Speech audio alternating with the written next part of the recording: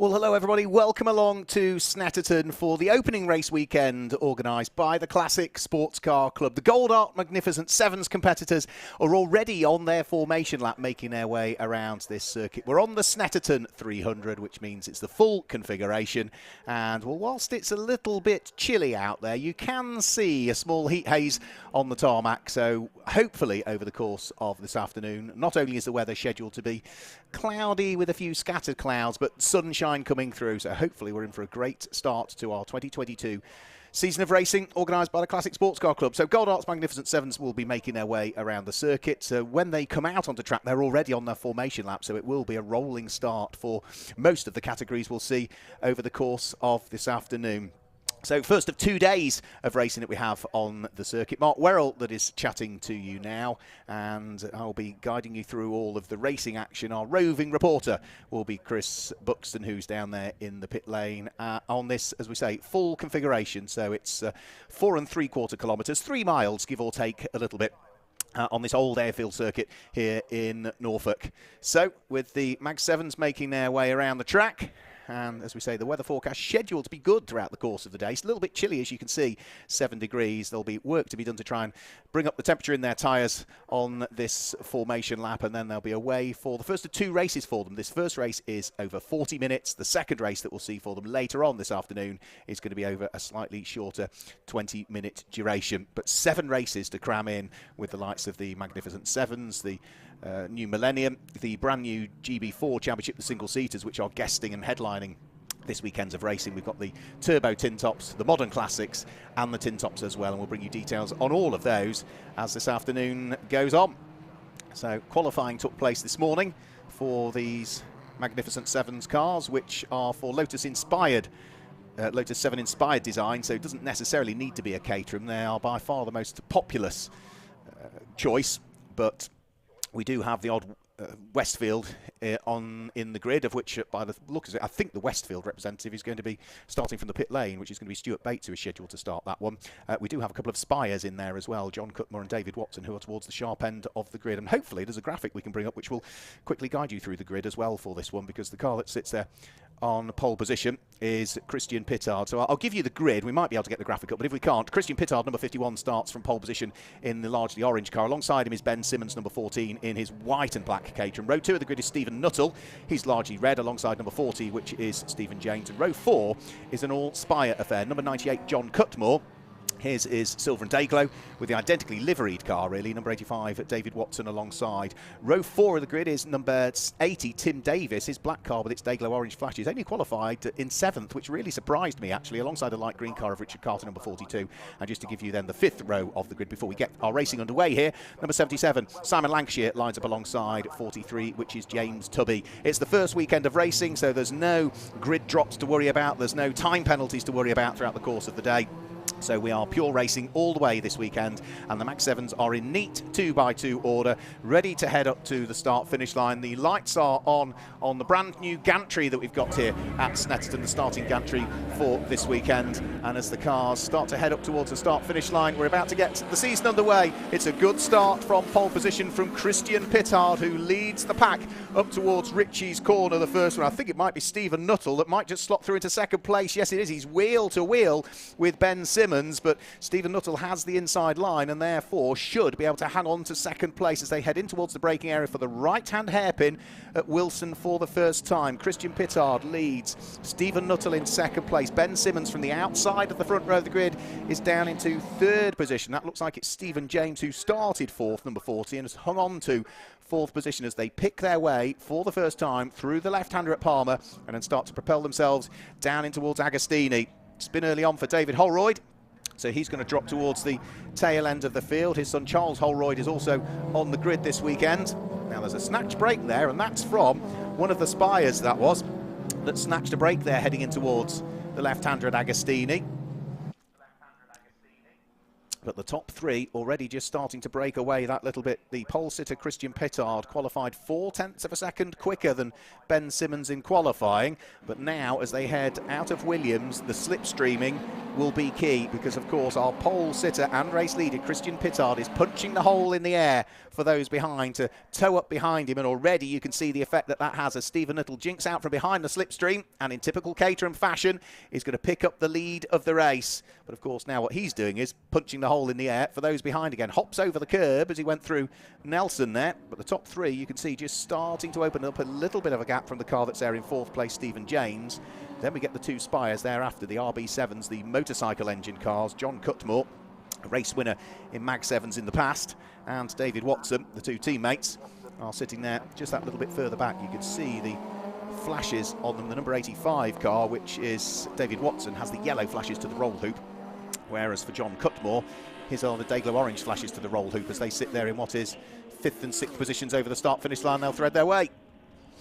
So first lap completed. Lead advantage was just 0.7 of a second.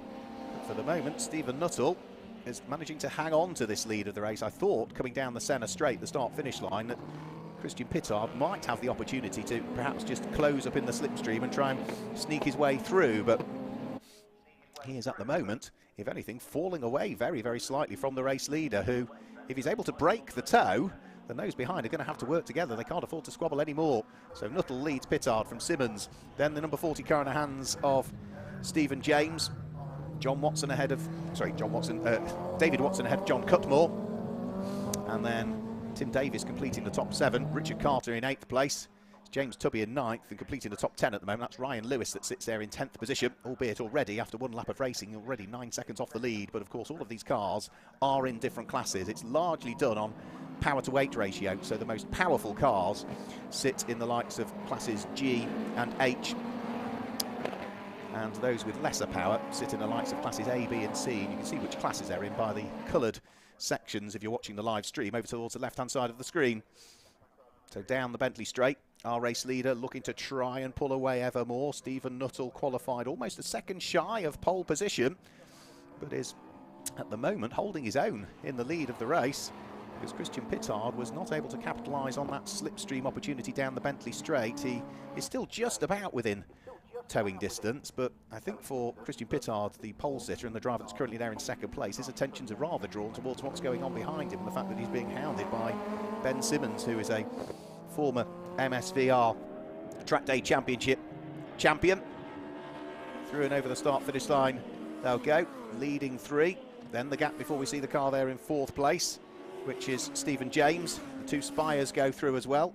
David Watson leading John Cutmore by about a second at this stage. They will also be fighting over top honours in Class I at the moment.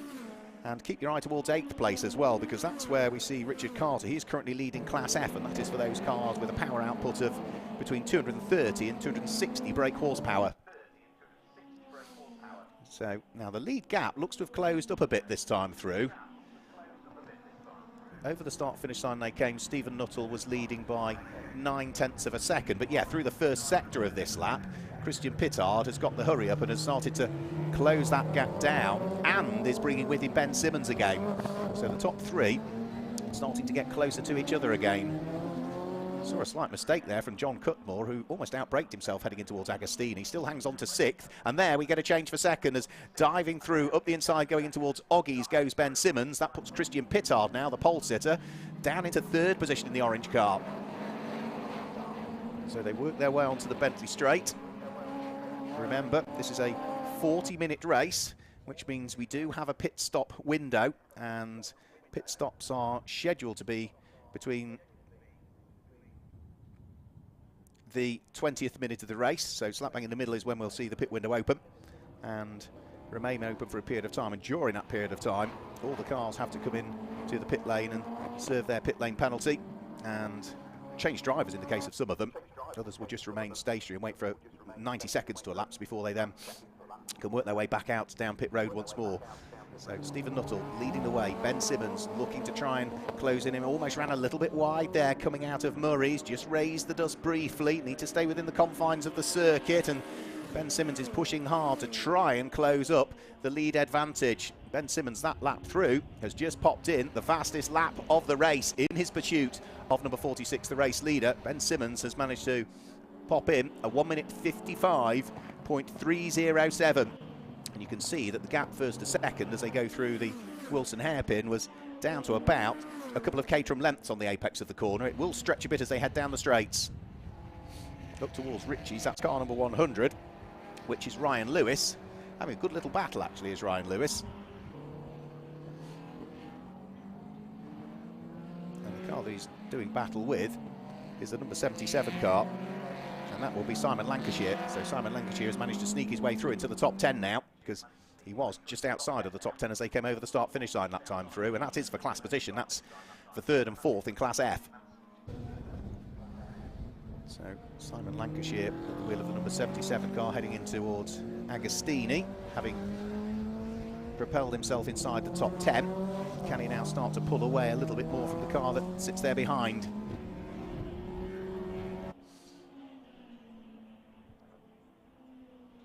It looks as though he's got the pace at the moment just to not only get himself inside the top 10, but in his Boss Racing prepared car try and pull away.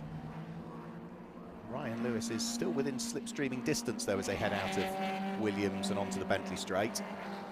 And in these cars, which are certainly not the most aerodynamic, are they, Caterhams? It is a big hole in the air that they make. So as they head towards the bottom section of the Bentley Straight, we can keep an eye on what's going on ahead of them, because this is number 42 and this is Richard Carter, who leads Class F at the moment, Richard Carter. So the lime green coloured number 42 car making its way out of the bomb hole and up towards Coram is leading Class F and currently in 8th position overall. There's other good fights as well further back. This is Rob Cooper in the metallic red car, fighting away with the car that sits directly ahead of him, which is Neil Hinson. So that's another good little fight that's going on down outside of the top 10 of those two, because Rob Cooper is down there in 17th position, leading Class C. Neil Hinson is in 16th place. He's currently 3rd in Class D, the way things are. Now, the 32 car, we saw David Holroyd have a spin, didn't we, in the early stages of the race. Well, he's starting to work his way back up through the order now, David Holroyd. Still with a huge chunk of work to do, but he's inside the top 20 now, having dropped almost to the very tail end of the field following the spin on lap number 1. David qualified 12th quickest, so you'd expect him to certainly get himself back up into the teens if at all he can. We did also see a change for 2nd place last time through as well. Ben Simmons had lost out again to Christian Pittard on that lap, so Christian Pittard back up into 2nd place.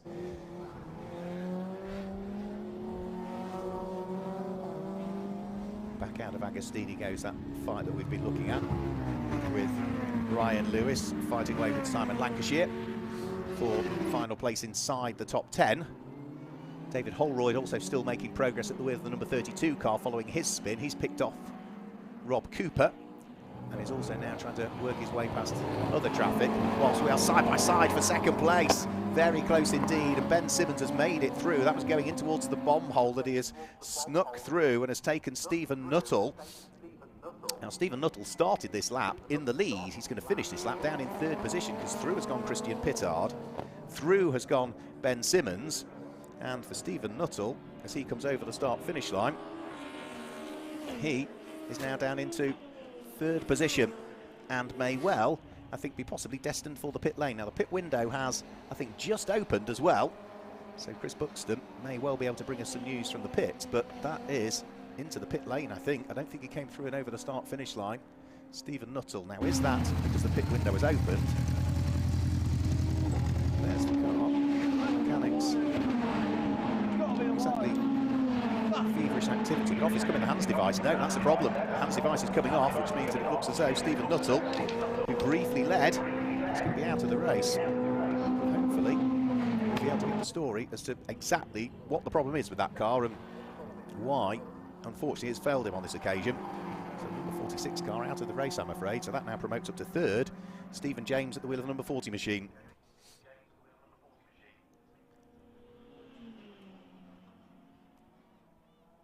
So, battle for the lead. Still close as well. There's still just 9/10 of a second separating Christian Pittard from Ben Simmons.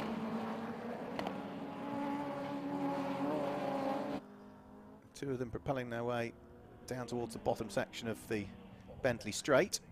There's a lot of traffic coming up for them as well that they'll have to deal with before too much longer. That includes driver's representative for this series, which is Peter French. But our race leader, Christian Pittard, at the moment is bottled up behind Surin Chatterjee was able to squeeze his way through, but that brief spell where he had to get out of the throttle has allowed Ben Simmons absolutely back in his wheel tracks again. So for the lead of the race, nose to tail, is Ben Simmons going to try around the outside at Coram to try and get the inside for Murray's? He's going to try and brave it out. Outside at Coram, inside at Murray's, job done, takes up the lead of the race.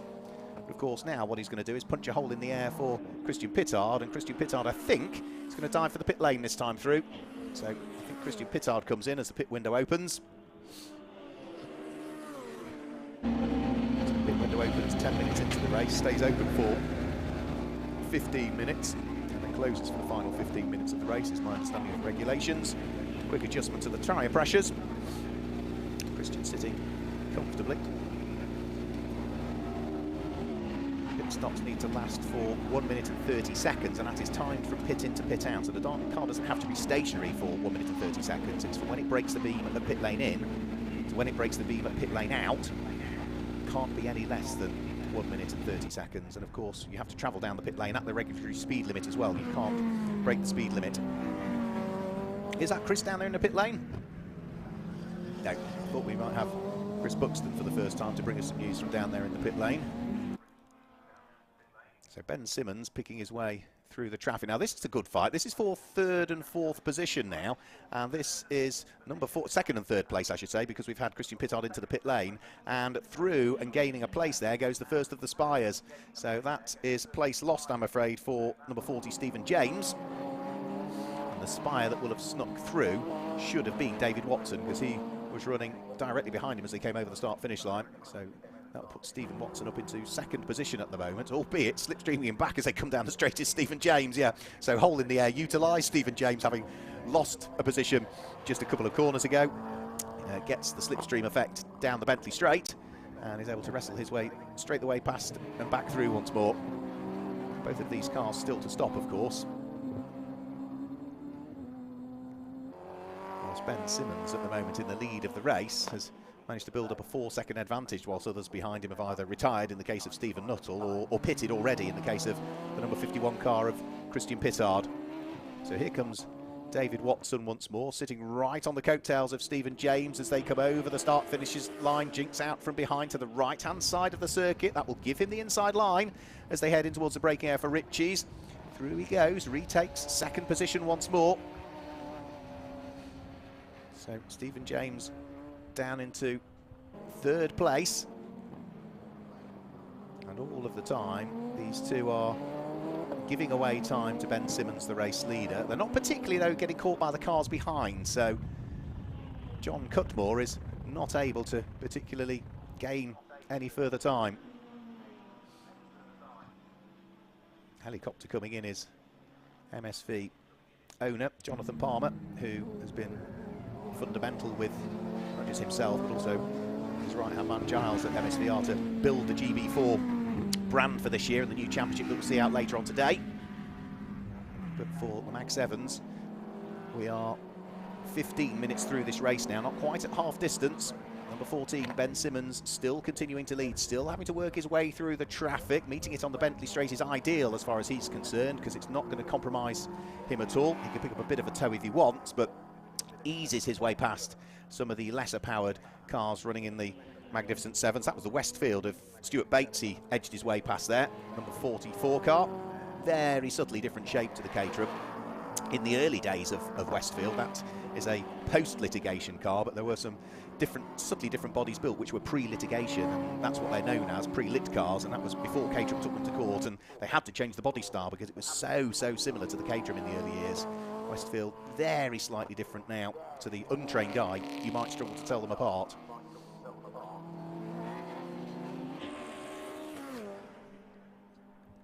So pit stops still continuing at this stage. Several cars still to come into the pit lane. Many others have already pitted. You can see up to 10th position now has come Christian Pittard. So the number 51 car, remember, was up there fighting for the lead of the race. He was one of the earliest to pit. Well, he's now finally worked his way back inside the top 10 as others around him have pitted, but there's still several cars ahead of him that still need to pit as well, including, I think, every car inside that top 10, bar him at the moment, so keep an eye towards that.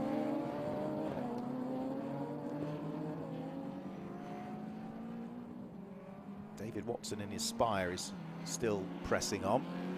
car that comes towards us now. You see the sun glinting off these cars. It really is, albeit rather chilly, but it's a beautiful day here. And whilst the racing continues out on track, I think we can hand you downstairs to the pit lane where Chris Buxton has managed to catch up with the driver. Down here with the number 46 driver is Stephen Nuttall. Not the ideal way of starting the campaign. No, not at all. Just a bit of bad luck, really. We had been chasing an electrical gremlin in the car for the last couple of months, which the guys have worked tirelessly at Team Leos to sort.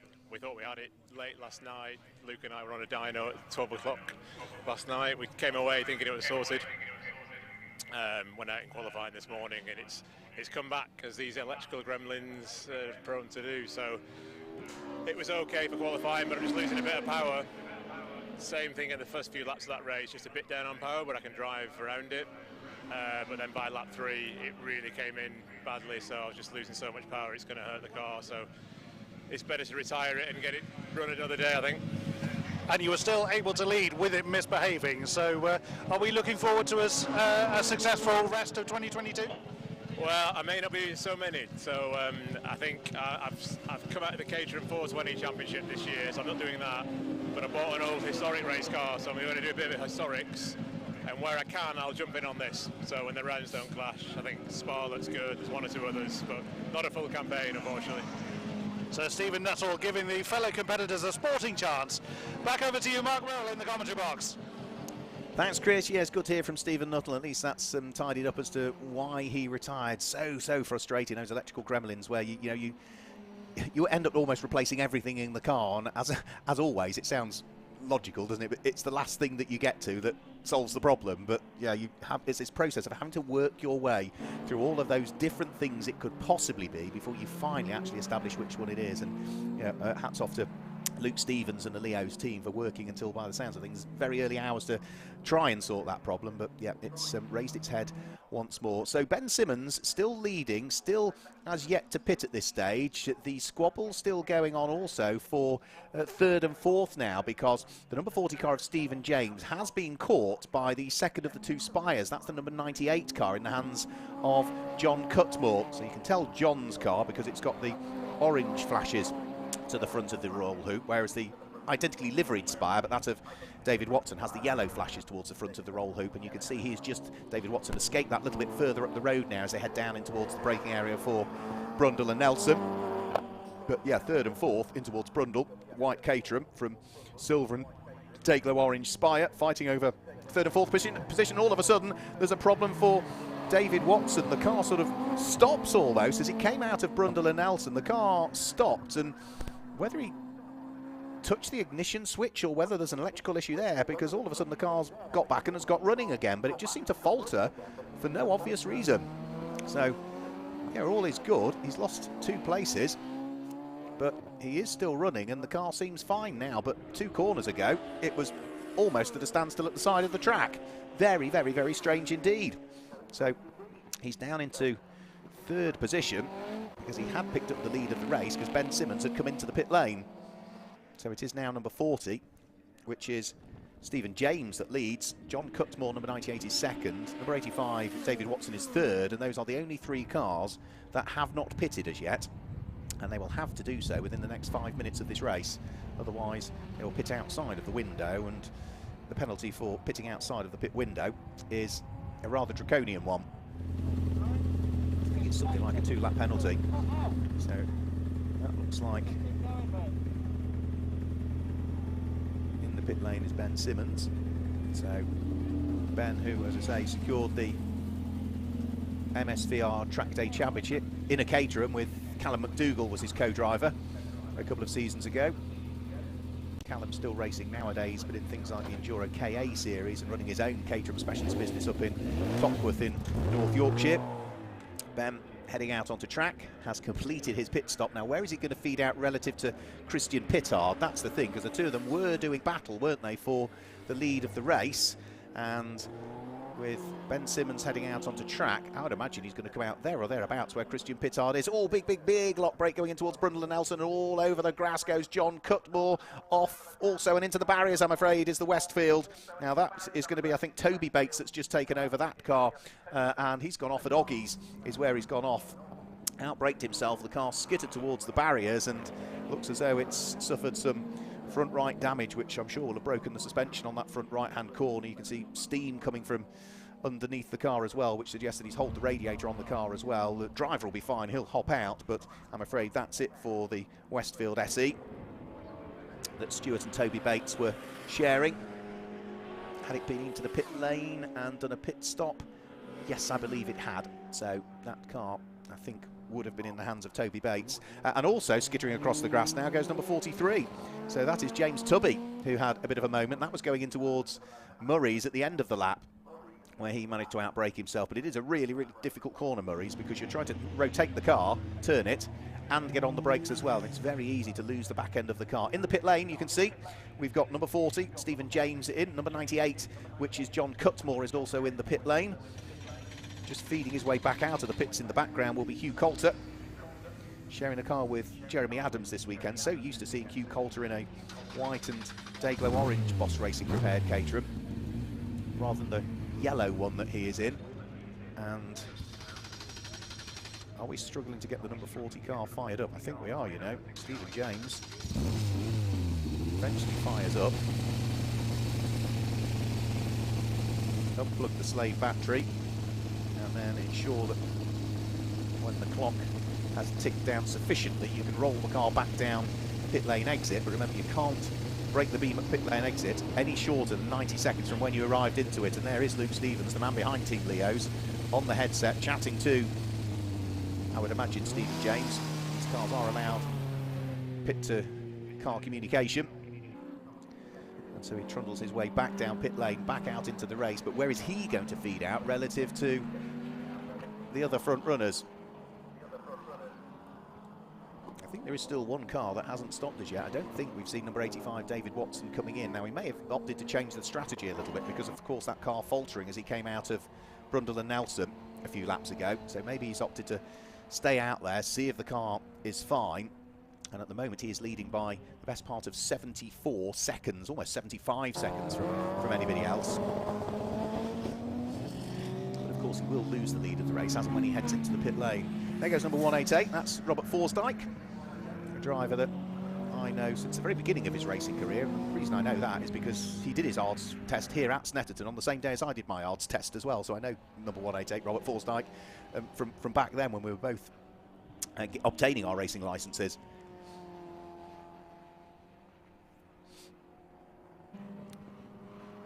So there's Richard Carter. That's the number 42 car. Richard usually goes quite well, and at the moment Richard is in 6th position and is leading the class, that being Class F. Class F caters for those cars with between 230 and 260 brake horsepower per tonne. The cars that are fighting for second and third in class are those two cars there. This is Class F, but it is car number 100, which is Ryan Lewis, the white car with the blue stripe, just heading round through Palmer now. Has got James Tubby in the light blue car right behind him. So 6th, 7th and 8th are all cars in Class F, as is the car in 9th at the moment actually, which is car number 77, Simon Lancashire, but he's a little bit further adrift from the three ahead. Find a few pit stops still taking place as well. Eventually into the pit lane has come David Watson.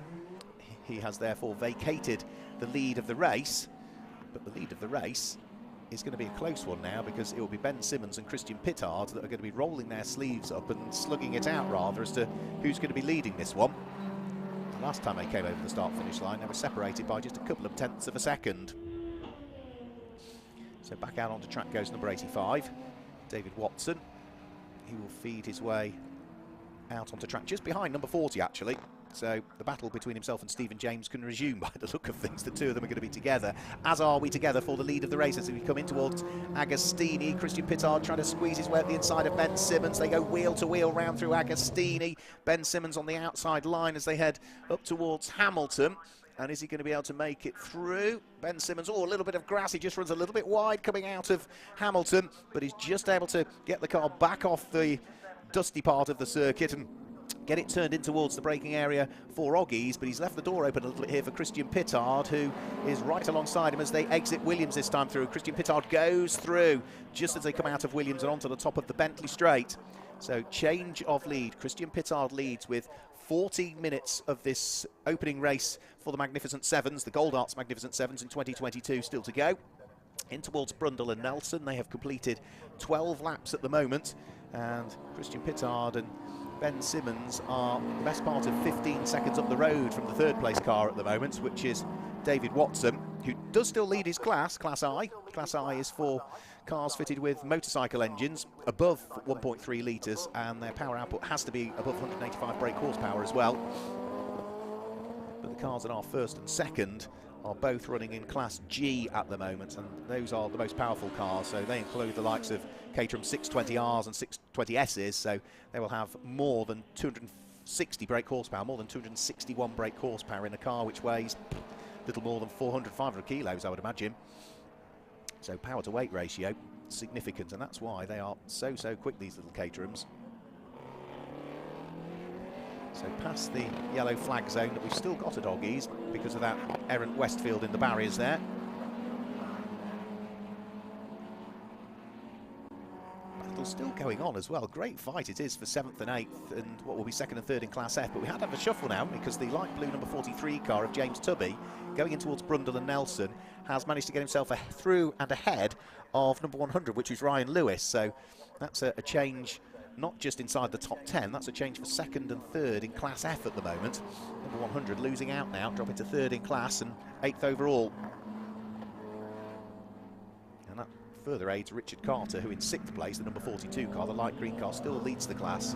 We've also got a great fight going on for 3rd and 4th place, 4th and 5th place, which is John Cutmore, now really attacking Stephen James as they came in towards Agostini that time through. Stephen James almost left the door open there to allow the Spire to squeeze his way through. They're still going to be together as they head round through Hamilton and up towards Oggies.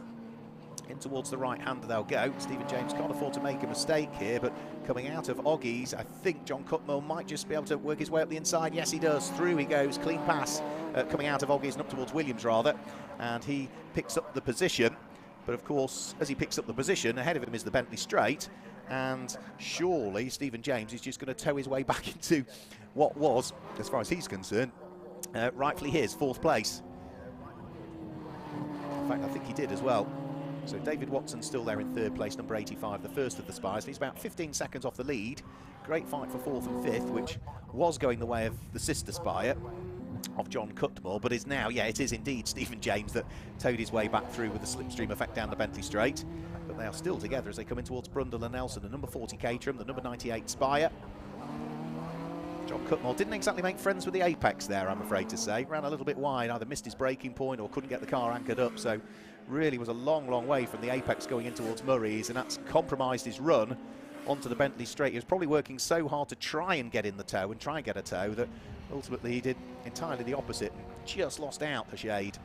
So he's got to work extra hard now to try and catch up. However, just up the road is a little bit of traffic, and that might possibly play into his hands, whilst the race leader has to try and work his way through and past Malcolm Ashes, Caterham Supersport, 1600 Supersport. Malcolm doing the sensible thing, sees the quicker cars coming, just stays to the right of the circuit, and they are able to work their way past at unabated speed. So Christian Pittard leading by 2 3/4 seconds from Ben Simmons. That lead battle has evaporated slightly, I'm afraid to say. Great fight still going on for 4th and 5th place. 3rd place is David Watson. 4th, as we mentioned, is Stephen James. John Cutmore 5th, Richard Carter 6th and leading the class. On the live stream we're watching Robert go back to the fight for 4th and 5th place, which is Stephen James still having to work overtime to try and keep John Cutmore's Spire behind. Remember, it's motorcycle engined Spire trying to sit in the slipstream of the Caterham that sits ahead, which is the number 40 car. And there's traffic up the road as well that they need to deal with, and that will be Hugh Coulter that is looking to try and make sure that he doesn't compromise the run of these front runners. I don't think he probably saw them coming, so swept across the nose, heading in towards Coram there, and that is now going to mean that Stephen James and John Cutmore are going to have to wait until the centre straight to try and work their way through, with now less than 9 minutes of the race still remaining. So over the start-finish line they'll go. Through they go, still fighting it out for 4th and 5th position. Running in separate classes. For the number 40 car, it's Class G, because that's a car-derived engine that sits in that one that produces just over 260 brake horsepower. For the car that's behind, number 98, John Cutmore, it's a motorcycle engine that sits in his Spire, and he runs in Class I, and that motorcycle engine produces in excess of 186 brake horsepower. But very evenly matched they are, and making it very good value actually this race, I've got to say. Goldart's Magnificent Sevens opening up our programme. They've got a slightly shorter 20-minute race to look forward to later on. So through Agostini, still together. John Cutmore, I think, was trying to get the overlap as they headed up towards Hamilton, but he's not quite going to be able to do it on the run in towards the left-hand kink. And I think frustratingly for John Cutmore is that his car probably is very slightly more nimble and is able to brake that little bit later, but I think he does run out of puff a little bit down the Bentley Straight. So that's where they're heading on to now. Having a quick look at the gap, he's certainly in the toe of Stephen James and is closing in that slipstream this time through. He got a good exit coming off Williams, sitting firmly in the slipstream. Is he going to jink out? No, again, he just knows he can't quite do it. The Bentley Straight is a long straight, but even with a good exit coming out of Williams, John Cutmore still can't, even in the toe, get right up onto the coattails of the number 40 car of Stephen James. So by the skin of his teeth, Stephen James is still hanging on to 4th position. Through Coram again. Again, there's more traffic that we'll need dealing with before too much longer.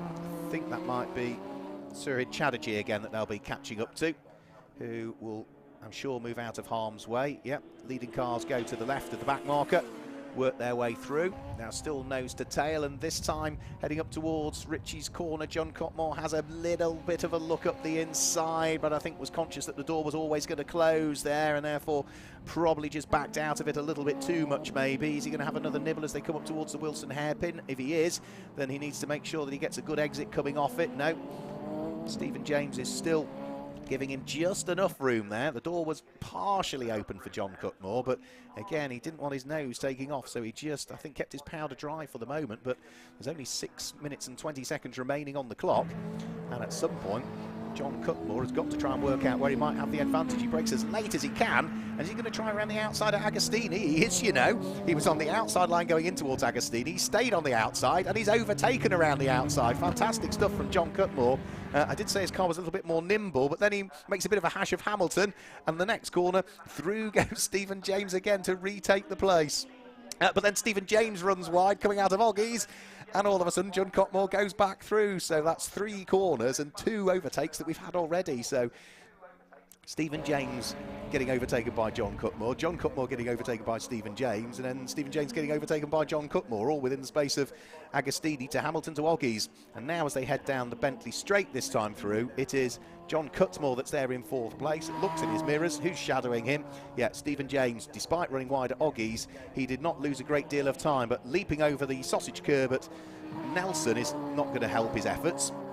So he needs to try and just calm things down a little bit for what's been not a shoddy lap, but just a slightly untidy lap from both of them, as they are pushing each other to the very, very limits here in the gorgeous sunshine, albeit still chilly rather, here at Snetterton. You can see clouds in the sky, but you can see the heat highs as the cars are working their way down the straight and up towards the braking area for Agostini.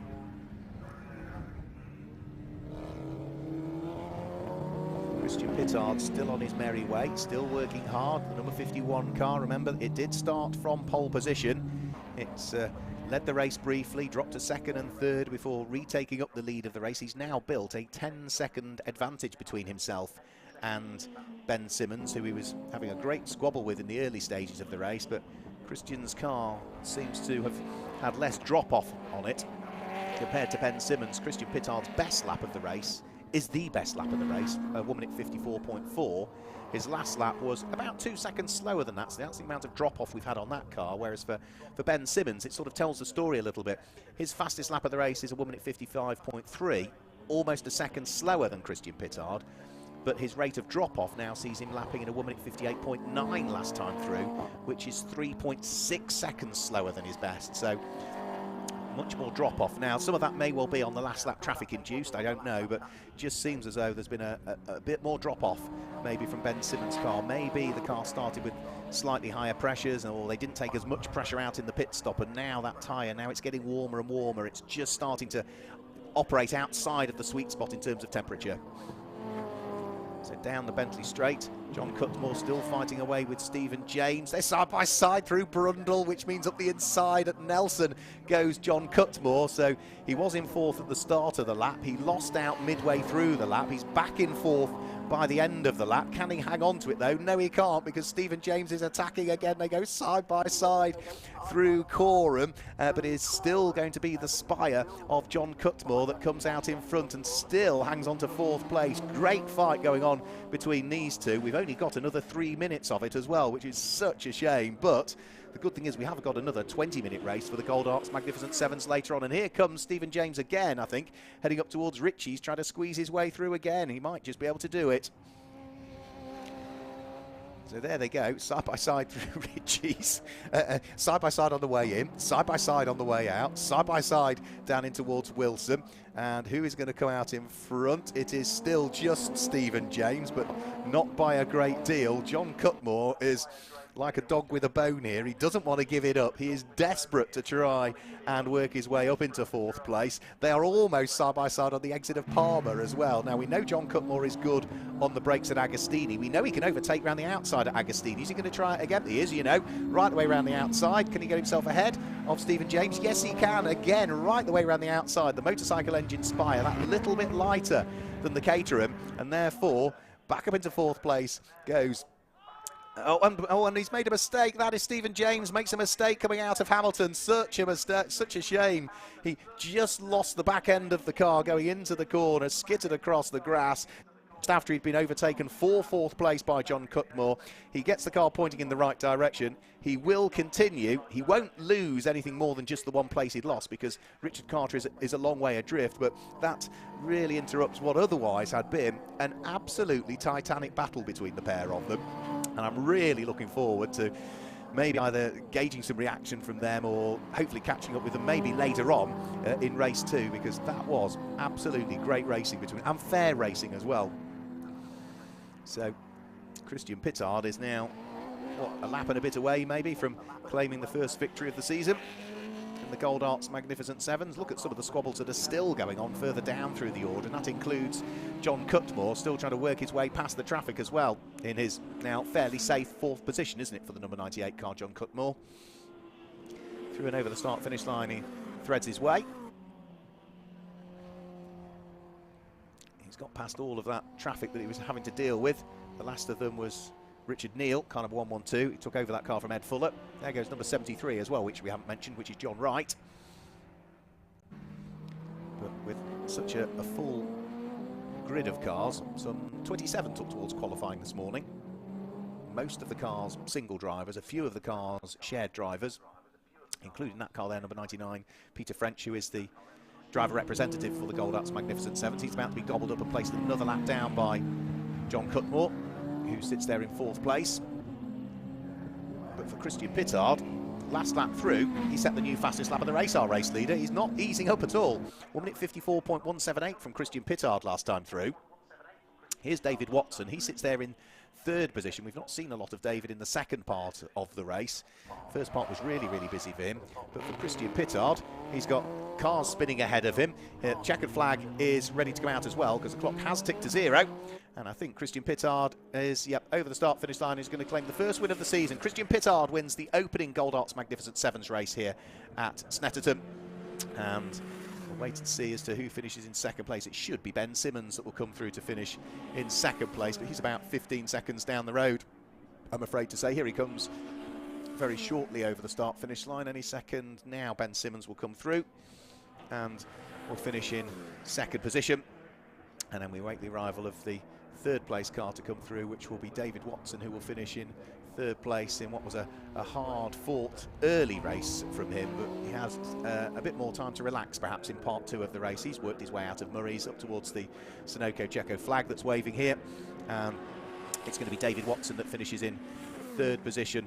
John Cutmore will come through in 4th place, and 5th will be, I'm sure, pleased with the way the race went and how close it was, but disappointed with that spin. It will be number 40, Stephen James, that will come through and finish in 5th position. Richard Carter will complete the top 6 as he will take the checker flag. 7th place will go the way of number 43, which is James Tubby. 8th place is going to go the way of Ryan Lewis. 9th place will be number 77, which is Simon Lancashire. And completing the top 10 will be number 188, which is Robert Forsdyke. In 11th place, that's a class winner there in 11th place. That's a Class D winner, Jeremy Adams, and Hugh Coulter will also pick up their class win. So there's the top 10 for you. Pittard from Simmons. David Watson picks up the class win in 3rd position, and the other class win inside the top 10 goes away with the car that finished in 6th place, which is Richard Carter. He's the first of the cars that had been off the lead lap, though. Other than that, the top 5 all remained on the lead lap in what was a fantastic squabble from the Gold Arts Magnificent Sevens. There's the class winners as well further down through the order. Rob Cooper in 15th place, securing top honours in his class, and down in 17th position, car number 73, John Wright, claimed top honours in Class B. And in Class E, car number 99, Peter French, also picked up his class win. And towards the bottom you can see those cars that we lost, including a driver that was right up there in the early stages, number 46 car. Disappointment in the early stages for Stephen Nuttall as he retired. And number 23 also retired as well, Tim Davies, who we spoke to earlier on today with issues with the back of the car not feeling right. So I wonder if that's maybe the same problem. That's why the number 23 car also retired very early on indeed. So that's our first race of the day done and dusted. We should be able to get some reaction from the drivers in Park Ferme very shortly, who will be chatting to Chris Buxton, our ever hard-working Snetterton marshals. We ought to thank as well for their hard work, not just throughout today or this weekend, but throughout the 2022 season. Let's do it now, and we'll continue to do it, because without our marshals, we could not go motor racing. It's as simple as that. And there were a couple of marshals here came into the commentary box briefly this morning on a training day, just to or a taster day rather, to come and sample and see what it's like to go marshalling. They got a guided tour of the circuit this morning, and they'll head out onto one of the marshals posts this afternoon, and hopefully we'll see them back marshalling many times in the future here, whether it be at Snetterton or any other circuits as well. So beautiful sunshine, but you can see people still wrapped up. It is still chilly out there. It's not as cold as it was yesterday, but there's still a bit of a breeze as well. I think we can head down towards Chris Buxton, who's catching up with a driver or two down in Park Ferme. Down here in the paddock, our wonderful competitors, our gladiators of the Gold Arts Magnificent Sevens, have now gathered, and it's the familiar face on the top step. It is number 51. It is Christian Pittard having a natter with the hybrid tune number 14 of Ben Simmons. We are going to unceremoniously barge in and interrupt you. Apologies, gentlemen. Mr. Pittard, the all-conquering CSR has done you good once again. I don't know about all-conquering CSR, but it's it's almost exactly a decade since I started catering racing at Snet in April 2012. Goodness. So it was a win 10 years ago, and I'm still at it. But yeah, that was really good fun. Ben was excellent side-by-side racing. It's just a shame he suffered a bit of hesitation, otherwise we could have kept that going, I think. It was a lot of fun. And Stephen was in the frame as well, and then he had a mechanical, so it was really good fun, very clean racing. Didn't touch, came awfully close, but didn't touch. You're a modest man. You were the only one into the 54s by quite some margin, I will add, and you won the race by 22 seconds. And yet you say you're not entirely not entirely sure that was a dominant performance. A modest man, but fair play to you, sir. Thank you. No, I'm going to get in the 53s. My driver coach can do 51 round here, so Don't talk about Darren. So yeah, if Darren was here, I'd have been in a lot of trouble. No, it was good fun. Thank you. Enjoyed it. Congratulations to you then, Christian. Ben. Hello. Once again, the hybrid tune car has pulled through for you. Stunning performance, 20 seconds clear of the chasing Spire. Happy with that one? Yeah, the pace was good. We started getting a stutter. I had a big hesitation coming out of Wilson, and Christian did well to not have contact with me. It was a really fun battle for the first sort of 20 minutes. My car stopped revving through about 20 minutes in, and then I basically nursed it home. She's not happy. Temps and stuff stayed okay, but yeah, it was another cracking race with a bunch of lovely guys, and my thanks to all the people that help us, and Team Leo, some good people at Full Circle, and of course Hybrid Tune, and yeah, hopefully we'll get it sorted and go back out again this afternoon. Excellent stuff, well done on the podium then. That's Ben Simmons in the number 14. The Spire of Colin Watson has run off into the paddock, so we can't catch up with him. So next up is the Track, Road and Race New Millennium Series. A wonderful eclectic mixture of cars there. A lot of BMWs and a lot of good racing to come.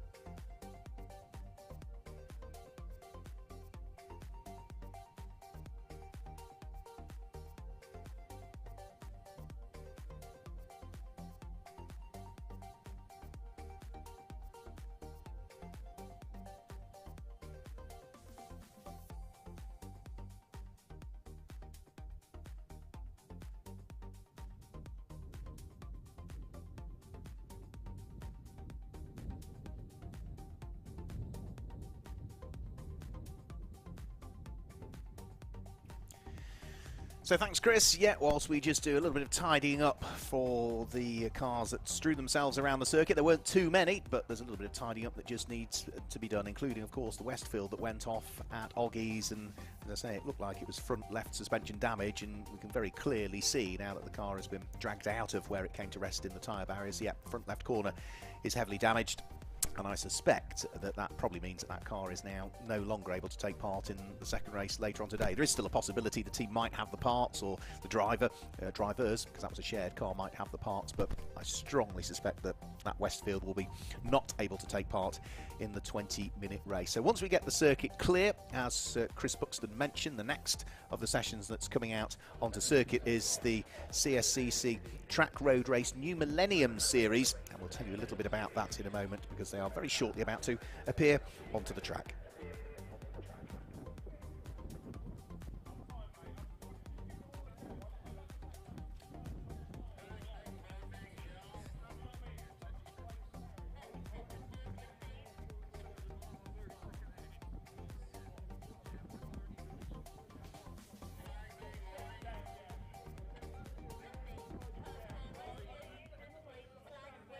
Welcome to Alpha Live, the live streaming service where you can be part of the action from home.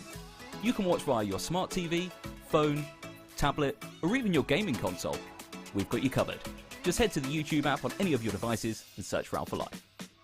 Here you can watch all of the events as they unfold, or you could choose from our vast library for those lazy days in, all in beautiful HD.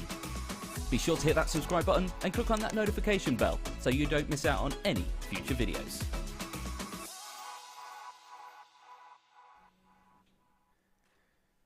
So the cars have just trickled their way out onto the circuit for the Track Road Race New Millennium Series. Now, this is a series designed for post-year 2000 production-based cars. Racing variants are allowed in there as well, and cars are deemed to be within the spirit of the regulation. So it's split into engine capacity order, so those cars that have engines over 3.5 litre sit in Class A, between 3 and 3.5 sit in Class B, 2 to 3 litre in D, and up to 2 litre sit there in Class D.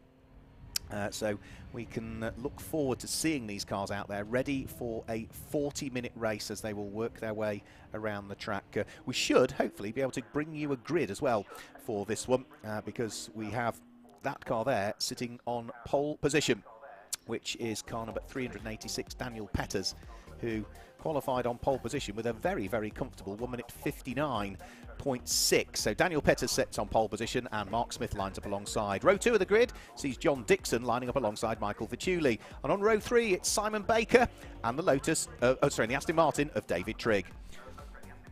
On to row number 4, that's where we see Barry O'Neill, who's got the car that will be started by Chris Mills for company, and then it's Hugh Gurney and Tom Holbrook on row number 5, with Brian Branson and Giles Kirk, who sit there on row number 6.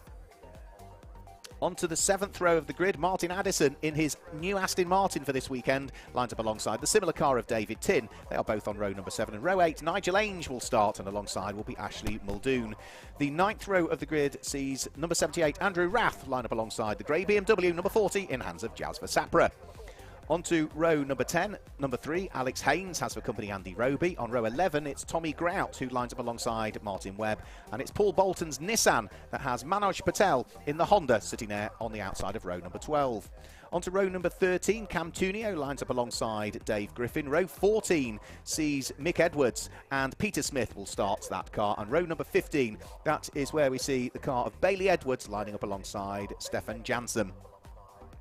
And then the final couple of rows of the grid. Brian Richardson will start on the inside of row number 16. Alongside him, the starting driver will be Stephen Davies. And Alistair Scott, who had trouble in qualifying and therefore didn't set a time, will go off the back of the grid.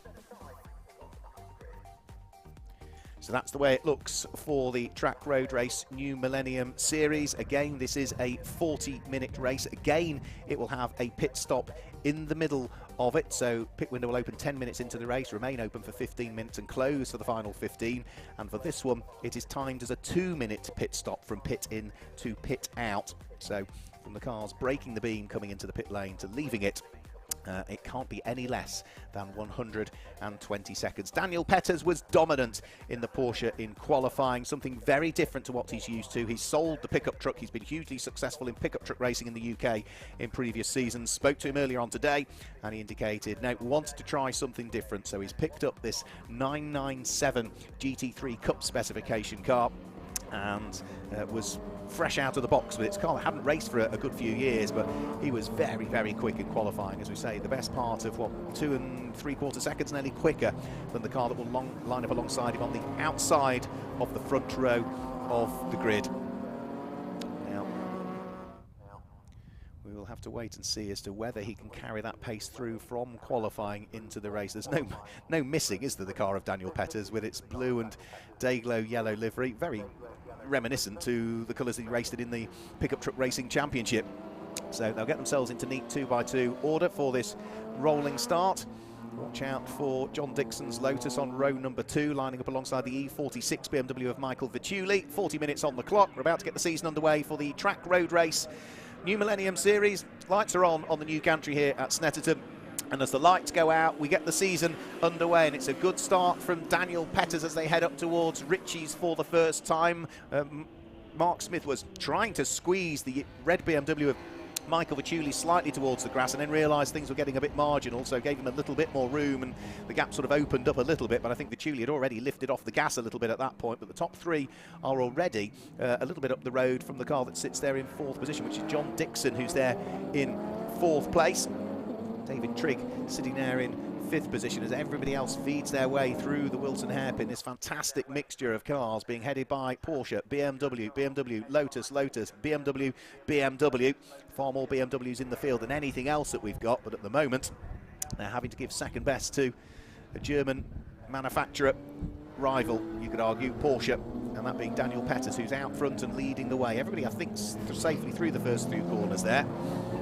Martin Addison in his new Aston Martin just going through shot there. I think almost made contact with Giles Kirk, and there is a spin. That's John Dixon that's had the spin. So the car that started 3rd on the grid has spun to the inside coming out of Agostini. John, who's well used to racing things like AC Cobras and things. Barry O'Neill trying to dive his way through and gain a place on David Trigg's Lotus there.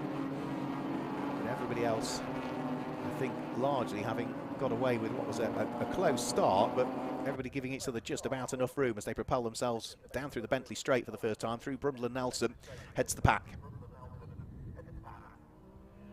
So after Brundle and Nelson, it's up towards the bomb hole.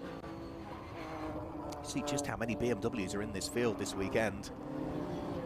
By far the most populous choice, not just necessarily 3 Series as well. We've got E36s and E46s, but there's a few 1 Series that are sneaking their way through now into the likes of the New Millennium Series. Lots of Lotus cars as well this weekend in the entry list.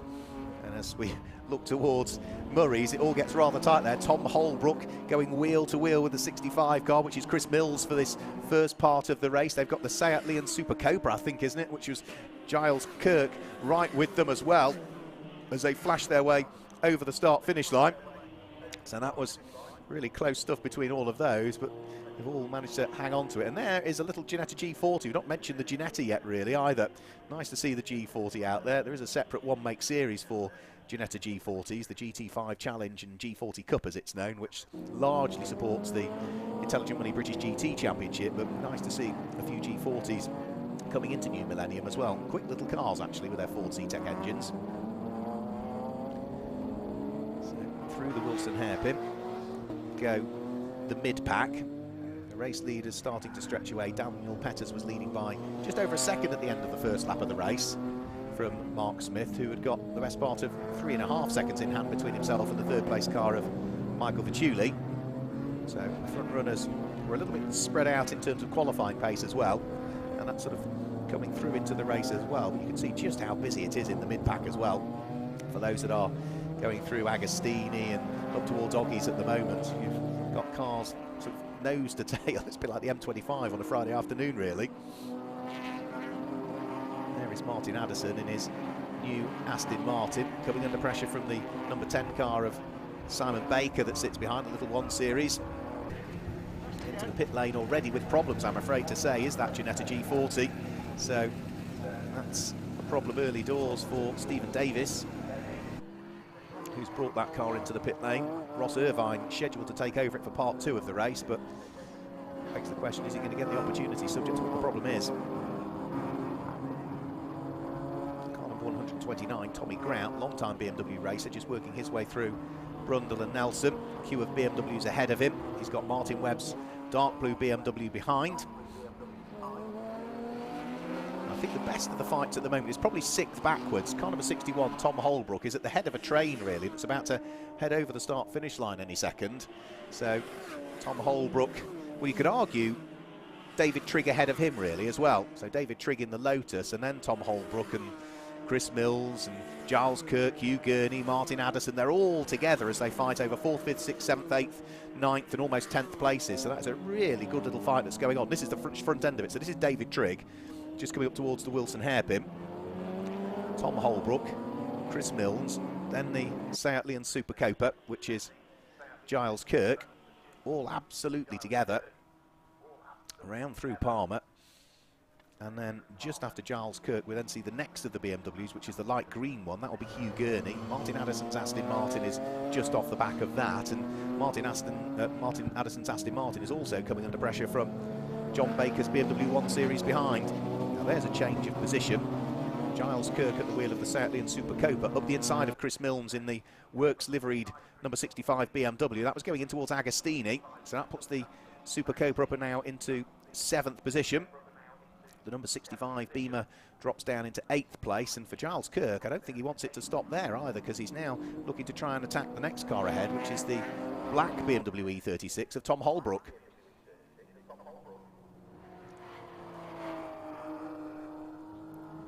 So Daniel Peters continuing to lead all of the time. Last time through he did set the new fastest lap of the race. Here is Tom Holbrook, the car in 6th place that's coming under pressure through Brundle and Nelson from Giles Kirk. Is this Super Copa going to make it through? No, he's not going to be able to do anything as they head through the bomb hole, which isn't really an overtaking spot. And the Ginetta's made it back out as well. It was braking issues for the Ginetta. Maybe the brakes haven't been quite bedded in as they needed them to be, so they think that they've established what the problem is, and the Ginetta G40 has made it back out onto track, which is good to see. That fantastic battle I'm talking about, just coming out of Murray's at the moment. At the back of it is number 26, which is car number 126, which would be Brian Branson. I think it's displaying as 26, but on the timing screen it's showing as 126.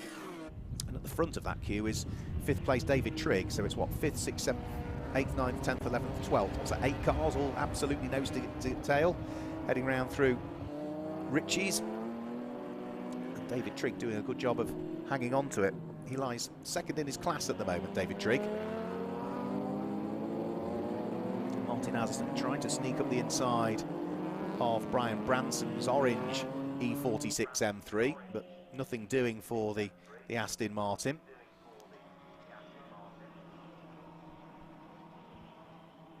So Brian Branson still, I think, looking to try and hang on to the place. In fact, he did make it through there, actually. Addison was behind him there on that shot, so Brian Branson, yeah, he has indeed made it through. So Brian Branson gains 11th position. Can he hoist himself inside the top 10 would be the next question. The next car that he needs to get past would be Hugh Gurney, because Hugh Gurney started this lap in 9th. He is now down into 10th because another car's now making progress, which is John Baker. So John Baker is also looking to try and gain a few more places at the wheel of his 1 Series. He just seems to be gaining a little bit more. Side by side, this is Hugh Gurney now, coming under pressure from Brian Branson. The 2 E46s going together down the Bentley Straight. And I think Hugh Gurney, is he just about going to keep his nose ahead? No, he's going to lose out. Brian Branson's going to sweep across the nose of him as they go in towards Brundle and Nelson. So Branson started this lap in 12th. I think he's going to be knocking on the door of the top 10 now. I think he's inside the top 10. Every now and again there's a tiny bit of smoke just comes out the back of that number 26 car, I think. So that's something that maybe just needs an eye keeping towards. As that pack all come in towards Brundle and Nelson. Snatch break from one of the cars ahead, may well be the front wheel drive Giles Kirk driven Seatley and Super Copa, so hard is he trying. And as they all flash their way over the start-finish line, yeah, 5th, 6th, 7th, 8th, 9th, 10th, 11th, 12th, all within a second of each other. But out front, Daniel Petters, we haven't seen much of him. He is leading comfortably now, 5.5 seconds to the good. Whilst down in 5th position, number 44, David Trigg, at the wheel of his Lotus V6 Cup car that's built to GT4 specification, is still under pressure from Tom Holbrook's BMW E36 M3, a very well sorted car is that Amspeed prepared E46 M3 of Tom Holbrook. So that fight for 5th and 6th is still continuing. And another car I think that might, if he can get a bit of a hurry up, he might be able to join in the fun here, because we've got that huge squabble from 5th through to 12th, but in 13th place and gaining positions or gaining time over those ahead is the grey BMW number 40 of Jazz Versapra. So keep an eye towards the 13th place car, because that grey BMW may well catch up with the pack ahead before too much longer. 30 minutes of the race to go, so the pit window will be opening in a matter of seconds now, and cars will be able to dive to the pit lane. Black and white warning flag also going out. That's Paul Bolton in the Nissan that's been showing a black and white warning flag for, I would imagine, transgressing the circuit limits. And nice to see that the work that was done on the Ginetta G40 clearly has worked, because Stephen Davies is still out there and circulating in it at the moment, which hopefully at least gives Ross Irvine the opportunity to take over that car in the pit stops, for which I think the pit window is now open as well. So yeah, 29.5 minutes there or thereabouts of the race remaining, so pit window is now open. So we will see some of these cars dive their way into the pit lane. Now again, as it's the first race of the season, there aren't any additional time penalties that we need to worry about come the pits, because depending on which series you're in, it can either be, in the case of the Magnificent Sevens, you get a grid drop from where you qualify. In the case of the New Millennium, the overall winner receives an extra 20 seconds in the pits for the next race. Second place receives an extra 15 and third receives an extra 10, but some of the other series you hand yourself a 30-second penalty for the rest of the season. So it does vary from series to series as to what the difficulties and problems are that you have to try and deal with come the pit window. Now into the pit lane, now that was John Dixon. Now John had a spin early on in the race, but his Lotus seemed to ease off way before pit lane entry, which I thought was a little bit unusual. John's hugely experienced. He wouldn't have done that had there not been a problem with the car.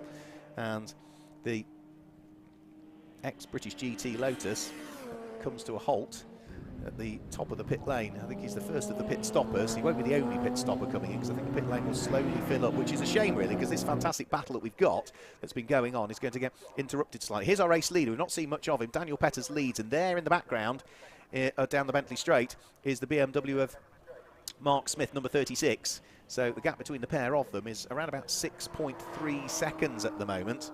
Daniel Petters doing a really good job of carrying through that pace that he saw in qualifying into the race. So it's the blue and day-glow yellow Porsche that leads over the number 36, largely white BMW, but with the familiar silver and pink flashes to it in the hands of long-time BMW racer Mark Smith. In the pit lane is indeed John Dixon, his Lotus having come to a halt at the top end of the pit lane. Beautiful looking car. Looks as though they are just counting him down as well. Snetterton Motor Company, who've long been associated with British sports car brands, whether it be Lotus or in particular also Aston Martin as well, Snetterton Motor Company. But not only does that car look good, it sounds fantastic as well, as John Dixon's a driver who is far more used to racing things with big V8 American engines in, whether it be, as you can see on the badge of the arm there, Corvettes and things, but in particular I associate him with AC Cobra replicas and things like that, John Dixon. So the squabble's continuing out on circuit. There's number 91, Hugh Gurney, still involved with that fight. The orange car of Brian Branson just ahead of him. All over the grass, that is Alex Haynes, who is looking to try and recover. He's made a bit of a mistake going round through Coram. Now, is that smoke coming from the bottom of his BMW? It looks like it is, you know, so may well have been a problem for Alex Haynes, but I think he's slowly bumbling the car back onto the tarmac. And as he accelerates away, I don't think there was any smoke as he accelerated, so it's probably just a moment round through Coram that he caught, and we just sort of got the back end of it.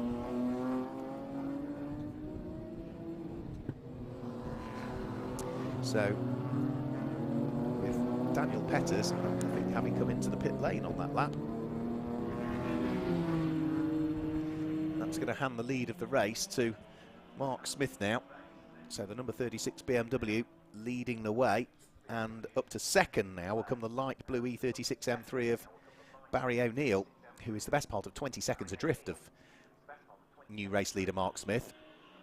Third is going to be number 61 Tom Holbrook.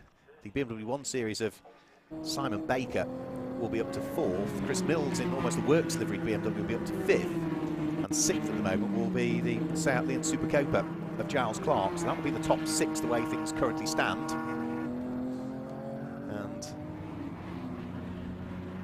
That seventh will be Brian Branson's orange BMW. The light green Beamer of Hugh Gurney will be eighth. Jazz Verstappen's grey BMW will be ninth.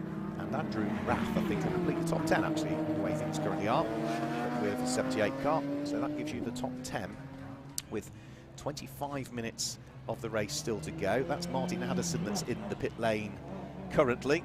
The Addison plant-backed Aston Martin car that they picked up.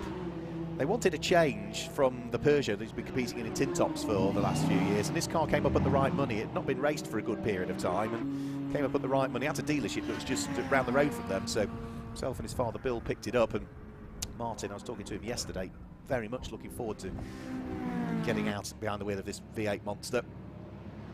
Into the pit lane also comes Simon Baker at the wheel of car number 10, the BMW 1 Series. I don't know whether it's the same Simon Baker. There used to be a Simon Baker that used to race smart cars in the UK. But Daniel Petters, our erstwhile race leader, back out on track at the moment. Of course, he has lost the lead of the race with having to dive into the pit lane and conduct his mandatory pit stop. But of course, he's got that out of the way now, so he can crack on.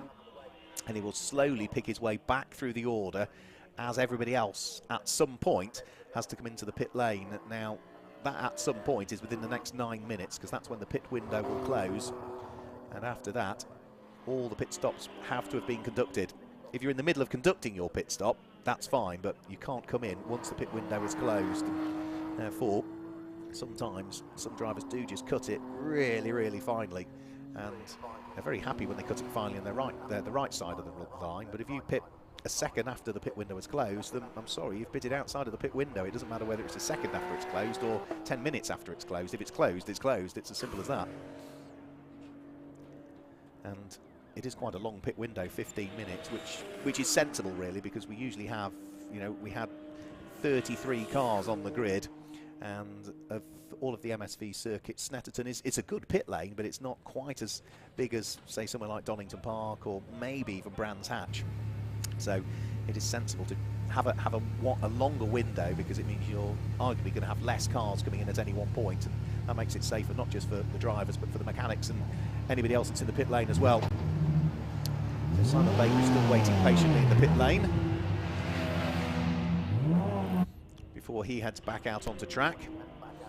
Mark Smith, our race leader, now leads by almost 30 seconds, so 27.5 seconds is the lead advantage currently, but Mark Smith hasn't pitted, neither has in second place Tom Holbrook or Chris Mills in third place, or Hugh Gurney in fourth, or Jazz Versapra in fifth. They're all in the same class as well, all of those cars. The first car that's in a different class is number 78, which is Andrew Rath. So the pit stops ticking through. So all of the cars that are at the sharp end of the race all run in class M1, which is for highly modified BMWs using either the S50 or S54 engine, which is the 3.2 litre car. And then the only car inside, well, there's only 2 cars inside the top 10 that aren't in that class. One is in 8th position, which is car number 78, which is Andrew Rath with his Lotus Europa. That sits in class B, because that has an engine capacity of 2 litres, but it's turbocharged, so it goes up a class or so. And then the other car is number 13, which is Tom Webb,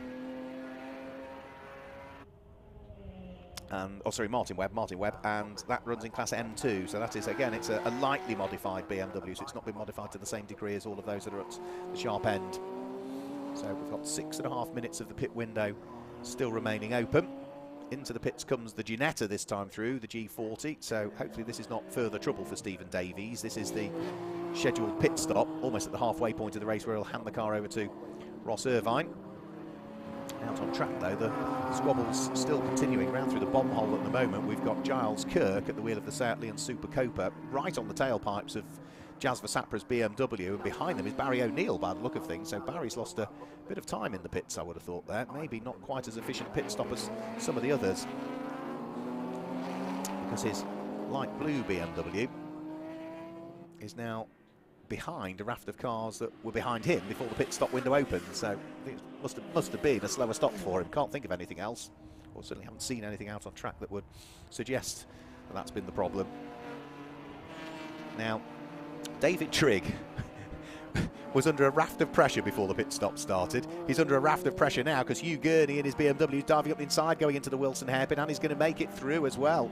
By the look of things, Hugh Gurney hasn't pitted, so he needs to crack on here still, so he can't afford to be held up by the car that's currently running in 14th position.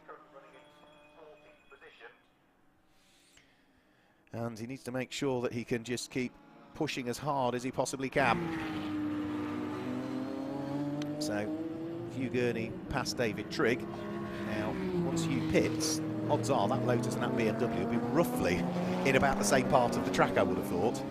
Now, there was one car that came into the pit lane that was right at the sharp end, but it hasn't gone back out. And again, Chris Buxton may be able to shed some light on it at some point, but Michael Vituli, who qualified 4th quickest and was running 3rd in this race, I'm afraid to say, is no longer able to take part. His car is in the pit lane and is looking a very sorry sight indeed, but we will hopefully be able to bring some news of that shortly.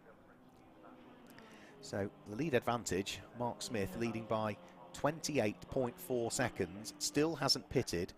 4.5 minutes of the race, 4.5 minutes of the pit window still to go, but not only he has not pitted, neither has Tom Holbrook or Hugh Gurney or Jazz Versapra, Dave Griffin, and many others as well. So lots of pit stops still to cycle through, but let's head you back down into the pit lane and try and find out what's happened to Michael Vituli. In the pit lane with number 89, the returning Michael Vituli. Oh no, disaster. You've done your best to try and start this thing down the pit lane a few times, but he's just not playing ball. Horsepower to push it. I mean, how was the behaviour? We didn't see you last year, so welcome back first of all. But it's not an ideal start to the year. It's not, but it's encouraging the way the car was going. We seem to be on the pace, so that's good. It's just unfortunate it didn't start once we turned it off in the pit lane. But here we go. We'll learn for next time. Indeed, indeed. Are we seeing you for the rest of the campaign? The majority, yeah. The majority, yeah. It's a good series, so yeah, we look forward to be back to as many meetings as possible. And gunning to be the top BMW, one assumes? Absolutely. Yeah, of course. Where else would we expect to find you? Thank you very much, Michael Vituli, for your time. A shame to see you in the pit lane so early in the race. Even the greatest can be hit with bugs and troubles. But we throw it back up to Mark Werrell in the commentary box. Thanks a lot. Yeah, so nice to hear from Michael Vituli, albeit under all the wrong circumstances, I'm afraid to say. So let's hope that the remainder of his season is a little more successful than the opening one. So race continuing, and we will pick up on what's going on, because we have seen another couple of cars just dive into the pit lane whilst we were chatting down there. I did see in the background of the shot, whilst we were chatting to Michael Vituli, I did see that heading in towards the pit lane was Tom Holbrook, and hopefully he will be very shortly about to finish his pit stop. There's still a few cars that haven't pitted though, and it includes that light green BMW of Hugh Gurney, so it's just heading round through the bomb hole and Coram at the moment. The car that's behind him though has pitted, which is David Trigg's Lotus. So Hugh Gurney at the moment is up into second position, but is still as yet to pit. We've also got number 34 is still as yet to pit as well, I believe, which is Dave Griffin, who at the wheel of his slightly newer BMW has come off 26th position on the grid, so he's now up into third. And fourth is Andrew Rath, who I don't think has pitted. Fifth is Daniel Petters. So Daniel Petters, who was leading before the pit window opened, is in a handy position to re-inherit the lead of the race as and when we cycle through our final few pit stops, which are taking place at the moment. Car 161 is in, which is Stefan Janssen.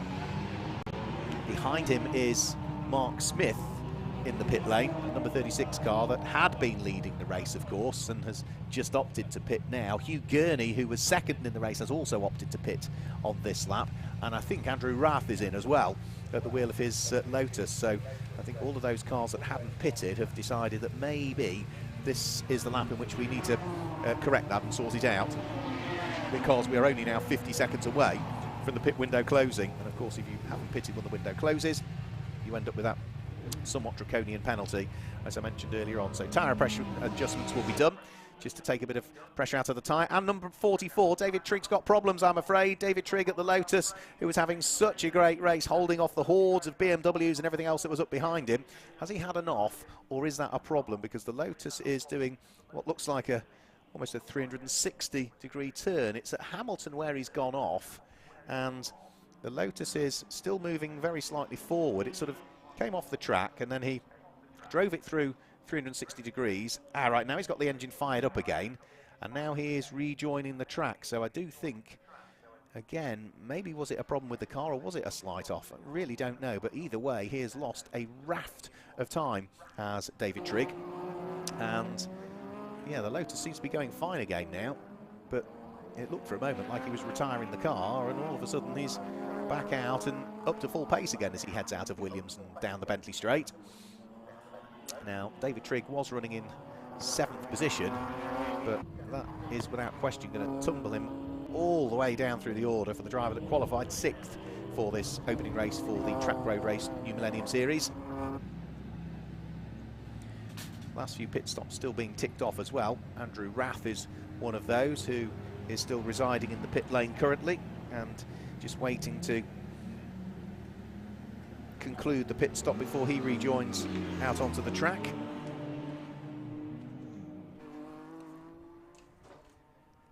And slowly, I think we are ticking everybody off. So Daniel Petters has now, as expected, picked up the lead of the race once more, as the last few pit stops, I think, have now as good as fully been concluded. So Hugh Gurney, the light green BMW, has got the E36 BMW in its works livery, now in the hands of David Gardner, queuing up behind it, and that is going to be the fight for 4th and 5th position that's flicking its way through Hamilton currently. So E46 BMW ahead of E36 BMW, and he's going to sneak his way through as he up the inside goes David Gardner. Hugh Gurney having none of it though as they come out of Oggies, and just keeps the E46 ahead. Behind them is Barry O'Neill, who is in a different class but is still fighting for position with them. So 4th, 5th and 6th altogether as they head down the Bentley Straight. And as they head now in towards Brundle and Nelson, Are we going to see Barry O'Neill try anything on the E36 that lies ahead of David Gardner? No, he's too far away as he's headed towards Brundle and Nelson, so it's still E46 from E36 from E36, but this is a good little fight now, good value for 4th, 5th and 6th position as they thread their way through the bomb hole with just under 13 minutes of the race remaining. And as they now work their way through the left-hander at Coram and up towards the braking area for Murray's, Hugh Gurney has got his mirror full of E36 at the moment.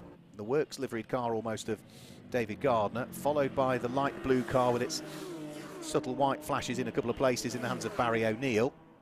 Look in the background of where they are on track, and you can see that the Seat Leon Super Copa of Giles Kirk isn't far away. He's in 7th place, and in fact has just dropped to 8th place because Simon Baker's 1 Series BMW has overtaken him. So they're all starting to get back to where they were again. We saw this fantastic fight for position before the pit window open, and they've all found themselves on roughly the same piece of tarmac again. It really is beginning to build to another fantastic race, this one, with 12 minutes to go. Hugh Gurney is at the front of the train, a bit like David Trigg was in his Lotus before the pit window opened, but there are at the moment 2 cars behind him, but the ones behind them are starting to close in and are going to add to the totting up and the tally. So out of Agostini, the tail end of Hugh Gurney's car waggles a little bit as he applies the power and just gets a little bit of power oversteer coming out of the car. Running very slightly wide there is David Gardner, which allows Barry O'Neill to try and move his way through, but David Gardner has got the inside line for Oggies and hangs onto it at the wheel of the number 65 car, but that light blue car of Barry O'Neill is now nipping at his heels as they come out of Williams. That's allowed Hugh Gurney to escape a little bit whilst the 2 E36s fight away, but these 2 E36s are now falling back into the clutches of the next car behind, which is slowly catching up, which is Simon Baker's 1 Series. So down the Bentley Straight, if you're positioned down there watching, watch out for the light green BMW. The 2 E36s arrived side by side. Still on the inside line is David Gardner. Barry O'Neill can't quite do anything to try and sneak the place away, and now they're really holding each other up, and closing all of the time is the number 10 1 Series BMW of Simon Baker, who is bringing with him Giles Clark at the wheel of the Seat Leon as well. So fantastic stuff as they all start to close up. So Hugh Gurney has just escaped a little bit, not by much. That number 10 car looks hugely impressive in its livery. I think they've changed the numbers on it since qualifying this morning, because it's not the easiest car to spot the numbers on this morning. 10 minutes to go. Over the start-finish line, they will thread their way. 10 minutes is what, best part of another 5 laps we've got to enjoy this little fight. So Hugh Gurney working his way through the traffic, hand out of the window from Russ Irvine, who's now taken over the Ginetta G40, so sensible driving, using his mirrors, seeing the blue flags waved by the marshals as well, and indicating which side he wanted the faster drivers to pass by. So dealt with the traffic, they can now roll their sleeves up again like a pair of heavyweight boxers and slug it out really for the final 10 minutes. BMW from BMW from BMW from Seat. BMW, and then the Seat, isn't it? Martin Addison's Aston Martin is next up in 9th place, but he's some way adrift of this BMW squabble. And then completing the top 10 at the moment is the number 126 car. That's the orange E46 in the hands of Brian Branson.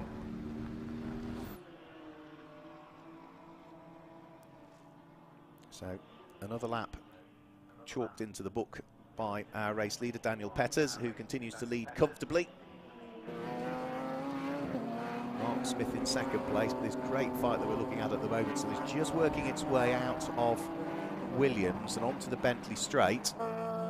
Now, Barry O'Neill looks as though he's got a reasonable run here on the number 65 BMW of David Gardner that lies ahead, but he's not going to be able to do anything about it when they head up towards the braking area for Brundle and Nelson. So it's still David Gardner from the light blue car of Barry O'Neill, followed by the 1 Series in the hands of Simon Baker. Barry O'Neill takes a little bit of the curb heading in towards Nelson there. Didn't clobber the sausage curb, but you can just see the car move around a little bit. Giles Kirk at the wheel of the Seat Leon Super Copa isn't that far behind, and I've got to say, if that novice cross is on the back, because he is a novice, he's doing a cracking job actually. The yellow square with the black diagonal cross through the side of it, meaning that he hasn't got the requisite number of signatures on his licence yet to remove it. He just lets everybody know that he's lesser experienced than others around him. Get 6 signatures on your licence, i.e.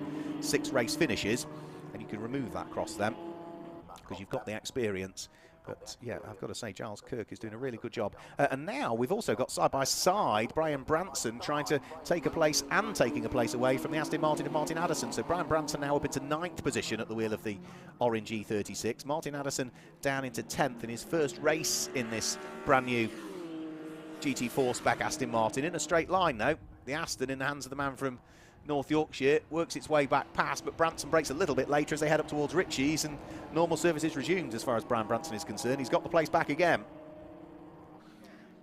Now for Brian Branson, the next car in the crosshairs at the moment would be the number 34 car of Dave Griffin that lies just ahead. And I've got to say, Dave has quietly worked his way through this order. Fantastic stuff from Dave Griffin. Hugely experienced is Dave, but remember he started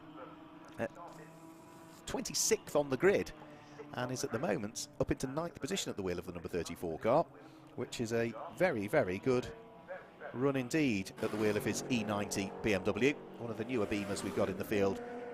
So 7 minutes to go, 15 laps now completed by Daniel Petters, our race leader. The gap between himself and Mark Smith is 24 seconds, as you can see on your screens at this stage, and Mark Smith is in a fairly lonely second place as well, because not only is he 24 seconds behind the race leader, he's also got a substantive gap between himself and Tom Holbrook's car that sits there in 3rd position. So Mark Smith can just afford really to pace it all the way to the checkered flag, whereas for others they are still absolutely under enormous pressure. That still includes that fight that we've been picking up on, Hugh Gurney and co. Here is Daniel Petters, so here is our race leader. He is just now turning his way out of Oggies and up towards Williams. He's placed another lap on the traffic there, just working his way through and past, I think that was car number 161, which would be Stefan Janssen's car. For John Dixon, of course, at the wheel of the number 38 Lotus, he had that spin early doors, didn't he, which cost him dear and dropped him down through the order. And he hasn't really ever recovered from that, because he's now running 3rd in Class A and 16th position overall in the race at the wheel of the number 38 Lotus. So that's looking like the Lotus that would have had Gavin Kershaw race it in the British GT Championship some years ago. And behind him is a similarly liveried car, really, of Andrew Rath. Yeah, Daniel Petters leading by 24 seconds. Tom Holbrook is a further 32 seconds away from Mark Smith in 3rd place. So 1st, 2nd and 3rd quite strung out in this one. But of course, whoever picks up the win in this one will be carrying 1st, 2nd and 3rd will have 20, 15 and 10 second penalties to be added to the next Classic Sports Car Cup race meeting that will be taking place.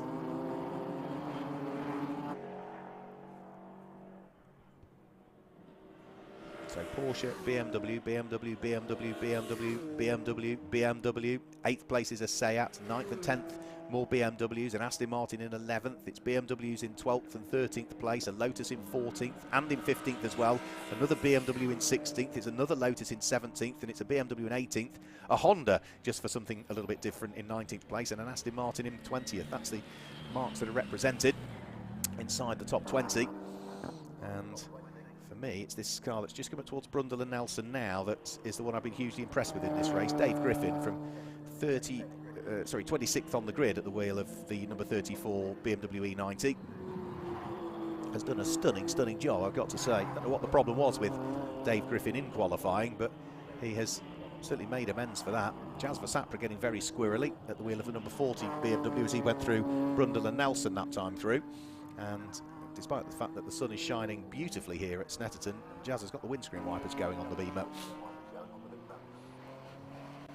So in towards Brundle and Nelson. Yeah, he's still got the windscreen wipers going. Makes you wonder whether he either is too busy to get to the switch or whether the switch isn't working. Now, he should have a bit of a gap to be able to switch them off as he comes down the start-finish line.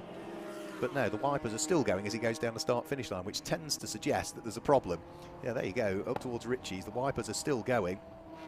In a straight line, you have the time to flick the switch, which makes me think that either it hasn't registered yet that the windscreen wipers are going, which would amaze me, or yeah, the switch is broken, and Jazz has flicked it several times, but it's still not working. Again, it gets a little bit sideways. Again, power oversteer just coming out of the Wilson hairpin, because of course the tyres maybe are feeling it a little bit more now than they were at the beginning of the race. There's traffic as well that Jazz Versapra needs to deal with.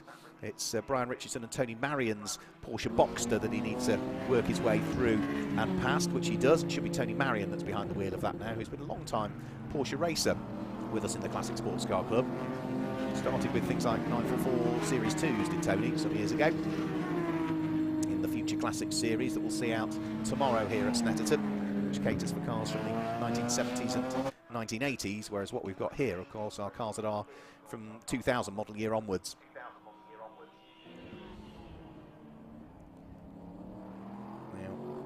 Jazz Versapra at the wheel of the number 40 BMW is slowly catching up with the Aston Martin of Martin Addison as they head onto the Bentley straight. Now, Aston Martin and BMW will appear down at Brundle and Nelson before too much longer, and it will be for 11th and 12th places.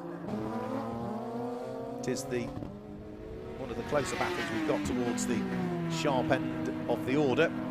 In fact, we've got a good battle going on for 4th, 5th and 6th at the moment. It could well be worth watching as well. We'll see whether we can pick up on that. The light green BMW of Hugh Gurney is coming under enormous pressure from cars that are queuing up behind. Flash of the lights from the Honda Integra. That'll be Danny Cassar that's behind the wheel of that particular car, who I know wants to wish his godson Owen Hughes a very happy birthday, not just from himself but from the DHD team as well. So happy birthday, Owen, who I know is tuning in to watch his godfather racing here at Snetterton. Now here's the battle I was talking about. So this is Hugh Gurney. Look behind him. There is David Gardner. David Gardner now under enormous pressure from Simon Baker's 1 Series BMW. This is 4th, 5th and 6th position, absolutely together. They came over the start-finish line, all three of them separated by about a second, that was all. And we are now only a matter of, 70 seconds away from the checkered flag coming out, or the clock ticking to 0 at least. So they've not got many more laps to try and work out as to who wants to finish in these positions. And it is all in the same class as well. So all of these cars are in class M1 as well. So it is going to be for 3rd, 4th and 5th in class, for 4th, 5th and 6th overall in the race at this stage. Now Simon Baker's 1 Series is indecently quick in a straight line. See a little flash of flame, the unburnt fuel igniting as he shifted up through the gear. He draws himself alongside David Gardner. Is the 1 Series going to go through and ahead of the Works liveried car? They're side by side in towards Brundle and Nelson, but again, good driving by David Gardner just positions the car to make it difficult for Simon Baker to unlock the door and take the place away. Simon Baker is still on the tailpipes of it as they head round through the bomb hole, and all of that for a split second has just allowed Hugh Gurney to escape away a little bit more perhaps. But Hugh Gurney has got his own problems because he's got traffic that he needs to deal with on the run in towards Brundle, on the run in towards Murray's, which I think is Alex Haynes' number 3 BMW that is about to be gobbled up by the front leading cars. So clock is about to tick to 0, which means that onto the last lap go all of the cars over the start-finish line now. Daniel Petter's the race leader already on his last lap. He's sort of midway through the lap at the moment. But for Hugh Gurney, is it going to be 4th? Could it be 5th? Might it be 6th in this race? We'll have to wait and see. And you couldn't rule out 7th either, because the light blue car of Barry O'Neill is not that far away either, you know, and he's been closing in over the course of the last few laps. Whilst they've all been busy squabbling, they've held each other up, and it's allowed Barry just to try and escape away a little bit. But they will have, the best part of half a lap to try and work out who's going to finish where. For our race leader, though, he's just turning his way in towards Murray's for the final time. So Daniel Petters, having sold up all of his pickup truck racing equipment, bought this new Porsche that hadn't raced for a couple of years, brings it out, pops it on pole, and for the first time that he's raced with the Classic Sports Car Club, he comes through to win the Track Road Race New Millennium Series here, and he will hand himself, it's bittersweet, a victory in Classic Sports Car Club racing, because he'll hand himself a 20-second penalty for the next race that the New Millennium Series will have, and that next race will be taking place at Thruxton later on this month. On the 23rd and 24th of April we head to Thruxton in Hampshire for the next weekend of racing. So dominant victory from Daniel Petters. Mark Smith will be over the start-finish line very shortly. Through he goes to finish in 2nd place. Tom Holbrook will finish in 3rd. And Hugh Gurney, is he going to hang on to fourth? Well, for the moment, the light green car is still there in fourth position. He's got a little bit of breathing space between himself and Simon Baker, who sits behind now. The 1 Series has made it through and ahead of the number 65 car that time through. So David Gardner losing out on the final lap of the race in the beautiful livery. I always love that livery that the Works BMWs had back in the 1990s, and it does look as though David Gardner is just going to lose out to the 1 Series that has managed to sneak its way through. So Tom Holbrook finishes in 3rd place. Hugh Gurney, there goes Tom. Hugh Gurney will finish in 4th position. What was a busy old race from Hugh. He was either always attacking or always defending, was Hugh Gurney in that race, but he must have enjoyed that great little fight that he was having. Simon Baker comes through to finish in 5th, and it will be the pairing of Chris Mills and David Gardner that wrap up 6th. Barry O'Neill 7th, Giles Kirk 8th, Dave Griffin from 26th on the grid to 9th. That's an impressive performance, I've got to say, from Dave Griffin there. And Brian Branson will complete the top 10 in what was a really, really entertaining race, and thoroughly enjoyed that one. So there is Daniel Petters.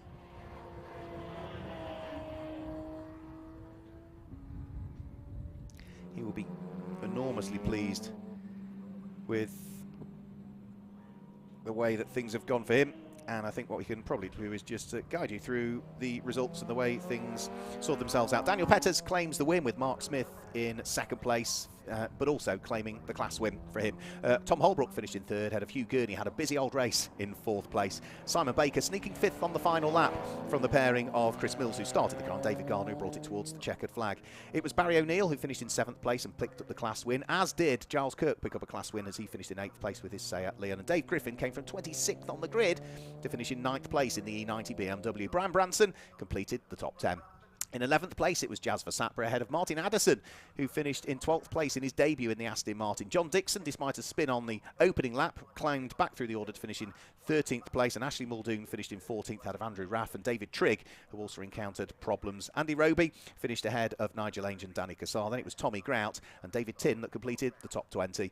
And as you look down through the order there, you can see that problems for some of the cars further down. We saw the Ginetta G40 a couple of times in the pit lane with Stephen Davis and Ross Irvine. They did finish the race, but they will have finished 6 laps adrift, I'm afraid, and they weren't the only ones to encounter problems, because we lost Michael Vituli very early on into the pit lane with problems, and Alistair Scott, I don't think did much more than about 3 or 4 laps, having already had problems in qualifying with that car. So a frustrating start to the weekend for Alistair Scott. So our cars will be making their way into the Parc Ferme area, where Chris Buxton will be ready to greet them and gauge some reaction from Daniel Petters on what so far has been, I'm sure, the perfect weekend for him, qualifying on pole position by the best part of, what was it, 2 3/4 seconds quicker than anybody, and a faultless race that will ultimately see him claim victory by over 30 seconds from Mark Smith in his BMW. So good to see Daniel Petters out in that Porsche. Let's see if we can gauge some reaction from down there in Parc Ferme.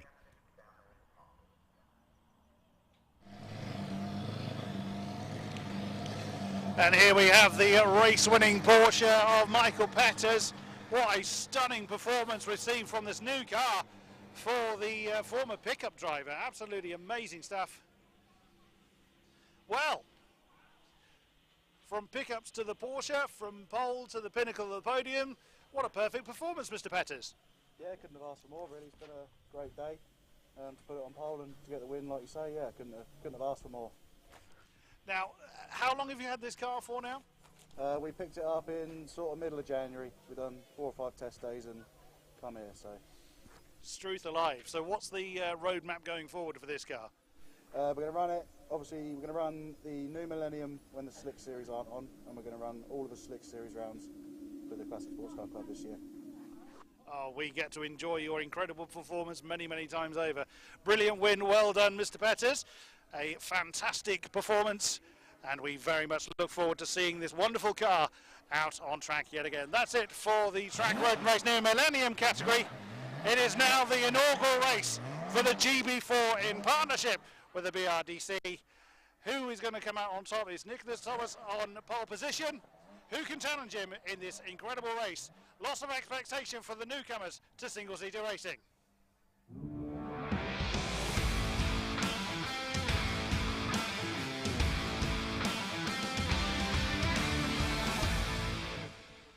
Yeah, looking forward to seeing these cars heading out onto the track very, very shortly. They're all heading round towards the assembly area in eager anticipation of what is the very first round for the GB4 Championship, which is headlining here this weekend as part of the Classic Sports Car Club meeting. But the rest of their season largely sees them supporting things like the Intelligent Money British GT Championship and, of course, the sister championship, single-seater championship from MSV, which is the GB3 Championship. If you're wondering what GB3 is, then first question is, where were you last year? Because it was rebadged through the middle of last year. And I think the first weekend of racing when it was rebadged was here at Snetterton, if memory serves me correctly. GB3 is what used to be called BRDC Formula 3, but the FIA had allowed for a period of time for MSV to utilise Formula 3 as a brand. They were no longer able to do that, so no national championships are now allowed to carry Formula 3 as a brand, so there had to be a rebranding. You're not allowed to use that name, so BRDC Formula 3 became the GB3 Championship in partnership with the BRDC, and what we're seeing here is an addition to the championship lineup, because we now get the GB4 Championship, again partnered by the BRDC. So this is the level below GB3. GB3 kicks its season off at Alton Park in a few weekends' time, and GB4 will be joining them there. But this chassis, different chassis to we see in GB3, different engine to we see in GB3, less power, less aero, and it is a great new addition. So it's a Tatius built chassis, and this particular Tatius chassis is the T014, is really one of the most successful single-seater cars in recent years. There's been over 200 examples of this car built since 2014, and we've seen current Formula 1 stars like Lando Norris and Lance Stroll and even Mick Schumacher launch their careers in exactly this chassis that we see out there as well. These cars would have been run in the Italian series, in the ADAC series, and the Spanish Formula 4 series over the course of the last few years. So it's a proven and it's a reliable single-seater car that's powered by a 1.4 litre turbocharged Autotechnica engine. So that's a Fiat-based engine, so it's the Abarth engine, and that produces 160 brake horsepower through a 6-speed sequential gearbox, which is paddle shift as well. And because it's an FIA homologated chassis, it does mean that we can have drivers as young as 15 racing these cars. And we do have, looking through it, 2 15-year-olds on the grid here. The oldest driver we've got, I thought, was Max Maserati at 21, but I don't think it is. I think it's Christian Lester, who's 23, actually, who will be the oldest driver that we've got on here. Now, this is the first of 4 races. They had a qualifying session this morning, and that 15-minute qualifying session sets the grid for this first 18-minute race that we will see coming up very shortly. Their second fastest times from qualifying give us the grid for the second race of the weekend. That second race of the weekend takes place tomorrow morning, so it's largely qualifying in the morning, but we do slot in the middle of qualifying the GB4 Championship race. And then the third grid is established by a total reverse grid. Now, that's a very similar format to we see in the likes of GB3, so it makes the third race of the weekend very, very exciting as well, because it's a full reverse grid. There are less points available on the reverse grid, but you also get an extra championship point for every position that you overtake in that third race. So for these races that we see here today and first tomorrow, it's as per qualifying times, but a higher number of points available for a win. So in other words, it's 35 points for a win, 29 for second and 24 for third. But when we get to the third and final race, it's only 20 for the win. It's less points, but you get those extra points for overtaking. Weight of the car, including the driver, 570 kilos, something like that. They all run the Control Pirelli slick tyre as well, and they are also only allowed a certain number of tyres as well over the course of a weekend. So you've got qualifying and you've got 3 races, but you're only allowed no more than 6 slick tyres over the course of each event at the championship. So 3 front, 3 rear, so you have to cycle them through, and the official fuel supplier as well is all locked down as well, so all the fuel is exactly the same as well. It's supplied by Sunoco. It's Sunoco CMR, and it is distributed by the Anglo-American Oil Company in the UK.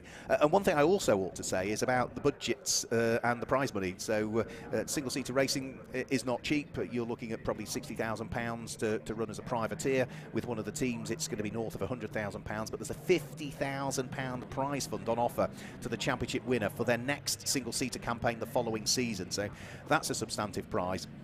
And we also need to thank also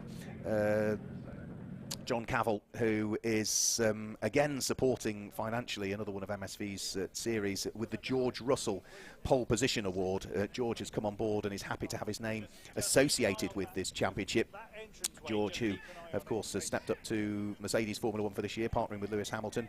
But George Russell is the George Russell Pole Position Award awards 125 quid to the pole sitter for race 1 and race 2. So Nicholas Taylor has already managed to pocket 125 quid just for qualifying on pole position. Let me guide you very shortly through the grid. We can see the cars lining up there on pole position. Alex Walker starting for Elite Motorsport on the outside of the front row of the grid. This is of course a 1-by-1 staggered grid, as is familiar with single-seater racing, and we'll have to wait and see as to who might be able to draw first blood here. Now, thankfully, the slightly warmer ambient temperatures might mean that they don't need to work quite as hard on the formation lap. But let's guide you through the grid. Nicholas Taylor starts from pole position, and alongside him is Alex Walker. Row 2 of the grid is Jared Waberski and Jack Sherwood. It's Tom Mills and Max Maserati that line up on row number 3. And onto row number 4, it's Elias Adestam and Logan Hanna.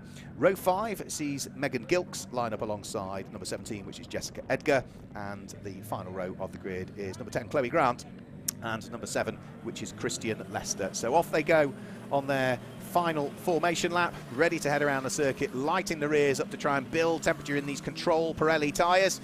Of course, your best bet to try and build temperature into the fronts is weave around a little bit and get on the brakes as well. Try and build up some brake temperature. Let that brake temperature radiate out into the wheel rim, which will then start to increase the temperature of the wheel rim, which will then work its way through into the carcass of the tyre and start to build up the temperatures. So Nicholas Taylor, he is originally born and brought up in Malaysia, but the family moved to the UK. He's just 17 years of age. He sits there on pole position.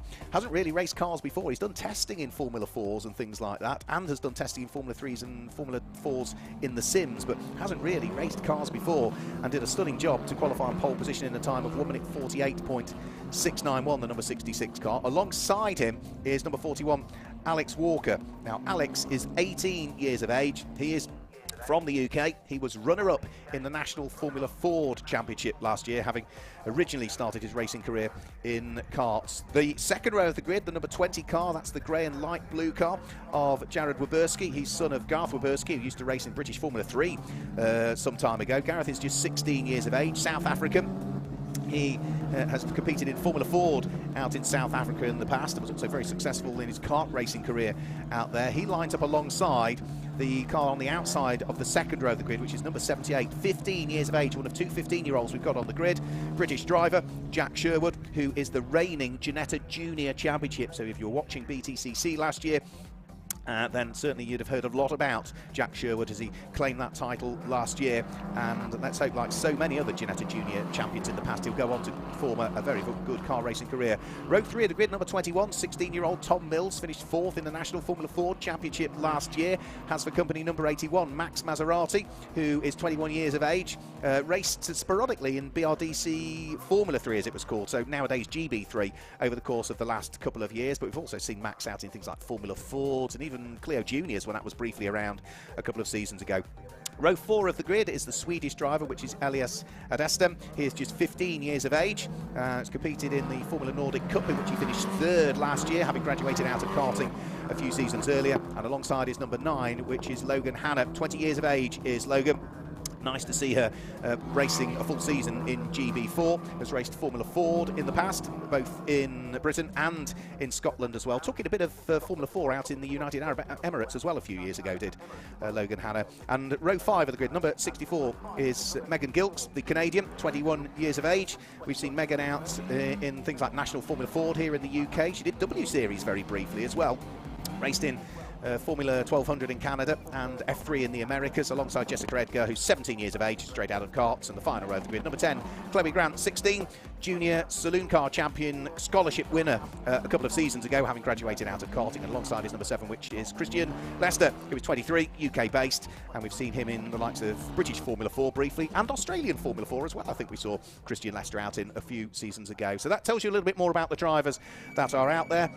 and we'll wait and see what happens in this first 18-minute race, the first ever race for the GB4 Championship, partnered by the BRDC. The cars are on the grid, the drivers are ready. They've had plenty of testing mileage in these cars, but now we are going to see how they get on in the full race environment. Some of them having raced cars before, others in their first ever car race. Red lights are on. 18 minutes of GB4 Championship. We get the championship season underway any second now. The lights will go out. A little bit of creeping further down the grid. We've got one that's stalled on the grid, I'm afraid to say, which I think is Jack Sherwood. I think everybody has thankfully avoided him whilst he is stricken. He finally fires the car up, but it's going to be Nicholas Taylor that leads the way from Alex Walker as they work their way through Ritchie's for the first time. Pole sitter managing to convert to the early race lead as they head in towards the braking area for Wilson. Alex Walker was braking late as he possibly dare there, going in towards the hairpin, but he lost out a little bit, and if anything it might be Jared Waberski that might be able to squeeze through into second. I think he has done, yeah. So Jared Waberski up into second position by the look of things.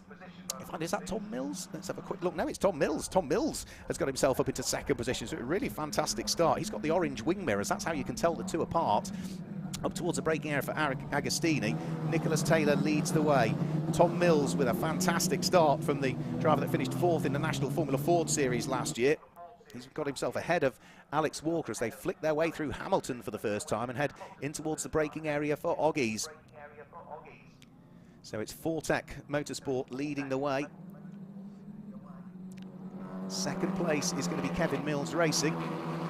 And third place will be Elite Motorsport, so three different teams represented inside the top three, as it was on the grid in reality. So down the Bentley straight for the first time, in towards the braking area for Brundle and Nelson. Nicholas Taylor, the 17-year-old, leading the way at the moment. Good fight going on for fourth place as well by the look of things. Side by side in towards Brundle and Nelson. They will thread their way, but it is going to be Jared Waberski that is going to run wheel to wheel with Max Maserati, who's got the inside line as Max and is just about able to elbow his way through as they head up towards the bomb hole. So Max Maserati now up into fourth position, whilst the leading trio break away a little bit and head in towards the braking area for Murray's to complete the first lap. Nicholas Taylor leading the way. Over the start-finish line, they will thread their way. Nicholas Taylor leads the way. Tom Mills in second place, coming under pressure from Alex Walker as they go over the start-finish line. Alex Walker absolutely on the gearbox of Tom Mills. Is he going to squeeze his way up the inside as they head in towards Ritchie's? Yes, he does. Through goes the 18-year-old who finished runner-up in the National Formula Ford Championship last year, through and ahead of one of the drivers he was fighting wheel-to-wheel with in that series last year, because he's just gone through and ahead of the driver that finished fourth in the series that he was racing in last year. So the two of them know each other well, albeit they are both going to be pushing each other as hard as they possibly can, but that little overtake has just allowed Nicholas Taylor to open up a slight advantage now. Max Maserati settling in his newly acquired fourth place and has already started to pull away from Jared Waberski, who is in danger of losing a further place here, actually. In fact, I think he is going to lose out. Yeah, through goes the Swedish driver. Elias Adastem goes through, picks up a place. So Jared Waberski qualified in third, but I'm afraid that Jared is now down into something like sixth position now.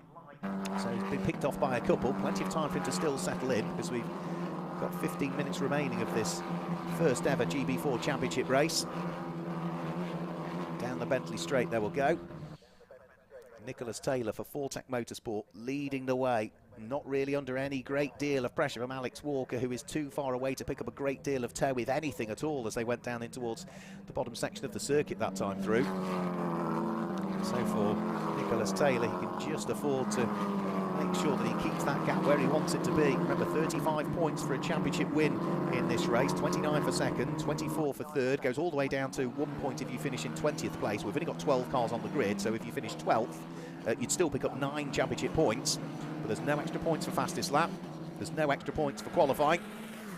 Over the start-finish line now go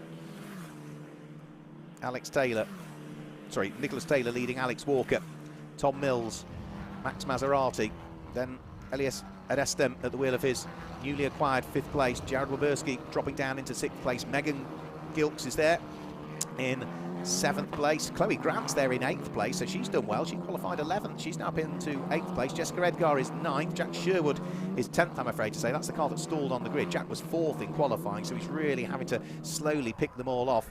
And then we've got Logan Hanna, who's there in 11th place, and Christian Lester is the last of the runners in 12th position at the wheel of the Rosso Verde racing car. Nice to see Rosso Verde back on an entry list again nowadays. Christian Lester, rather, is son of Hector Lester, who was a long time competitor in the British GT Championship, largely in Ferraris for a good number of years. So the Fiat engines, the Abarth engines, working hard. These little 1.4 litre, 160 brake horsepower engines, pushing these drivers around the circuit as quickly as we can. Pole time was a 1 minute 48.6. Fastest lap we've had so far is a 1 minute 51.2. And that's gone the way of our race leader, Nicholas Taylor, who is on lap number 3, threading his way down through Brundle and Nelson, and still has that daylight, that all-important daylight that he needs between himself and Alex Walker. The rest of the fights we've got at the moment is probably still for 5th and 6th place, because Jared Waberski is hugely keen to get himself through and back and ahead of Elias Adestam. But for the moment, the South African is losing out to the Swede as they work their way through the right-hander at Coram and up towards the braking area.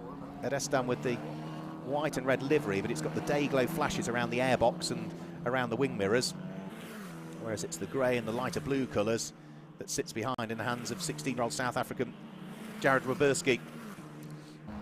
Getting in the slipstream now, closing up as they head up towards the top section of the Bentley Straight. He's still not quite close enough, though, to try and sneak his way through, get a nice clean exit, see whether he might be able to do something on the run-up in towards the Wilson hairpin, but I think Adestam was looking to try and cover off any move there. And the difficulty is, of course, in these cars, because they are slicks and wings, is that the closer you get to the car ahead, you lose aero off your car, you then start to overwork the tyres a little bit, so it's really quite hard to stay right on the gearbox of a car without causing yourself problems.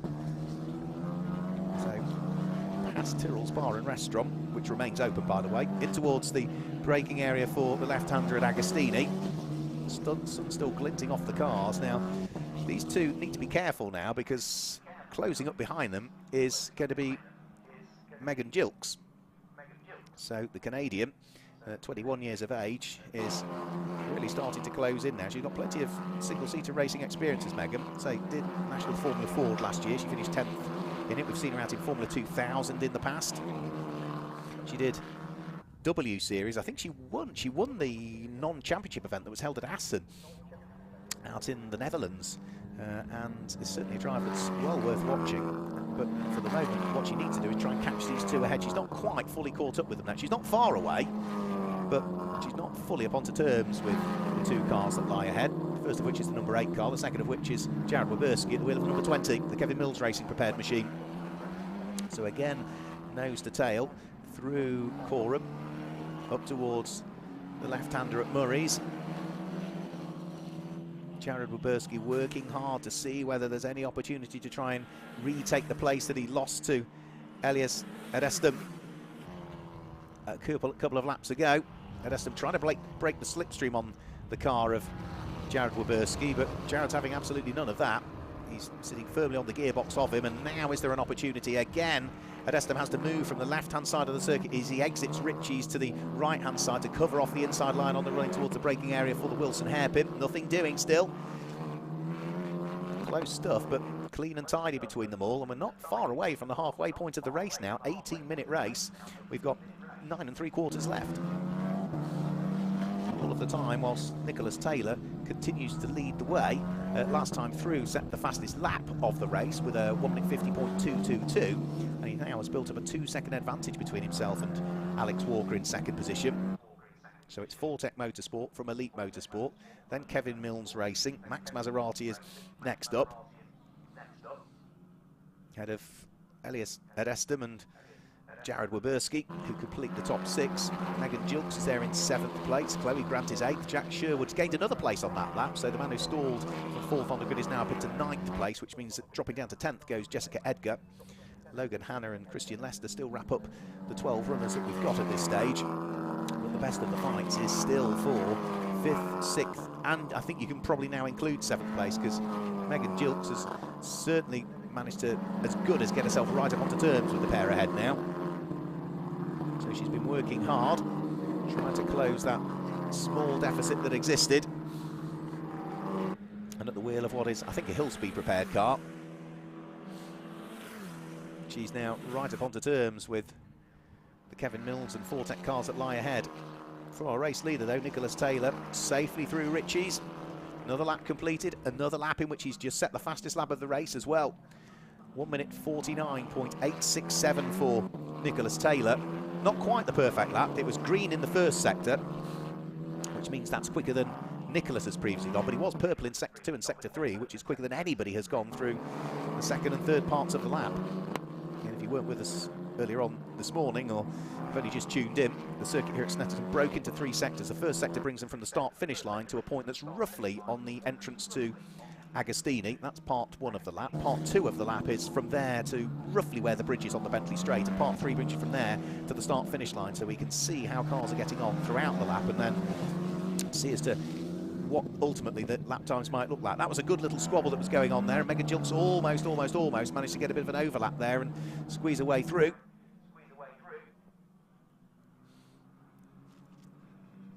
But it didn't quite work for her in the end. If anything, she's lost a little bit of time there, the Canadian, so she's going to have to sort of regather her thoughts and try and work her way back up onto the coattails of those rounds. So through goes race leader. There's Alex Walker. There goes the next of the cars as well, which is in 3rd place, which is going to be Tom Mills that sits there in 3rd position. Max Maserati in 4th.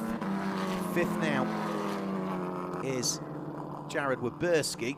Down to 6th, I'm afraid to say, is Elias Edestam, who did lose out on that lap to Jared Waberski, who finally was able to unpick his way through. The South African is already sort of disappearing up the road a little bit there.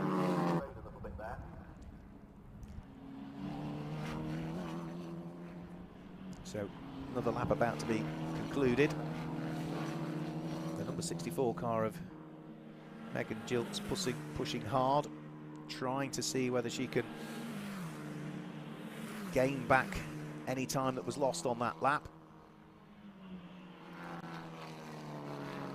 She's still only 0.7 of a second behind Elias Edestam. So she should, as long as she's neat and tidy, be able to get a bit of a tow, I would have thought, heading through the Bentley Straight.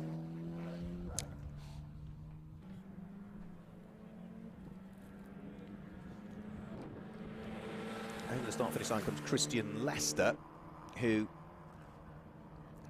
has fallen, well, towards the tail end of the field and dropped away from everybody now, really. So he's sort of 14 seconds adrift of where Logan Hanna is on track. So Christian Lester is having a bit of a lonely race relative to everybody else at this stage, with the all-black Rosso Verde entered machine. Someone who isn't having a quiet race at all is Jessica Edgar, because if she looks in a mirror, she's got Chloe Grant right on the tailpipes, actually. So this is a good little fight that's going on between the number 17 car and the number 10 car. And they did swap round on the last lap as well, because Jessica Edgar had managed to get herself ahead of Chloe Grant, took the place away and moved up into 9th position. Chloe is looking to return the favour and put her Graham Brunton racing machine back ahead of the Fortec machine that lies ahead. Also, you can see that Megan Jilks has closed up evermore now as well, onto the coattails of the number 8 car of Elias Edestam as well. So she had lost a little bit of time at the wheel of the 64 car, but she's now clawed it all back again over the course of the last couple of laps. So she's working ever harder. Of the 18 minutes, we've got about 5 minutes still remaining, and we've got 7 laps so far completed. Whilst through the bomb hole comes Jessica Edgar, under this pressure from Chloe Grant. And not that far behind is Logan Hanna as well. So the 2 Graham Brunton prepared machines sort of ganging up almost on the Fortec car of Jessica Edgar that lies ahead. Over the start-finish line go the 3 of them now. Nicholas Taylor leading by 3 seconds. This squabble that we're looking at heading round through Ritchie's corner. Jessica Edgar, Chloe Grant and Logan Hanna are about 30 seconds adrift of where the race leader is on track currently. But it's good value, this fight, actually. There's another good fight still going on for 6th and 7th place, which we mustn't lose sight of as well. And that's just heading up towards Hamilton now, which is Elias Edestam, Swedish driver, coming under pressure from the Canadian, Megan Gilks, that sits behind, Megan Gilks rather. Now, whilst Megan has always sort of managed to reel in, once she's reeled in, either she loses a little bit of time or doesn't feel quite as comfortable in the car with less aero going over the front of it, and then sort of drops back a little bit again. I think that's where we are at the dropping back stage again now, but I've got to say, other than poor old Jack Sherwood, who had the stall on the start, and there was another slow starter a little bit further back, it's been a really good race, actually. They've pushed each other hard. We've seen a little bit of overtaking. It's always difficult in slicks and wings formulas to have lots and lots of overtaking, but then we've seen some changes for position. Absolutely, we have. And if this is the start of the GB4 Championship in partnership with the BRDC, then it's a very solid start as well. 12 cars on the grid for this one. Promise of more cars arriving for the next 3 rounds that will take place at Alton Park when they are supporting the Intelligent Money British GT Championship and the GB3 Championship partnership with BRDC. From there they'll head to Silverstone again, where they're on the same bill with British GT. That's in May. Back end of May it's Donington Park. They're back here at Snetterton supporting the British GT Championship on the 25th and 26th of June, so that's one that's well worth coming along to back here at Snetterton. Then it's on to Silverstone on the Grand Prix circuit, where GB3 and GB4 are together. British GT are there earlier on in the season. And then the final 2 weekends of racing at Brands Hatch in September and at Donington Park in the middle of October. So it's 23 races over the course of the season, if I've got the maths right. Albeit that's not divisible by 3, is it? So 24, let's say. 2 minutes to go. Nicholas Taylor comfortably leading the way. Fight for 6th and 7th still not fully resolved. It's still the number 8 car of Elias Adestam that's still just ahead of 64, which is Megan Gilks. Those two, as they came over the start-finish line last time through, were separated by just 0.364 of a second. We've also got the 2 Graham Brunton racing cars separated by about 0.3 of a second as well. They are, by the look of things, in a different order now, because I think Logan Hanna has made it through on this lap. Yeah, and Chloe Grant is behind. So, yeah, it's the number 9 car ahead of the number 3. So, Logan Hanna has picked off her teammate on this lap and has now moved herself back into the top 10 once more from what previously had been an 11th position. So, 1 minute and 10 seconds still remaining. So our race leader will be on to the final lap of the race for Nicholas Taylor. And once we get this race concluded, we'll be gauging some reaction from the drivers in Parc Ferme, and then I think we will be bringing you the formal podium presentations as well that will be taking place after this one.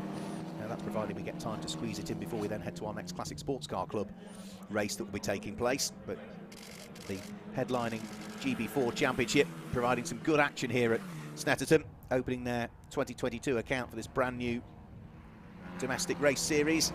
And well, Logan Hanna has not given up with 10th place. She might be wanting 9th here if she can work her way up into contention and pick off Jessica Edgar.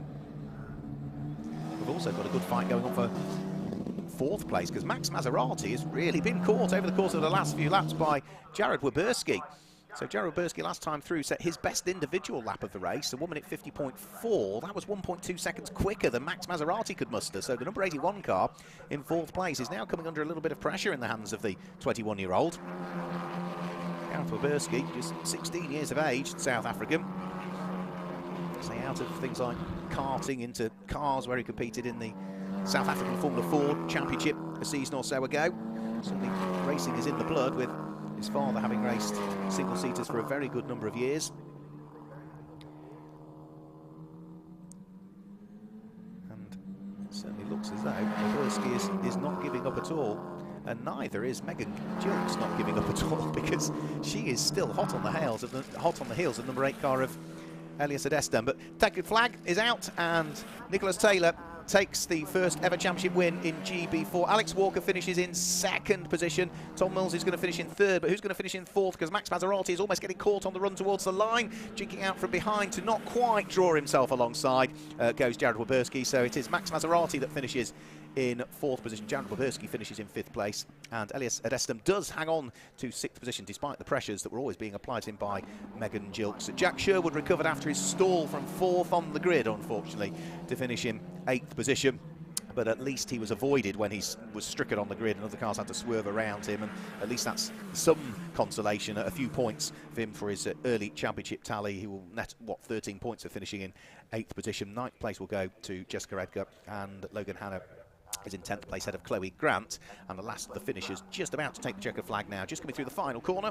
It is the 23-year-old who we've seen out racing in British Formula 4 in the past and Australian Formula 4. It's going to be Christian Lester that will take the checkered flag to finish in 12th position in the first ever race for the GB4 Championship, partnered by the BRDC, our headlining championship for this weekend. So a solid start for them. 2 further races to come. Both of those will be taking place tomorrow here at Snetterton. One of them will be in the morning. They sandwich in their second race in between all of the qualifying that's going on in the morning. They will squeeze in their second race, and their third race will take place later on tomorrow afternoon. Remember, that third race well worth tuning in for, because it is a reverse grid race. So confirmation of the results then. It is a win for Nicholas Taylor by almost 3 3/4 seconds in the end from Alex Walker, who finishes in 2nd place, and Tom Mills in 3rd.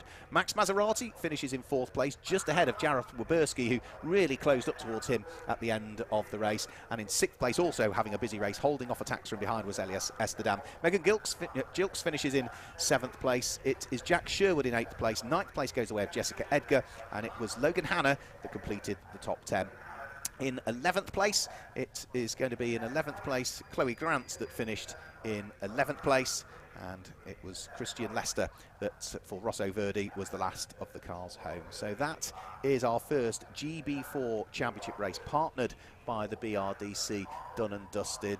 These particular cars are already now, those that have completed in the race, are queuing outside the scrutineering bay, ready to go through the requisite technical checks that they need doing.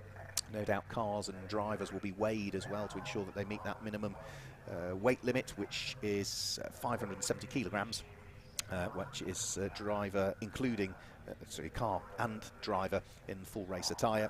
And hopefully, once all those technical checks are done and dusted, we should be able to gauge some reaction and grab a few thoughts of hopefully the top 3 drivers, and maybe, I'm hoping there might be time to squeeze in the official podiums as well for them on our circuit commentary, which is also dueling up as our Classic Sports Car Club live stream as well, before we head to our next race, because we will have coming up shortly, the next race will be for the Motorsports School Turbo Tin Tops with Mr. Tyre Puma Cup, that will be coming up very shortly indeed. So nice weather here at Snetterton.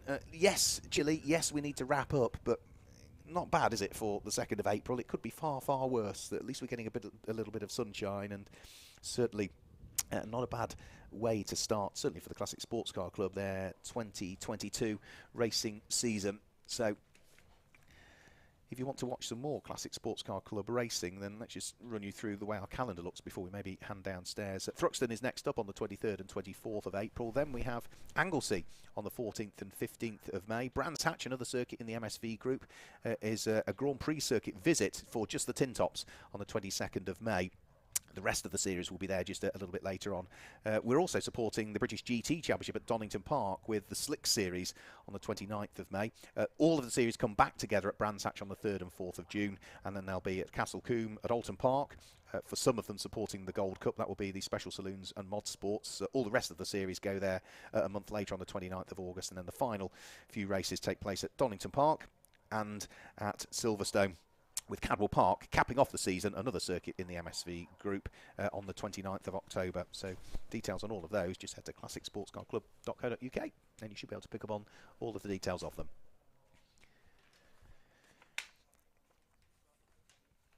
So I don't think we're going to be hearing from Chris Buxton for driver interviews for this one, so it's such a shame that we won't be able to catch up with them, but we will endeavour to, at some point, if possible over the weekend, grab a quick word with our drivers from the GB4 Championship in partnership with the BRDC. But a great start to their championship season it was, and we look forward to seeing more of them tomorrow as well here. So I don't think there's any really clearing up that we need to do as well, so it should be a fairly swift turnaround before we then see the cars for the next of the races coming out onto the circuit very, very shortly. Now, the next of the races, as I mentioned, is going to be the Motorsports School Turbo Tin Tops, which also incorporates the Mr. Tyre Puma Cup. And if you're not really familiar with the Motorsport School turbo tin tops, we see the tin tops out later on. They're for the normally aspirated cars, but of course what we've seen in manufacturers over the course of the last few years is that their petrol engines, to try and make them efficient and comply with all the regulations that they need to comply with now, is that turbocharging, or in the case of some of them supercharging, is the way to go. And therefore the Classic Sports Car Club looked at this a couple of seasons ago now. It's now in its, well, I think it's its 4th year, and decided that as there are more forced induction cars now out there, that we need to sort of cater a separate series for them. And it's getting there. It's taken 2 or 3 years, absolutely, to build the size of grid that we want, but we're seeing more and more cars coming out now in turbo tin tops, so they have to be supercharged, they have to be turbocharged, whatever the case may be, and it is split based on engine capacity in reality. So the higher engine capacity cars sit there in Class A, so the likes of 1.9 litres and above, and those in Class B are 1750 up to 1.9. We see a Class C, which is for supercharged cars only, 1500 up to 1900 cc, and then you so on head down through the order from there. We've got to have cars may have non-standard splitters and dive planes and diffusers and roof scoops and rear wings, but other than that, they have to run on the treaded tyres, they have to have the original engine, forced induction engine, retained, and it has brought another fantastic new addition to the series. So the cars heading out onto the circuit, ready for their rolling start. We've got a grid, we've also got some start drivers for this one as well, because many of the cars are shared, and certainly one of them that's shared is on the front row of the grid, so we should be able to shortly guide you through the way the grid lines up. Now, what we're not doing is we're not separating off the Pumas and anything like that, so if a Puma qualifies ahead of a turbo tin tops car, the grid is the grid, so let's guide you through it. Phil Briggs starts from pole position with the Seat Leon, car number 51, and alongside is the number 1 car, the most successful driver pairing in this series last year. That will be started number 1 by Nigel Tong, the VW Scirocco. Row 2 of the grid is Carl Chambers and Keith Izzett, with on the 3rd row of the grid the number 87 car, the Vauxhall Astra VXR, being started by Adam Chamberlain, and alongside is the Mini Cooper number 27, which will be started by Sean Woodard. Onto the next row of the grid, that is where we see Stephen Berry lining up alongside Lisa Selby, who will take the start of the number 7 car for the start of the race, and Andrew Marson lines up alongside Kevin Fulbrook on row number 5. Long-time racer David Cooks has Bob Hosier for company on row number 6. Simon Smale sits there on row 7, and John Wyatt is alongside, and row 8 will see Paul Ellis-Smith start alongside James Jono. The 9th row of the grid, Matthew Sears shares with Shane Taylor, don't have the starting driver for that car, but alongside will be Richard Marson. And on to the 10th row of the grid. Sorry, Richard Marson on the 10th row of the grid is alongside the first of the Pumas, which is going to be James Clare. The next row of the grid, Luke Johnson lines up alongside Jack Hawley, with Gary Jones and John Glover on row number 12. Row 13 should see Stuart Eardley line up alongside Jonathan Harbour, with row 14 being Mark Jackson and Mark Kirbley, and row 15 is Ben Isaacs, who will have for company Lee Campbell. And hopefully at the back of the grid we should slot in Tom Oakley in his Renault Clio towards the tail end of the field.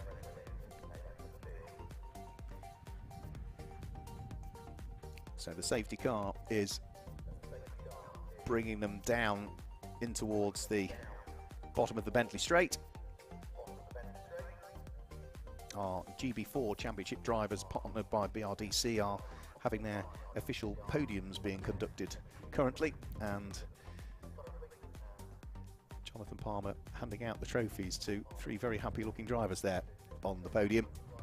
But we're about to get racing underway for the Motorsport School Turbo Tin Tops and Mr. Tyre Puma Cup. Phil Briggs in the Seat Leon starting on pole position. His blue car qualified just under 2/10 of a second quicker than the John Hammersley and Nigel Tong VW Scirocco. Now, John, I'm sure, will admit that he's not as quick as he used to be. He's still quick, but Nigel Tong was much quicker in qualifying than John Hammersley. So I think Nigel will stay with Phil Briggs, but when we get to the pit stop window, Phil will remain because he's a solo driver. Nigel will give way to John, and therefore that Scirocco might then sort of struggle to keep with the pace of the front runner. Carl Chambers and Keith Izzett, be interesting to see how they get on as well.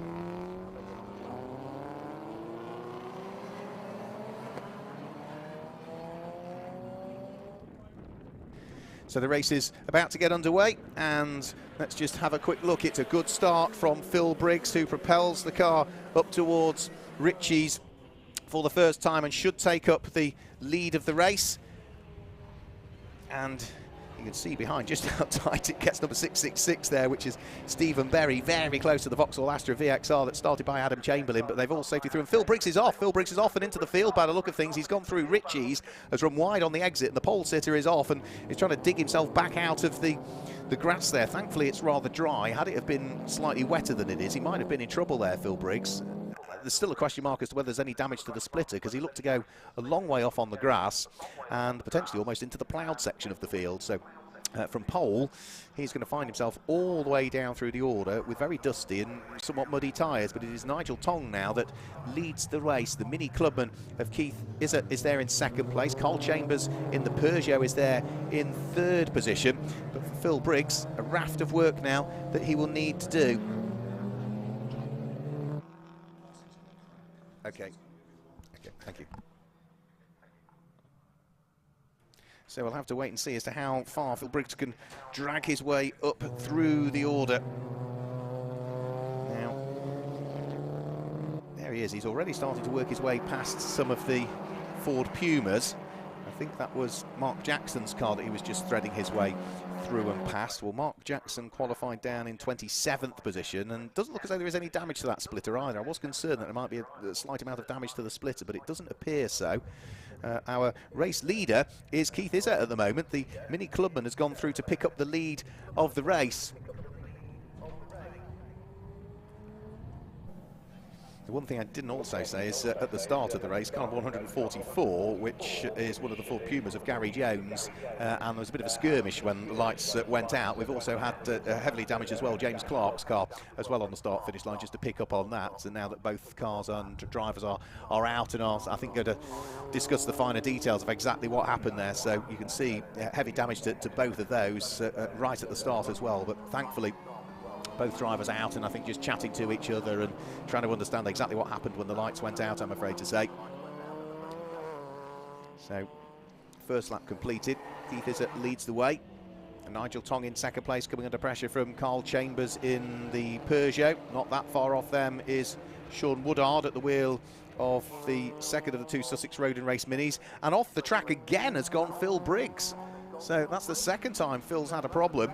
And the pole sitter off at Ritchie's on the first lap, off at Corham on the first lap. Is he destined for the pits? He's sort of weaving the car from side to side as though there's maybe a problem that he needs to try and sort out. We'll have to wait and see. And whilst we were looking at that, we've also now seen a change for second place, because Carl Chambers in the Peugeot 208 GTI is through and is ahead now of the Volkswagen Scirocco in the hands of Nigel Tong. So Nigel Tong coming under pressure from the second of the two Sussex Road and Race Minis that sits behind, which is Sean Woodard's car. Not far behind that is Stephen Berry's Mini, but Stephen Berry's Mini has got his hands rather full of Adam Chamberlain's Vauxhall Astra VXR at the moment. The number 87 car is not going away. So out of Oggies and then on towards Williams.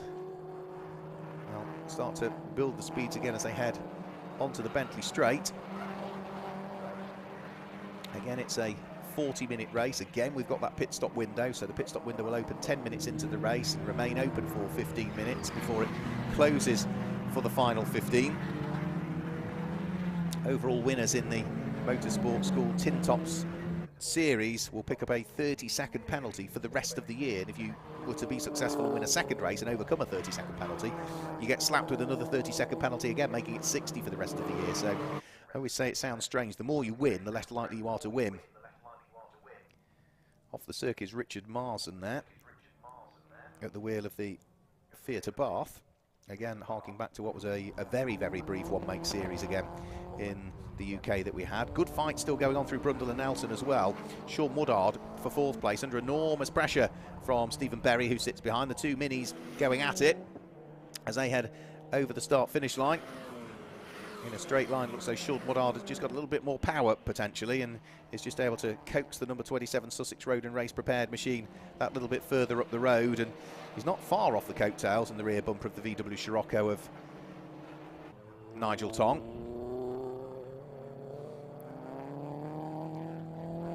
newly liveried car, the number 1 Scirocco, which is back to the livery that John Hammersley ran in 1977, 1978 really. A very similar livery when he first appeared in things like the Debenhams Ford Escort series, John Hammersley. In his 70s now, John. And scheduled to take over this V-double Scirocco from Nigel Tong before too much longer, but Nigel just doing enough just to keep the Scirocco ahead of the 2 minis that lie behind, whilst you've still got the ever-present danger of the Vauxhall Astra VXR of Adam Chamberlain as well, who's not too far away. There's Bob Hosier at the wheel of his Seat Leon. David Cox coming under pressure from Lisa Selby's Ford Fiesta, who is also trying to fend off the aspirations of John Wyatt's Mini as well, with that gold stripe down the centre. So no matter where you look again, there are squabbles going on in the Motorsport School Turbo Tin Tops. Thank Pete Edwards and the Motorsport School team for continuing to support the Turbo Tin Top series. Bob Hosier heading through shot there after Lisa Selby. The next couple of cars going through. Renault Clio there as well. That's going to be the Clio of James Jonu. Now, this is a change for positions that have occurred here. So Sean Woodard has made it through and ahead of Nigel Tong, and equally as much Adam Chamberlain, the Vauxhall Astra VXR, has now, I think, also managed to skitter his way through and ahead of Stephen Berry. So there's been a bit of a sort out there for 3rd, 4th, 5th and 6th positions. So good result at the moment for Sussex Road and Race, because they've got one of their cars leading, the Mini Clubman of Keith Izzard, and they've now got one of their cars up into 3rd position with Sean Woodard's number 27 Mini occupying 3rd place at the moment. And the car that qualified on pole, Phil Briggs, way down still in 22nd position and setting lap times that suggest that all is not right with that car still. Now, Phil Briggs qualified with a 2-minute 9. Well, his best lap so far is a 2-minute 25, so something is not quite right, really. Vauxhall Astra VXR getting really close towards the coattails of the number 666 Mini, the R53 of Stephen Berry, but Adam Chamberlain as yet hasn't quite been able to unlock the door to steal the place away. He's staying as close as he can as they head round through Palmer. Very easy to run wide on the exit of Palmer. From there you've got the short straight that brings you down towards Agostini. He's trying to take as wide a line into Agostini to see whether there might be the potential of a cut back on the exit of the corner, is he? Let's have a quick look. Astra now he's not going to be able to do anything about gaining a place there. So rather frustrated, he's still going to have to sit behind Stephen Berry, or is he? Gets up the inside almost as they go through Hamilton, almost managed to coax the Vauxhall Astra up the inside of the Mini, but realised the door was closing there, and I think got out of the move before there was any contact between the pair of them. So sensible driving there from Adam Chamberlain. Scott Carruthers scheduled to take over that Vauxhall Astra VXR for part 2 of the race, whereas the Mini he's attacking, Stephen Berry, is going solo in this race. He will remain behind the wheel for part 2 of the race. Now, the pit stops for the Motorsport School Turbo Tin Top subtly different to all the others that we've seen, because the pit stop, the mandatory pit stop when the window opens in 90 seconds time, is as quick as you can do it. So you must make your stop. The car has to come to a halt. You have to then, if you are changing drivers, turn off the engine and undo the seat belts, get out, swap driver, new seat belts on, engine start, and off you go. But it's as quick as you can do it. There's no minimum time pit in to pit out in the Motorsport School Turbo Tin Tops. And neither will there be for the Mr. Tyre Puma Cup, which will try and pick up on who's leading that as well at some point in the Puma Cup. Now, Nigel Tong coming under increasing pressure from Stephen Berry. The Mini right there now with the Volkswagen Scirocco. This is for 4th and 5th position as they flash their way over the start-finish line now. Not that far away also is Adam Chamberlain at the wheel of the Vauxhall Astra VXR. Still going beautifully well. Further down through the order, you can see some of the Titanic battles that are going on as well. The number 68 car, which is James Jonu, has got Lisa Selby not that far up the road, but there's another couple of cars between him and the car ahead, one of which I think is another one of the Sussex Road and Race cars. It must be number 26, Kevin Fulbrook's car, that's there. And the other one has to be the number 83 car then, which will be Paul Ellis-Smith at the wheel of his number 83 Mini.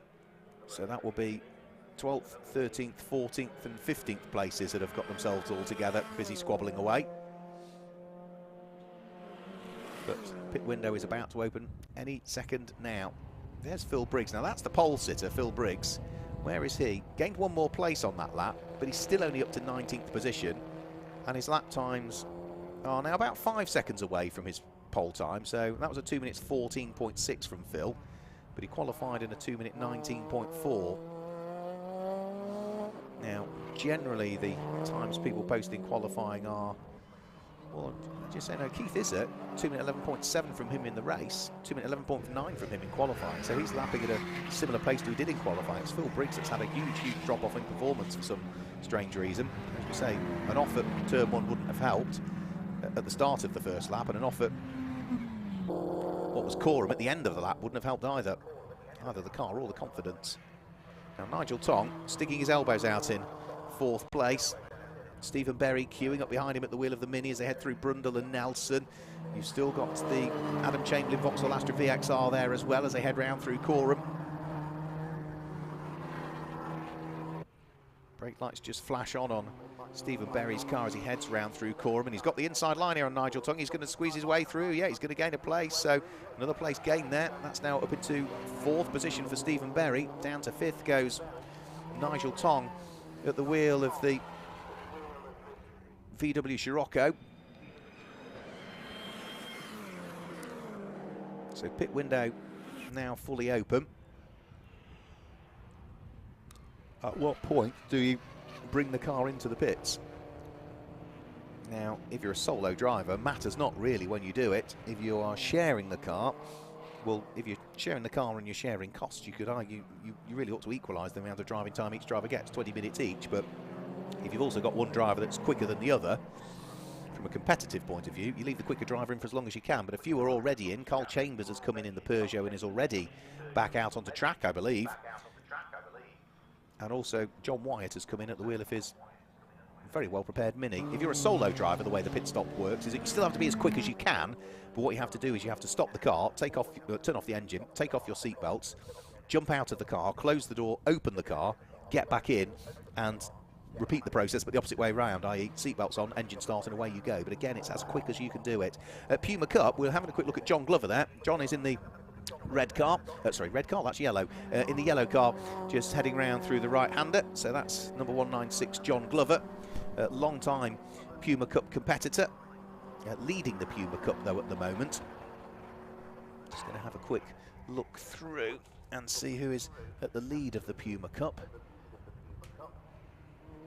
And we should be able to do that once we solve a small little technical issue that we've got. So, leading the Puma Cup at this stage is going to be Luke Johnson, I think, in 19th position. Luke Johnson leading the Puma Cup. Whereas John Glover, second in the Puma Cup, the yellow car that we were looking at a few moments ago. So there goes John Glover through shot. There goes number 142, which is Mark Jackson. And then the next little two Pumas coming through as well, which is Mark Kirbley, fighting away with a car that was right on his coattails as well. So there's Phil Briggs. Heading still around the track. Where's Phil Briggs up to now? Up to 17th as others have pitted the pole sitter. Into the pit lane now comes the Volkswagen Scirocco. So that is Nigel Tong done with driving duties. He'll be handing the car over to John Hammersley. Are we going to see David Cox in the Volkswagen Golf come in? Yes, we do. So David Cox comes into the pit lane. Driver who used to race a very, very quick Peugeot in the Northern Saloon and Sports Car Series, and then started to race a Peugeot 306, I think it was, with the Classic Sports Car Club some years ago. So there's right. Well, that's right. Okay, so John Hammersley started the car then. Right. Okay. So we were informed it was going to be Nigel that was starting the car, but I almost was questioning as to whether it was John, but Nigel now jumping into the car, so we didn't give the chairman of the Classic Sports Car Club a great deal of airtime there, because we were told it was Nigel starting, but that's Nigel that's jumping into it now, so it was John Hammersley that started, so good stint from John, I've got to say, actually. So Keith Izzard still leading the way. What we're looking at here is the number 83 Mini, which is Paul Ellis-Smith still, followed by Lisa Selby, and then the two Renault Clios absolutely together. Tom Oakley is the number 16 car, which is just being lapped by the similar Clio of James Jonu. And then the Peugeot of Carl Chambers trying to fight his way back up through the order, having pitted. So Carl was right up there at the sharp end of the race, the number 72 car, in the hands of the man from Fressingfield in Suffolk. He's a Peugeot specialist by trade, runs his business there, Pug Sport. Been a long time racer in the CSCC Tin Top Series in a 306, moving over to this Peugeot 208 that he built a few seasons ago. There's always been a front runner, whether it be in tin tops or turbo tin tops. And at the moment he was one of the first, I think, to pit, so he's got a bit of work to do.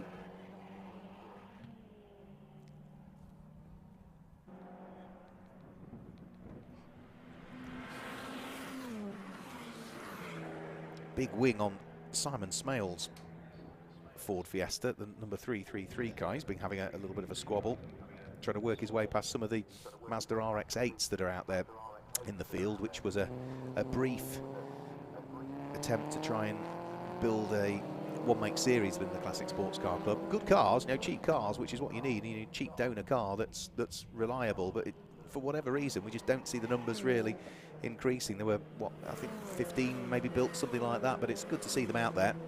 And in fact, a couple of them just vacating the pit lane now and heading out there, having concluded their pit stops as we fast approach the halfway point of the race almost. So 23 minutes remaining of the scheduled 40. Keith Izzard still comfortably leading the way. In second position is car number 27, and that is Sean Woodard still. And that car is scheduled to be taken over by Josh Fulbrook for part 2 of the race.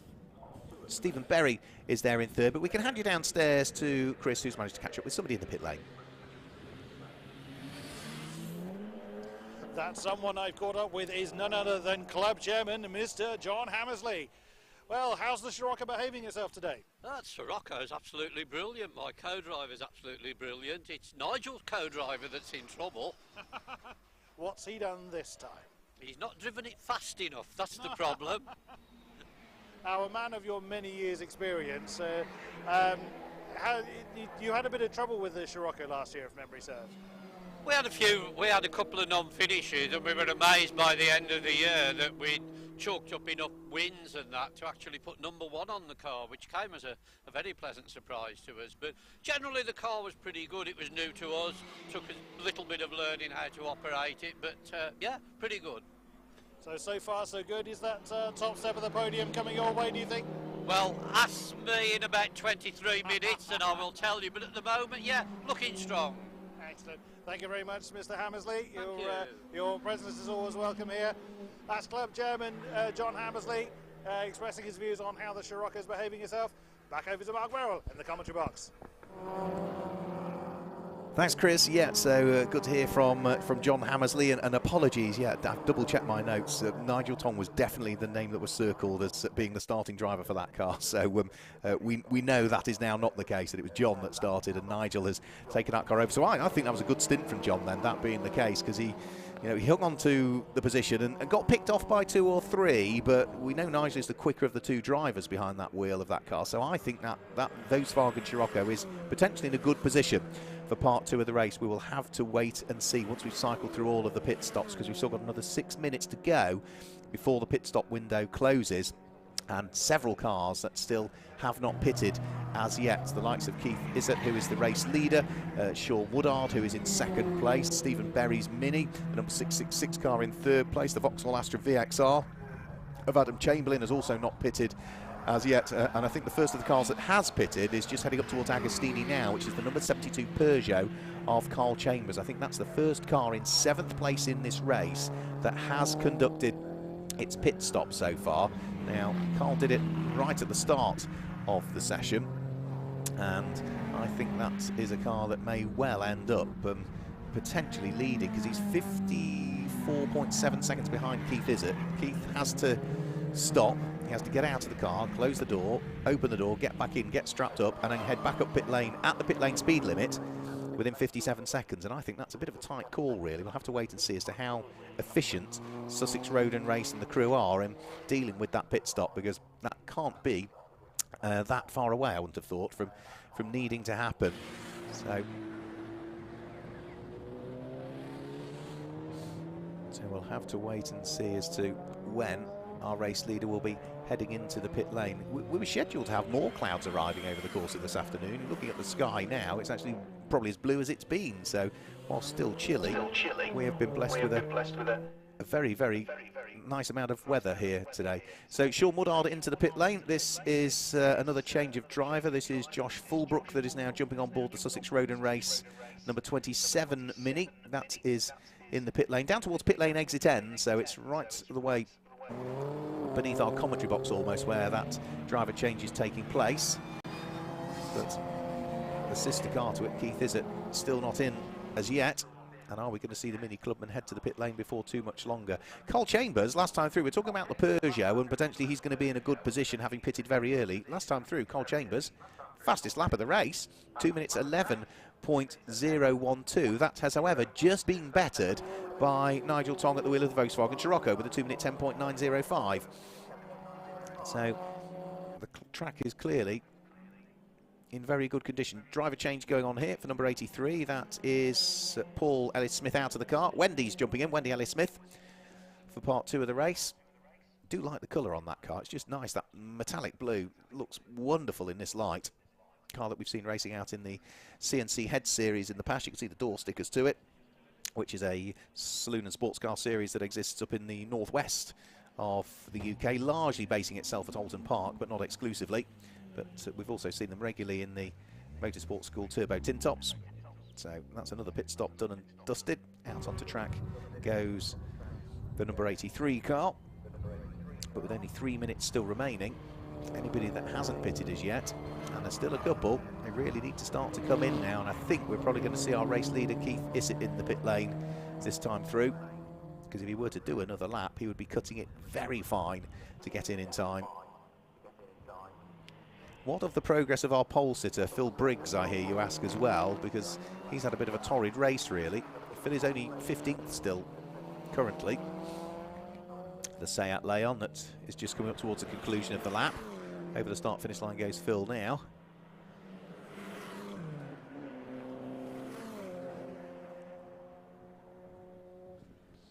I was right, the race leader Keith Izzard did come into the pit lane. Also 666 came in, which was Stephen Berry. Are we going to see car number 59 come in? Which again, I don't think we've seen pit as yet, which is the one of 3 Abarth cars that we have in the field, which is Andrew Marston's car. So he's there in 3rd place at the moment, but hasn't pitted. Whereas the Peugeot that's just gone over the start-finish line, Carl Chambers, has pitted.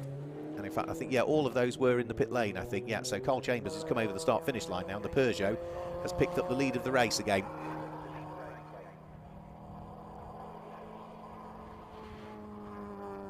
So with Carl Chambers having picked up the lead of the race, let's go back down into the pit lane and catch up with the driver who's with Chris Buxton. We have the Fueled Up Racing number 83 Mini driver, Paul Ellis-Smith, who's handed the car over to wife Wendy. How's it getting on so far? It's your 2nd race in the Mini, 1st race with the club. What a stunning run so far. Yeah, the car's going really well. Everybody's super friendly in the pit, so that makes life a whole lot better. The car's going like a dream. There's no pushing and shoving out there. It's great. Really good racing. Excellent stuff. And hopefully it doesn't cause any tension at home if the car doesn't behave itself. The wife usually beats me, to be fair. She's smoother than me. Excellent stuff. And how many meetings are we hoping to enjoy your company with? We're doing the majority of them, and we're doing the Fun Cup alongside this as well. We thought, because I'm getting a bit older, we do everything all at once. Oh, why not? Why not? Excellent stuff. And any particular aspirations on where you're hoping to finish in the field, or just hope to finish? Finish. We've decided to stay tonight to celebrate regardless. So that's what we're doing. A finish is a win for us. I can't blame you at all. Thank you very much, Paul Ellis-Smith, and hopefully your Mini behaves itself for the remainder of the race and of course the season. Thank you very much, good sir. And we'll hand that back over to Mark Well in the commentary box. Thanks, Chris. Yeah, good to hear from Paul Ellis-Smith there. Now that wife Wendy has taken over the car, they had climbed just inside the top 10, but of course now they've pitted, they've just dropped back down again, and last time through they'll be in 11th position, so not too bad a performance from them. Cole Chambers is leading the race now by 10.5 seconds from Keith Izzett. Down in towards Brundle and Nelson, we've got the number 333 Ford Fiesta of Simon Smale trying to get out of the way whilst it's being lapped by Scott Carruthers, who has taken over the Vauxhall Astra VXR that was driven by Adam Chamberlain in the early part of the race. And that Vauxhall Astra VXR is now running in 5th position, actually. So not a bad performance from them so far. The pit window is now closed as well. Matters not. I think everybody has conducted their mandatory pit stops. Right, okay, and in the pit lane, that is Lisa Selby. So the Ford Fiesta, the newly built Ford Fiesta, they ran a Ford Puma for a good number of years in the Tin Top series, built this Ford Fiesta on their driveway at home, and have been working on it over the winter, but something has clearly given up the ghost on the Ford Fiesta, which is such a shame. Lisa with her husband nowadays, we could say, Toby Harris. They went up to race at Knock Hill last year with the Classic Sports Car Club and decided to stop off at Gretna Green and get married.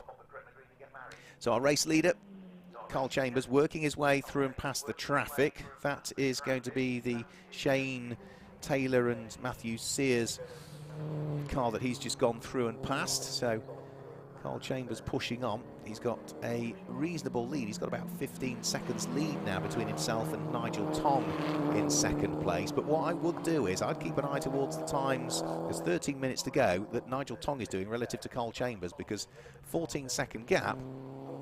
Last time around, Nigel Tong was about 0.4 of a second quicker than Carl Chambers, even though Carl Chambers putting his best results and best lap of the race so far. So I think the gap will be chipped away at. I don't think the rate of close for Nigel Tong is going to be sufficient so as to mount a challenge for the lead of the race. We'll have to wait and see. As for the Pumas as well, let's just have a quick look and pick up on the leading Puma. I still think it's car number 163, which is the leading Puma, which is going to be Luke Johnson. His car is largely silver with some red and day glow flashes to it. And that's a car that also had problems in qualifying. So, Carl Chambers leading comfortably. We've got David Cox here at the wheel of his Volkswagen Golf, working his way through and past the Renault Clio of number 68, I think that was. Now that would be for position James Jonu. So that's David Cox now, I think, moving up into 13th position as a result of that overtake. And also the Vauxhall Astra VXR of Scott Carruthers is involved in a really titanic battle with Josh Fulbrook, the number 27 Mini, as well, as they come over the start-finish line and up towards Ritchie's. That is for position, and that is for 4th and 5th places. So it is just Josh Fulbrook ahead of Scott Carruthers.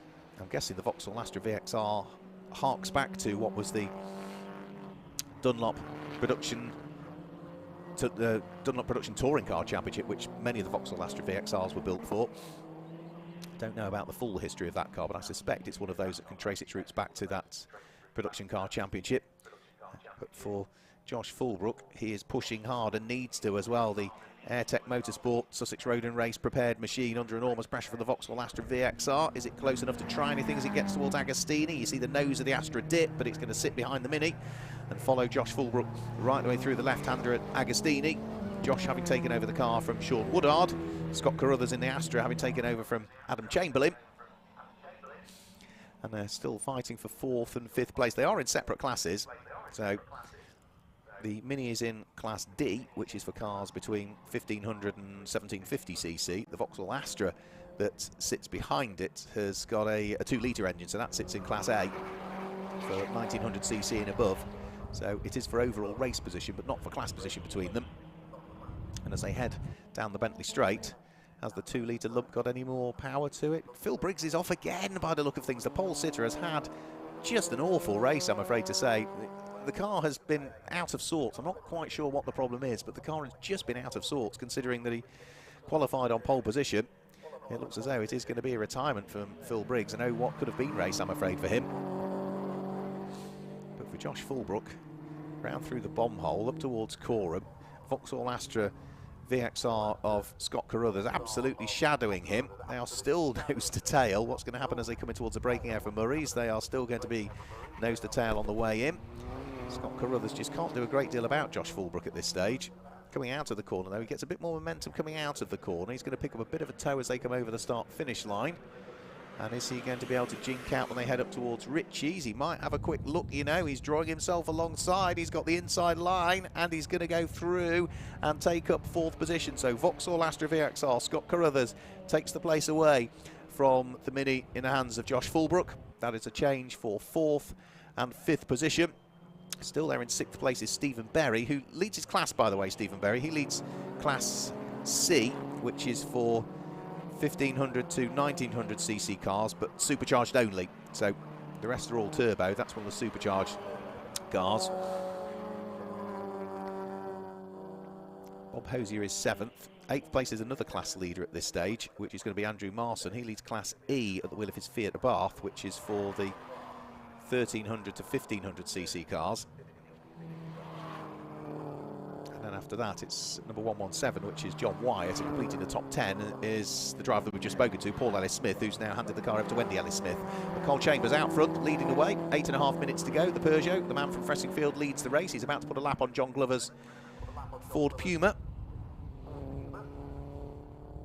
And John moves neatly out of the way, allows the race leader to pass at unabated speed. Carl 8.8 seconds up the road from Nigel Tong. So that gap has been coming down. I said keep an eye towards it. Well, last time round, Nigel Tong lapped in a 2 minutes 9.6. Carl Chambers was 2.2 seconds, 2.1, 2.2 seconds slower than that. So the gap's going the right way as far as Nigel Tong is concerned. Now, has Tong got the taste for victory? We'll have to find out. Carl Chambers still with traffic to deal with. Can't afford to be compromised because the gap's going the wrong way all of the time. Equally as much Nigel Tong that little bit further back with the Scirocco will be making sure that he's not compromised through the traffic. But the gap has come down to 7.1, almost 7.2 seconds there. The gap from the lap from Chambers was 2 minutes 11.9. It was 2 minutes 10.3. Another 1.6 seconds carved out by the charging Nigel Tong, who I don't think quite as yet will be able to see the Peugeot ahead of him, but he certainly has got a sniff for the fact that if he keeps pushing at the speed he's pushing, there might just be enough time on the clock to try and close that gap. We'll have to wait and see. It's only going to be, what, another 3 laps probably, 4 at the very most. So there goes Nigel Tong through Agostini, the light blue and dark blue and orange Air Construct backed Volkswagen Scirocco. Out of Oggies goes Carl Chambers. So the gap looking as though it's come down by another 10th or so. Not quite as much, I don't think, in the early part of this lap. In fact, looking at the sector times, no, the gap actually came out by about 0.4 of a second through the first sector of the lap. But Nigel Tong has had a fairly clearly second sector of the lap, fairly clear second sector, so might be able to close back in again. Cole Chambers down towards the bottom section of the circuit, Brundle and Nelson. The number 72 Peugeot still continuing to lead the way by an ever diminishing margin. So I think the gap, if anything, has probably remained about static through the first 2/3 of the lap. Chambers was faster than Tong in the first sector, but Tong was faster than Chambers in the second sector. Really depends on where then they meet the traffic towards the end of the lap. Is Carl Chambers going to have a bit of traffic to deal with? Nigel Tong probably will as well. Yeah, Carl Chambers is going to have traffic to deal with because he's got Wendy Ellis-Smith in the number 83 Mini just ahead, but he's going to meet Wendy just on the exit of Murray's and should be able to scythe past the Mini in a straight line. So 6 minutes to go, 15 laps completed. Lead advantage was 7.1 seconds, and as they go over the start-finish line, it's come down by 5.9 seconds. It was at 2 minute 12 second lap from from Carl Chambers. It was a 2 minute 10, almost a 2 minute 11 second lap from Nigel Tong. So another 1.2 seconds taken out of the lead advantage. It's down to 5.9. Now Nigel Tong can probably almost see the Peugeot through the windscreen now as he looks to see where the race leader is. So out of Palmer, lap number 16 is what we see Carl Chambers on. Here is the charging Nigel Tong. carving his way past another little bit of traffic. Sun glinting off the beautifully prepared Volkswagen Scirocco as it turns its way through the left-hander at Agostini. John Hammersley having put the car in a strong position in the early part of the race. Nigel Tong having taken over and do what we always expect Nigel Tong to do, which is push as hard as he can, but equally as much that's exactly what Carl Chambers is doing at the moment. Carl, again, a little bit slower. Carl lost 1.1 seconds through the first sector alone on this lap. Spin for Bob Hosier as well. That's coming out of Murray's at the wheel of the Seat Leon. So Bob gets it pointing around in the right direction, but Carl Chambers, yeah, was a full second slower than Nigel Tong just through the first sector of the lap. So he's dealt with a bit more traffic heading down through the Bentley Straight. That was David Cox's Volkswagen that he was able to work his way past. Nigel Tong has a little bit of traffic as he approached Brundle and Nelson. He needed to work his way through, which was going to be the car of Wendy Ellis Smith. The number 83 Mini's been dispatched by the Volkswagen. But the gap, without question, is going to come down. So a full second lost in the first sector, half a second lost in the second sector. The gap could well be down to about 4 seconds at the end of this lap. It's not going to be much more than 4 seconds, 4.5 perhaps. And Nigel Tong will now fully be able to see the target that lies just ahead of him up the road. So over the start-finish line, here comes our race leader. 3 3/4 minutes to go, so at least 2 more laps. Through goes Carl Chambers, through go Nigel Tong, and the gap is down to 3.4 seconds between the pair of them. There's still traffic that needs dealing with by Nigel Tong. That will be the Volkswagen Golf of David Cox that lies just up the road. But after that, I don't think there's a great deal more traffic we need to worry about. Now, Nigel Tong is in a different class to Carl Chambers. Carl Chambers is in Class D for those cars that are forced induction between 1500cc and 1750. Whereas for Nigel Tong, he's at the wheel of a 2-litre VW Scirocco, so that drops into Class A because it's 1900cc and above. So it's not going to change their class positions, but it's the overall win that is very much up for grabs now. Nigel Tong is going to decisively dive at the inside of fellow Volkswagen racer David Cox. Puts the Golf down a lap as the Scirocco goes through. Now on the first sector of this lap, Nigel Tong was just 1/10 of a second quicker than Carl Chambers, so it's not come down a great deal on this lap. But the second sector of the lap they'll be coming up towards the end of before too much longer.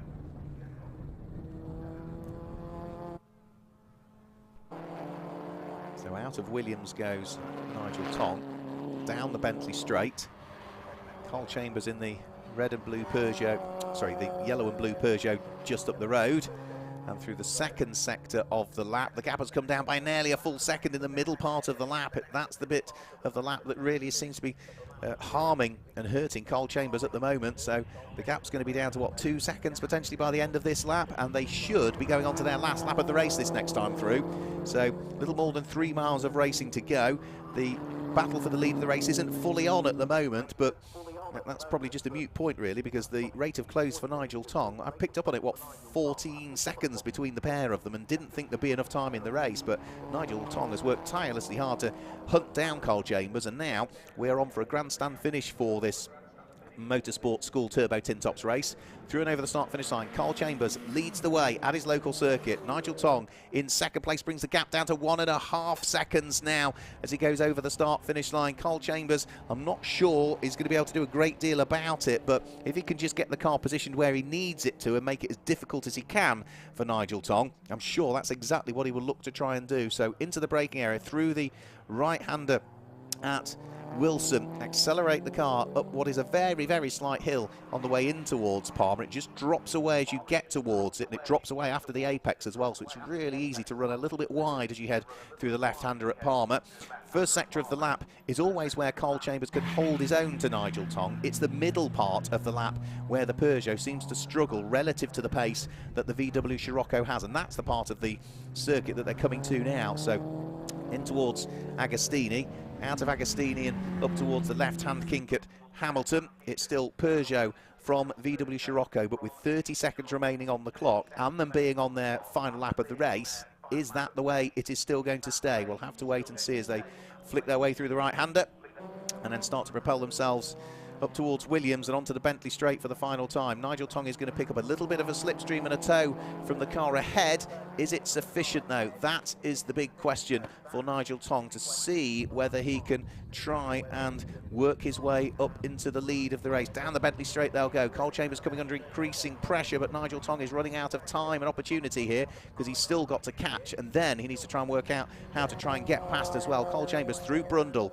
through Nelson. A little bit of traffic just up the road is going to be Simon Smale at the wheel of his Ford Fiesta, and is that the catalyst for Nigel Tong to see whether he might be able to do something, or is the Fiesta going to stay neatly out of harm's way as they flick their way through Coram for the final time? Nigel Tong is a bit too far away, I think, as they head in towards the braking area for Murray's, and it does look as though, as long as he's neat and tidy out of Murray's, Carl Chambers is going to be on for first win of the season in the Motorsport School Turbo Tin Tops. It was close, but it's not quite going to be a win for Nigel Tong and John Hammersley. They have to settle for second position in what was a great charge to try and net the win.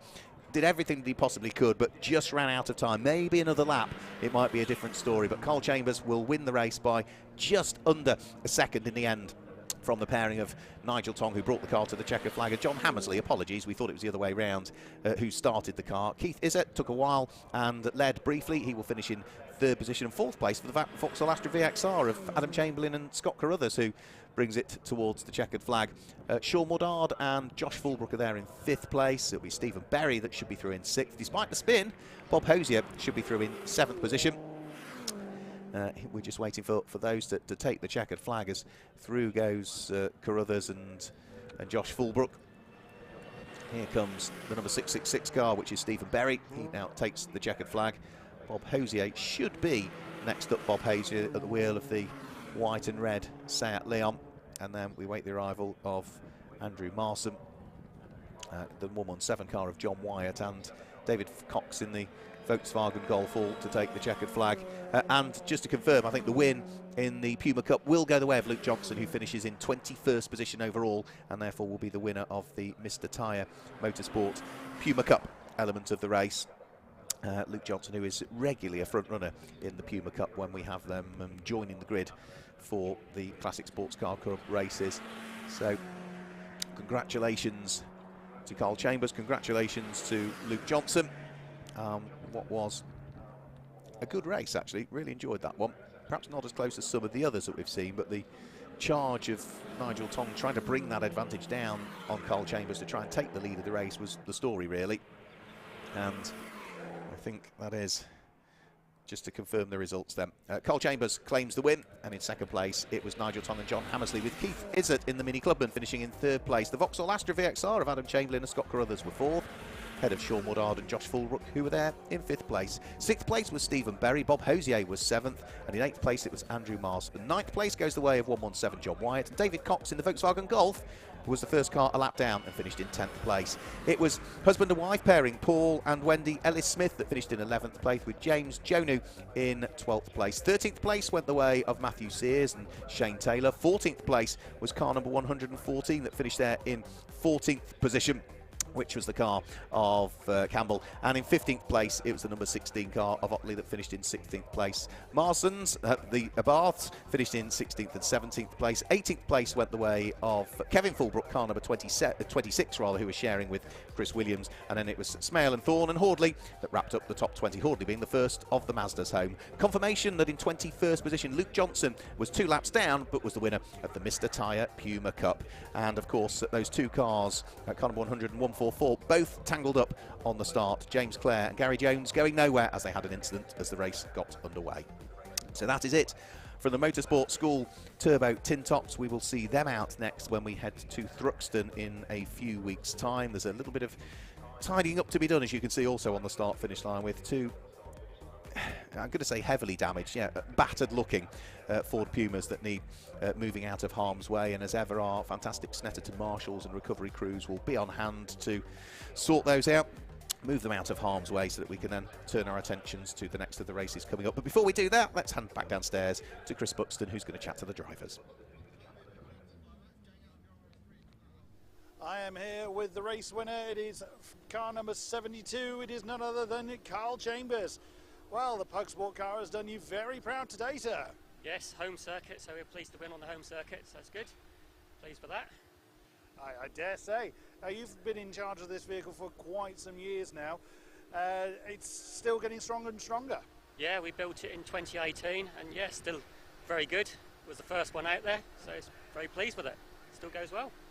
You must have been a little bit worried when the Golf colours were staring you down there. I knew he was quick. I knew he was coming. But yeah, we held him off towards the end, so that's quite good. Excellent stuff. Well, congratulations on a fabulous win. And we very much look forward to seeing you on the top step of the podium as the season continues. Yes, indeed. Thank you. Thank you very much, Carl Chambers. And we'll head over to the number 1. The fastest lap of the race, and dear Lord, were you decimating that gap. Very well done, Nigel Tong. Thank you very much. Closing the car down quite quickly, and then 2 laps to go, I lost 4th gear. I was struggling, having to go shifting to 5th early, so it was a case of limitation really. I caught car, but it wasn't worth the dive on the last lap. So, but a big thank you to John Hammersley who's prepared the car, my sponsors Air Construct. Good start to the year. Now, we spoke to John in the pit lane, and he was telling you off for not driving it quick enough, apparently. Well, Mark, the commentator, had got me out in the first session and John out in the second session, so I think my street cred's gone downhill. So not only were you slightly wounded, but you were still the fastest car out there towards the tail end of the race. It's truth alive. Yeah, it was only the last 2 laps where we started to struggle. 3rd to 4th was not getting it going in at all. So 5th I found, but ultimately, you know, could have possibly had a go at Carl, but he was going to be coming from a far way back, and you know, another couple of laps and I probably would have had a go, but ultimately I'm pleased with 2nd, so can't grumble. Excellent stuff. Well, I mean, the car is looking magnificent in its new paint job, and we very much look forward to seeing it again doing well later in the year. Okay, thank you very much. Thank you. That's Nigel Tong, their son-in-law to the chairman. We welcome back the Gold Arts Magnificent 7 for race number 5 of today. So Christian Pittard took the honours for race number 1. Can he make it 2 for 2? We'll see when we come back for the Gold Arts Magnificent 7s.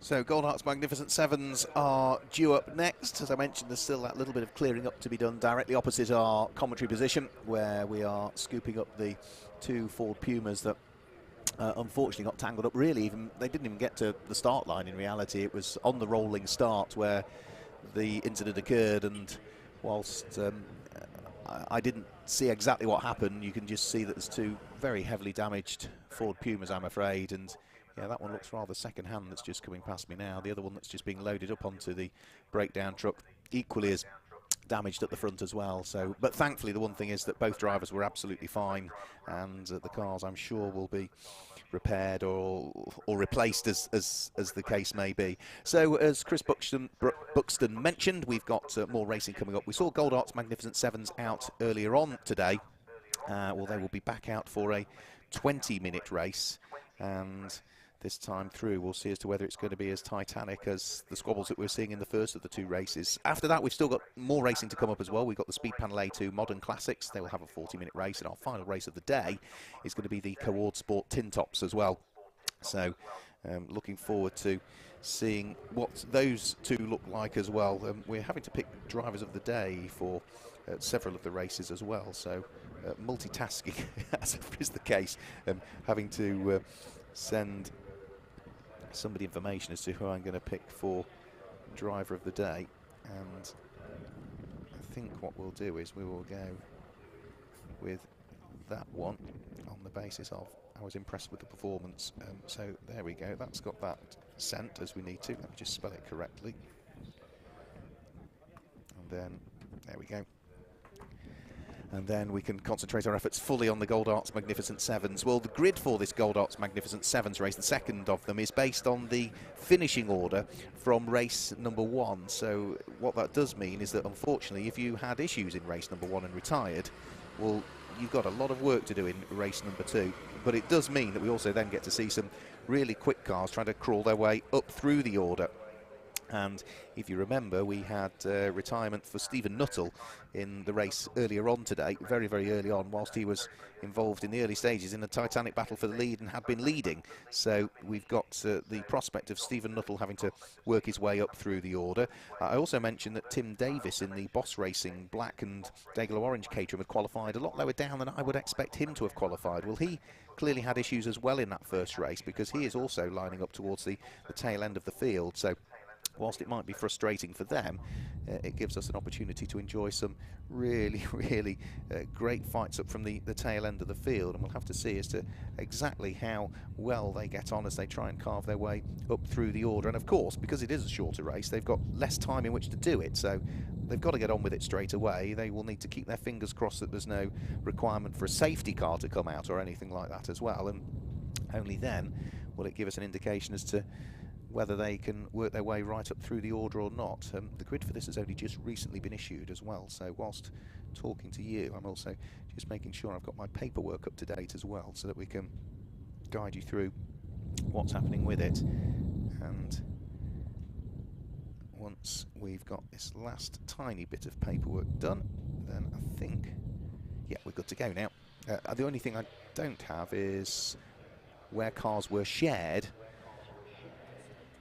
which one of the two drivers, because there's no pit stop in these shorter races, which one of the two drivers is competing in this one. So we will give you both surnames, and hopefully it won't be any cars that are right towards the sharp end of the order. What have we got? We've got 1, 2, 3, 4 cars that are shared out of the 27 that we are expecting to join the grid, if they are all indeed there, because we know of the woes of Stephen Nuttall with that electrical problem that is still being established as to what it is by Luke Stevens and the Team Leo's team. So, you know, they've been working tirelessly hard to try and solve the problem, but every time they think they've got it solved, then it decides that it manifests itself in a different place where they thought it was, and haven't as yet been able to solve the problem. So let's hope that they get that sorted. So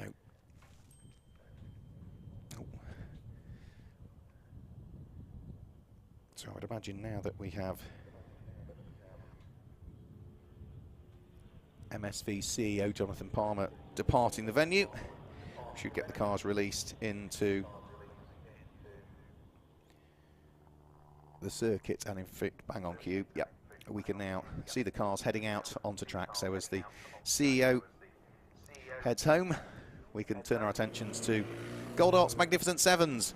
Now remember, the grid is based on finishing positions from the race earlier. He says that. I did say that earlier, but I was just looking at the way that they came out, which now confuses me as to whether that is correct or not. Let's have a quick look. Yes, it is. Yes, it is based on finishing positions. So we see the cars again weaving from side to side. Shorter 20-minute race for them, and no pit stop in this one, so it's just a 20-minute sprint race for this one. We saw Christian Pittard claim victory by 22 seconds in the end, but we know that Ben Simmons had issues with his car sort of faltering a bit and dropping down on power, so that was why Christian Pittard was able to build otherwise what would have been a far more difficult lead to try and work his way through towards. So under what are still clear skies but cool and blustery conditions, this is going to be their final race of the day. Oh, we've had a spin, and we've had a spin for the pole sitter on the formation lap. So Christian Pittard, I think, has overweaved or got on the power a bit too quick coming out of the Wilson hairpin and was pointing in the wrong direction. Now, thankfully, there was only a couple of cars that overtook him, so he should still be able to take up his correct position at the front of the grid, and we can give you the grid and the way it will line up. So it'll be Christian Pittard that will start from pole position, and Ben Simmons lies alongside with David Watson and John Cutmore in the two Spire RB7s on row number 2. Stephen James joins Richard Carter on the third row of the grid, and onto row number 4. That is where we will see James Tubby lying up alongside Ryan Lewis. Simon Lancaster and Robert Forsdyke are there on row number 5, and row 6 it is going to be Jeremy Adams that lines up alongside David Holroyd. Charles Holroyd sits there on row number 7 with Neil Hinson alongside, and it's Robert Cooper and Ed Fuller on row number 8. Row 9 will see the next of the cars, which is the number 39 car lining up there, which is David White, and alongside him is going to be Malcolm Ash. The 10th row of the grid is number 19, which is Dolan, lining up alongside Ramsey. And on to row now 11, it is going to be Bates. And watch out for this one, car number 80, Tim Davis, that lines up there on row number 11. With row 12 also, number 46, Stephen Nuttall. He could make good progress from the tail end of the field, and alongside him is Tim Davis. So that's the way that they line up for the Gold Arts Magnificent Sevens. 20-minute race for them. Remember, no pit stop in this one before we then turn our attentions to the final two 40-minute races of the day, which will be for the Speed Panel A2 Modern Classics and the Co-Ord Sports Tin Tops, which will bring down our curtain on our first day of racing here at Snetterton for the Classic Sports Car Club. And tomorrow we'll be back to do it all again, with more racing to come. We've got 5 qualifying sessions to slot in the morning. In the middle of them will be a race for the GB4 Championship partnered by the BRDC. But tomorrow's has a slightly more historic feel to it as we step back in time to the 1960s, 1970s and 1980s. Largely with the categories that we'll have out there with the Advantage Motorsport Future Classics, the Mintex Classic K, the Adams & Page Swinging 60s. We will also see, as we mentioned, the GB4 Championship back out, but we'll also have the Morgan Motor Company Challenge joining us tomorrow as well, and what's going to be a busy, busy second day here at Snetterton.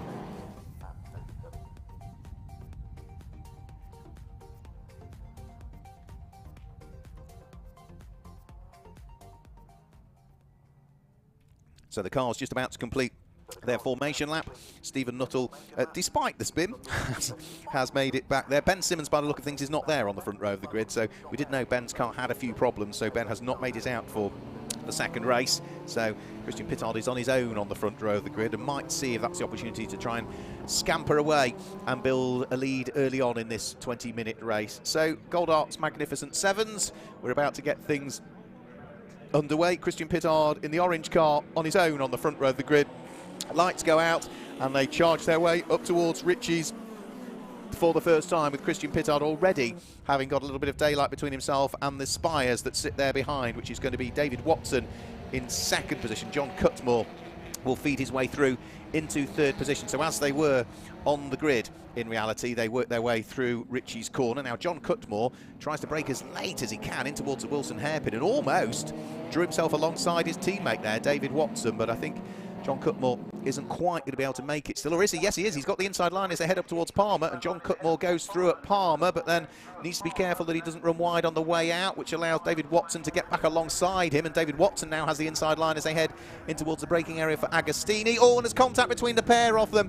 Front damage as John Cutmore tagged the back of what was David Watson's car. It instantly broke the front left suspension on John Cutmore's car, and he's skittered off into the grass on the outside of Agostini. There's bits of spire which have expired, I'm afraid, on the circuit at the moment, and John Cutmore, I'm just not quite sure there. From the angle we were looking at, it looked like there was contact between the pair of them, and indeed there is. Yeah, there must have been contact, because you can see that David Watson's Spire RB7 has the rear wheel arch sort of flapping in the air on it, the right rear wheel arch, but whilst David Watson has got away with it, John Cutmore's suspension failed instantly. So we'll have to have a wait and see as to what may have happened there, and let's have a quick look. I think we've got a replay. So yeah, replay on our screens. John Cutmore, yeah, just contact. I don't. It's difficult to tell from that angle as to whether David Watson moved his positioning on the track. Impossible to tell from that angle, but without question there was contact between the two of them, and the upshot was that, yeah, John Cutmore's car instantly, front left suspension broke. He skittered off into the grass. I think Richard Carter had to avoid what was going on ahead of him, and his number 42 car also took to the grass in avoidance, but thankfully I don't think there were, other than John Cutmore, any other casualties in that one. So not the start we wanted to our second Gold Arts Magnificent Sevens race, but exactly the start that Christian Pittard would have wanted, because after one lap of racing he leads by 2.4 seconds, and that's there heading through Ritchie's corner is the car to watch, I would say. I did say a couple of cars from the back we need to watch. We need to watch number 80, the black and Dayglow car of Tim Davis. We need to watch number 46, if he's there, Stephen Nuttall. Well, yes he is, because Stephen Nuttall from 23rd on the grid, third at the end of lap number 1. That's not bad, is it? And from what would it be, 22nd on the grid, Tim Davis up to 8th at the end of the first lap of the race. So both of those cars making staggering progress through the order. Absolutely amazing progress for all of them. And number 46, Stephen Nuttall, is going to have the fire in his belly, isn't he, to try and see what he might be able to do on this one. So Stephen Nuttall pushing hard and is already ahead of David Watson. So Stephen Nuttall's going to be up to second by the end of this lap, because David Watson is there in third place, being shadowed by number 40, Stephen James. They had a good squabble also in race number 1. But underneath the vehicle bridge and up towards Brundle and Nelson go the leading pair. And what's that in the background? That is a big engine failure in the background. And that's James Tubby, I think. I think that's James Tubby that's had the engine fail in an enormous way, heading down the Bentley Straight, and it failed to such a degree that the car spun instantly.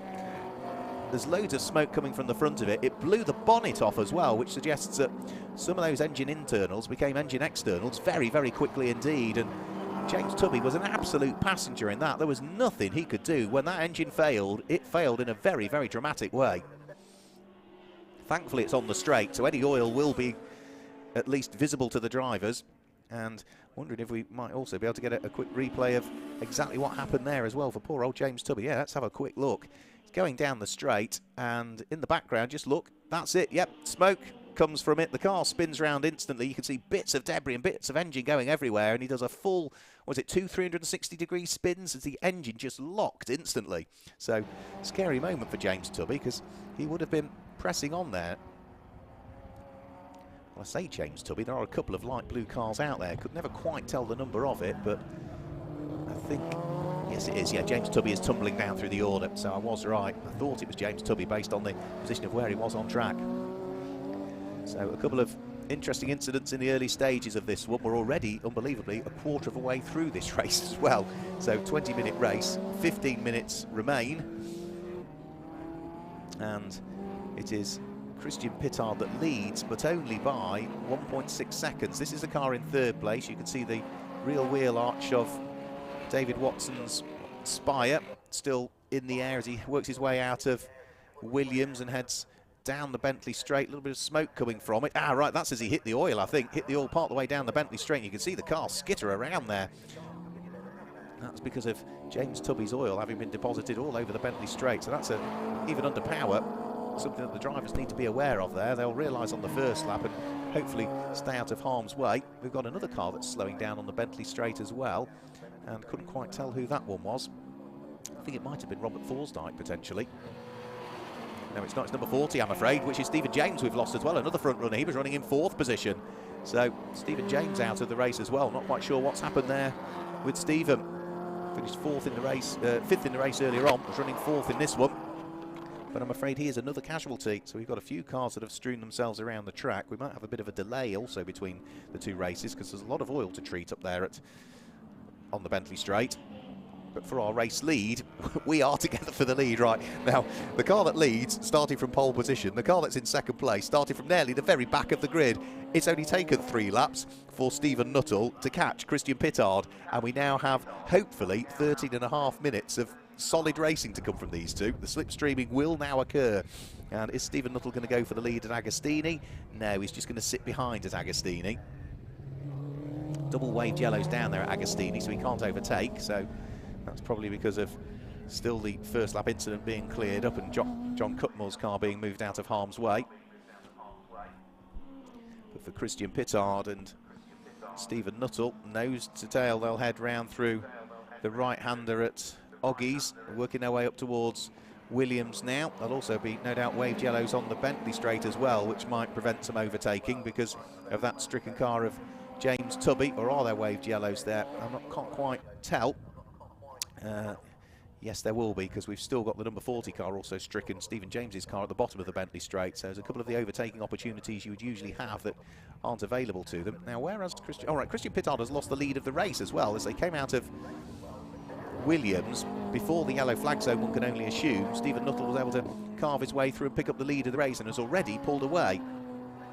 So have the Team Leo's crew finally sorted out what the electrical issues have been with this car over the course of the last few weeks? Say they were on the rolling road until midnight last night trying to sort the problem. Stephen Nuttall eventually retired, saying it was just not worth it. You cause more damage to the car, but for the moment seems to be firing cleanly on all cylinders, and he picks up the lead of the race and has already extended the lead advantage to 1 1/4 seconds between himself and erstwhile race leader Christian Pittard. David Watson is third. Tim Davis, who also started off the back of the grid, the number 80 car, the black and Dayglow car, is there in 4th place. This squabble that we can see just heading up towards the start-finish line now is going to be for 6th and 7th place. So over the start-finish line it goes now. It is going to be the number 23 car, another car that came off the back of the grid, Tim Davies, fighting away with Ryan Lewis, who's is the white car number 100 with the blue stripe down the centre of it. Rather confusing that we've got a Tim Davis and a Tim Davies both in the same race. So, yeah, Tim Davies had problems with his car in qualifying. He's a novice driver. You can see the yellow square with the black cross on the back of it. He was just not happy that the back of the car was just not, felt as though something was broken, he was saying, in qualifying. So that was why he had issues in qualifying. Maybe felt the same thing in the race as well. He is a one-man band as well. So Team Leo's very fortunately came over to have a quick look at the car for him and offered up some help to see whether they might be able to assist him with it. So, as ever, a friendly paddock, and hopefully they've managed to sort whatever the handling issues were with Tim's car, because he's slowly working his way up through the order now and is having a good little fight, as I say, now that he's managed to get himself through and ahead of Ryan Lewis. They'll just be threading their way out of Williams and working their way onto the Bentley Straight. Tim Davis in the blue car with the yellow rollover hoop will be destined down in towards Brundle and Nelson before too much longer. Now inside the top 6, having started, what would it have been, something like, there were a few absentees on the grid, but he was originally scheduled to line up 27th on the grid, and he's now up into 6th position, so good stuff from him. So we're at the halfway point of the race now. Stephen Nuttall leads Christian Pittard by 2.8 seconds. Over the start-finish line any second now comes the 3rd place car, which is David Watson. So he sits there in 3rd position, a further 8.4 seconds shy of our race leader. 4th place is going to be Tim Davis, goes through in 4th position now over the start-finish line. 5th place is going to be the number 77 car, which is Simon Lancashire, who's just threaded his way through. 8th place will be Richard Carter, who was briefly held up when the shenanigans happened on the first lap of the race. 9th place is Robert Forsdyke, and it'll be car number 112, which leads its class at this stage, that being Class D. That's going to be Ed Fuller. So that gives you the top 10, the way things currently are. So 9 minutes of the race to go. The fastest lap that we've seen so far has gone the way of the race leader, Stephen Nuttall, with a time of 1 minute 54.021.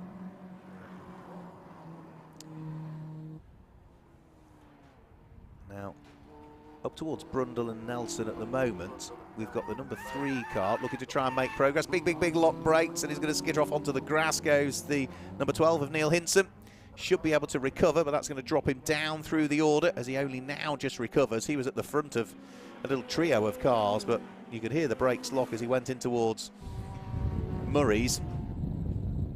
And that's dropped him, did I say Brundle and Nelson? Murray's, and that's dropped him down through the order.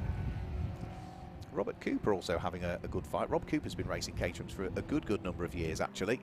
He is fighting away with, I think that's a number 7 car, isn't it, that lies ahead of him, which will be Martin Dolan. So that is for 12th and 13th position. They're both leading their individual classes as well. Martin Dolan in the red number 7 car leads Class B at this stage. The metallic red car with the black wheel arches and black nose in the hands of Rob Cooper leads Class C at this stage. So they're both individual class leaders, but are slugging it out rather for 12th and 13th position. Oh, and a big scary moment heading in towards Agostini as the car of Martin Dolan got a little bit sideways and almost was at an angle where it was pitched to go and clobber into the side of Rob Cooper's car, but thankfully they just about avoided each other there. But that was a mistake under braking from Martin Dolan. Gathered up the moment and will now look to try and press on again.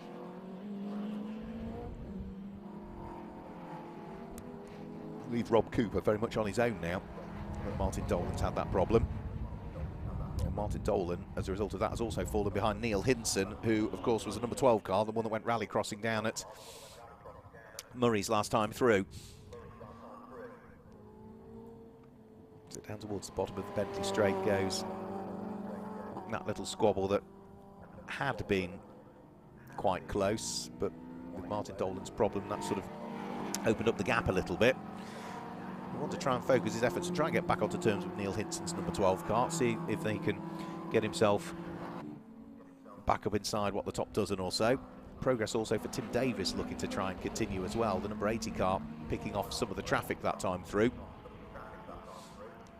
But the man from Orpington, having retired from the first race, the number 80 Boss Racing machine with its black and orange livery that he's run for a very good number of years, still in 4th position.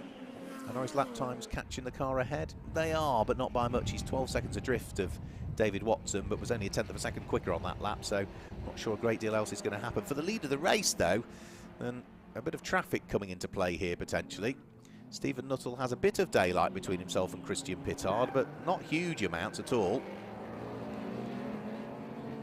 So the two of them passing through the traffic, and as they head up towards what will be Agostini before too much longer, the gap between the pair of them has come down. It's 1 1/4 seconds at the start-finish line. That came down by 0.8 of a second on that previous lap, and also through the first sector of this lap, 0.3 of a second quicker Christian Pittard is than the race leader Stephen Nuttall. So the gap will be down to about a second at the moment as they flick their way through Hamilton and up towards the braking area for Oggies, with 5.5 minutes remaining on the clock now. That's all we've got left.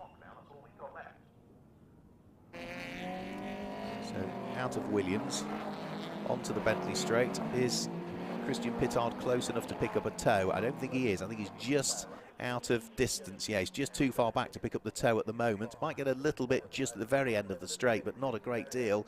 Needs to close up now. He's too far away. He's not getting the toe there at all. Now I can see the perspective of the cars as it changes down towards Brundle and Nelson. So Christian Pittard is going to have to work tirelessly hard to try and just edge up at least a little bit closer to Stephen Nuttall so he can be afforded a slipstream maybe. And once you're in the toe, then that makes it easier to close up again. But with 4 3/4 minutes to go, he might be reliant on a bit of traffic potentially to do that for him.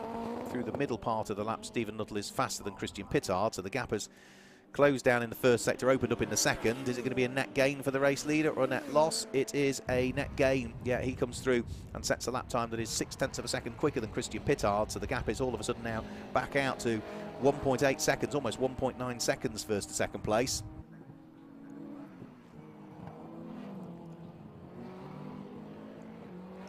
David Watson is still in third, but leading his class, of course, for the motorcycle engine cars.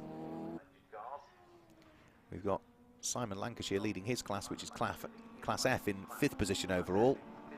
And also inside the top 10 leading his class is the number 3 car, which is the Class D leader, which will be Jeremy Adams for this race.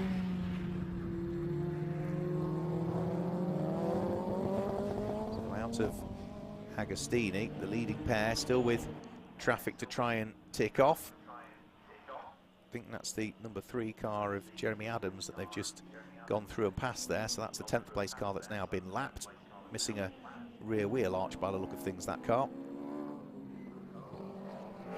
For Stephen Nuttall, good drive from the back of the grid this really. Only did 4 laps of racing earlier, led in the race that we had, the 40-minute race earlier on, but completed 4 laps and then had to retire with those electrical issues. But it certainly seems as though the car is fully on song here. Christian Pittard's pushing hard. Now through the first sector of this lap, the car in second place, number 51, Christian Pittard, has gone purple sector for him, so he's pushing as hard as he possibly can to try and close the gap up. But 3 minutes remaining. They're going to be on to their penultimate lap of the race this time through. Christian Pittard's pushed too hard. He's gone off, I'm afraid, at Coram. So he's had a spin at Coram, and I think that's probably just pushing so hard to try and see whether he could bring the race back to Stephen Nuttall. But Christian Pittard is going to drop down through the order. Now, where is he going to recover? He is going to lose out potentially to David Watson. We'll have to wait and see as to where he rejoins relative to David Watson. I don't think he is, you know. No, he's not. He is still going to be through in second place. So over the start-finish line he comes now. So there goes Christian Pittard through.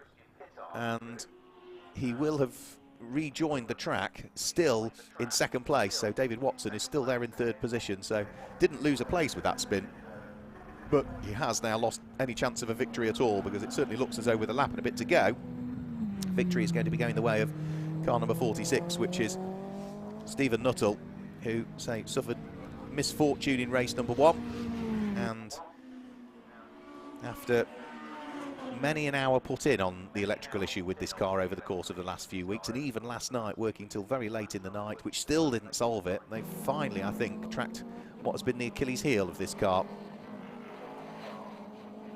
But until he reaches the checkered flag, you're never guaranteed that victory, and we've still got, what, a lap and a third to go in reality. So down the Bentley straight goes Stephen Nuttall. Because this is the shorter of the two races, the 40-minute race is what carries a grid penalty for the next round. So when Christian Pittard next arrives at Thruxton, if he decides to go to that one, he'll get a 5-place grid drop from wherever he's qualified. But for the second race of a weekend, the 20-minute race, there's no grid drop. So if Stephen Nuttall wins this, he doesn't need to worry about Thruxton. He just needs to qualify where he qualifies, and that's where he'll line up on the grid. That's the way penalties work, winners' penalties work for the Gold Arts Magnificent Sevens. And with there now being less than a minute remaining on the clock, we are going to see Stephen Nuttall complete the lap, head on to lap number 11, and very shortly be heading towards a victory.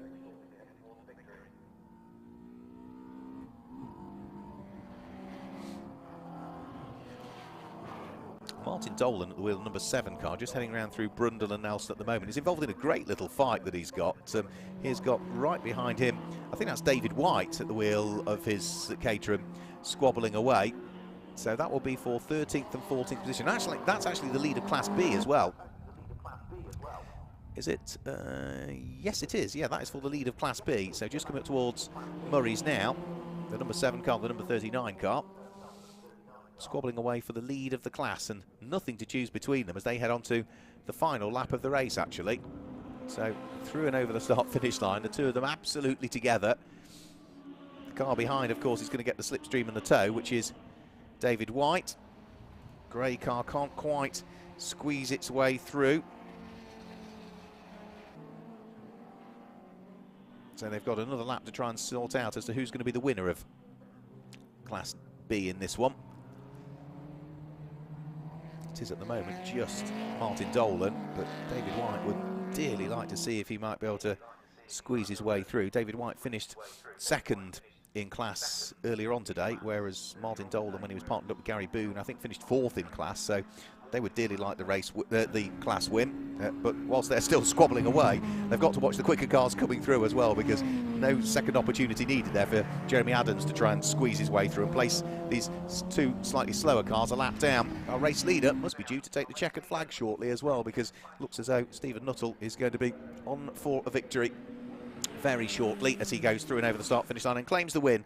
So Stephen Nuttall claims the win overall, having retired from the race earlier on today. Christian Pittard, despite the spin, should come through and finish in second position. We also need to keep an eye on who's going to win Class B as well, because they will be coming up towards the checkered flag as well before too much longer. Christian Pittard just coming out of Murray's now. Up towards the start-finish line goes Christian Pittard. He will finish in second position in the race. Third place should be David Watson, who is just coming through to take the checkered flag now at the wheel of the Spire RB7, despite the contacts made with teammates earlier on. And for the lead of Class B, just through Brundle and Nelson, it's still in the order that they were. Martin Dolan still having to stick his elbows out to try and keep the aspirations of David White behind. The two of them are still together, heading round through Coram. And are we going to see a banzai move at the final corner? Is David White just going to admit the fact that he didn't quite have the pace? No, he's going to have a little sniff. He's diving up the inside. He isn't quite going to get the overlap. So sweeping across his nose goes Martin Dolan. And they've had a good little fight, actually, for the win of Class B. And it will go the way, subject to official confirmation, of the number 7 car of Martin Dolan. Good little fight that was, though. Might have been, what, for 13th and 14th place overall. But it kept the interest in that slightly shorter 20-minute race for the Magnificent Sevens. So we've got 2 further races to come here this afternoon, and looking forward to seeing the Speed Panel A2 Modern Classics out for their 40-minute race, and the Coord Sports Tin Tops as well. By way of a time check, we are bang on time with where we ought to be, maybe a little bit ahead, so everything so far has gone to plan, but as we know, we are going to have a little bit of clearing up to do with some oil. Confirm the results then. It is Stephen Nuttall that claims the win from Christian Pittard in second place and third, but the class win goes the way of David Watson. Tim Davis, off the back of the grid, comes through to finish in fourth place, and fifth, it's a class win in Class F for Simon Lancashire. Sixth place is Tim Davies, ahead of Richard Carter, who is there in seventh place, and Ryan Lewis with eighth. Robert Forsdyke finishes in ninth place, and a class win for Jeremy Adams, who won Class D in 10th position. Ed Fuller was there in 11th place. Rob Cooper won his class in 12th position, and what a class win it was. What a fight it was for the car that came through ultimately to win its class, which was Martin Dolan finishing in 13th position, just ahead of David White in 14th, and 15th going the way of the number 21 car of Malcolm Ash. You can see the rest of the runners thereafter all tending to have problems, including that lap 1 incident for John Cutmore, who finished 4th in the race earlier on but made contact with his teammate. So with the last couple of cars heading round, Stephen Nuttall, I think, missed the checkered flag and has gone round to complete one further lap, so that might just delay our race winner getting towards Chris Buxton, who might just have to sort of chat to probably Christian Pittard before he chats to the race winner. But he is on his way, Stephen Nuttall. He went round at a very slow speed, I think, realised his mistake and took the checkered flag twice.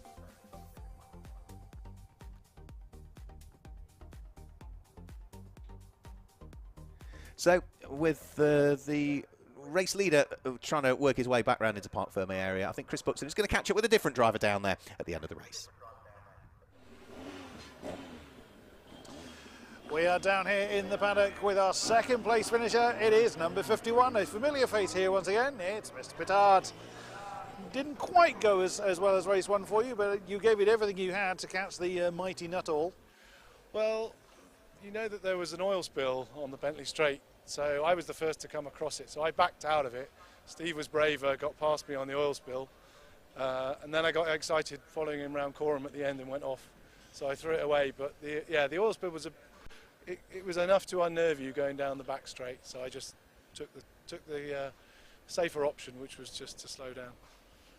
So you gave it a bit of sideways through Coram, in which case?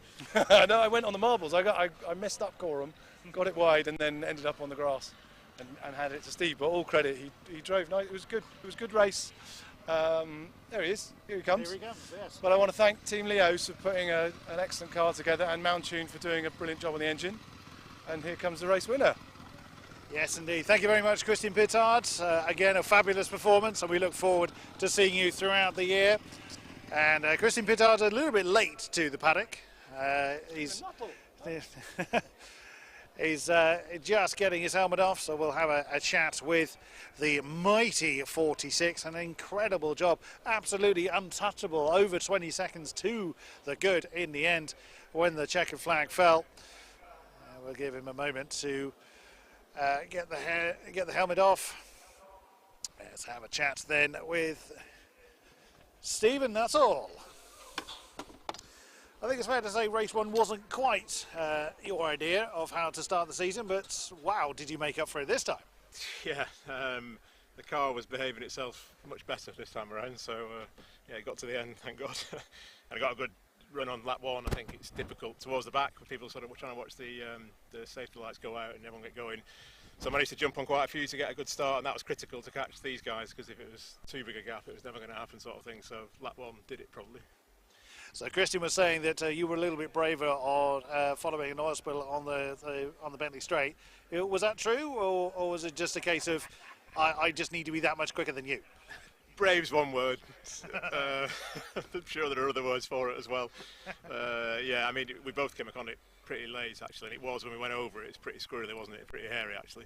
It didn't clear up the entire race, but I think as long as it's in a straight line, we should be all right. So we're all here. Excellent stuff. Congratulations on the win, Stephen Nuttall. A fantastic performance for the number 46, taking the top spot from the number 51 of Christian Pittard. For the penultimate race of the day, it is the Speed Panel A2 Modern Classics. An incredible eclectic mixture of cars which we are very much looking forward to. Stay tuned, the racing is not going to get any worse, with the field getting much, much bigger.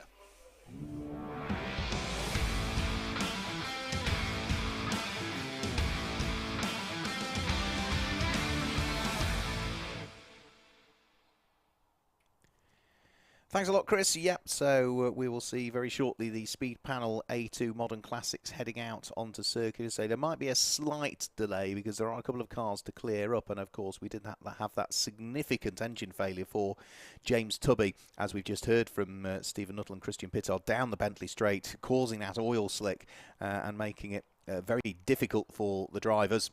And as they also suggested, it didn't clear up throughout the course of the race as well. So our ever hard-working Snetterton marshals, I'm sure, will be putting down some dust onto that oil. First thing they need to do is get the cars cleared up and then treat the oil. And that might just put a slight delay on the release of the Speed Panel A2 Modern Classics out onto the grid. Let's hope not. Let's hope not. But we need to make sure that the circuit is in fine condition before we can get the cars released out onto circuit. So we will just need to bear with the officials whilst they deal with all of that will be going on there. Now, by way of what's going on tomorrow here at Snetterton, if you want to join us either at the circuit or tune into the stream, again, the live stream that's being provided by Alpha Live, you can do so tomorrow. We get, if you're at the circuit, qualifying underway at 9 o'clock in the morning with a session for the Advantage Motorsport Future Classics, a 30-minute qualifying session for them.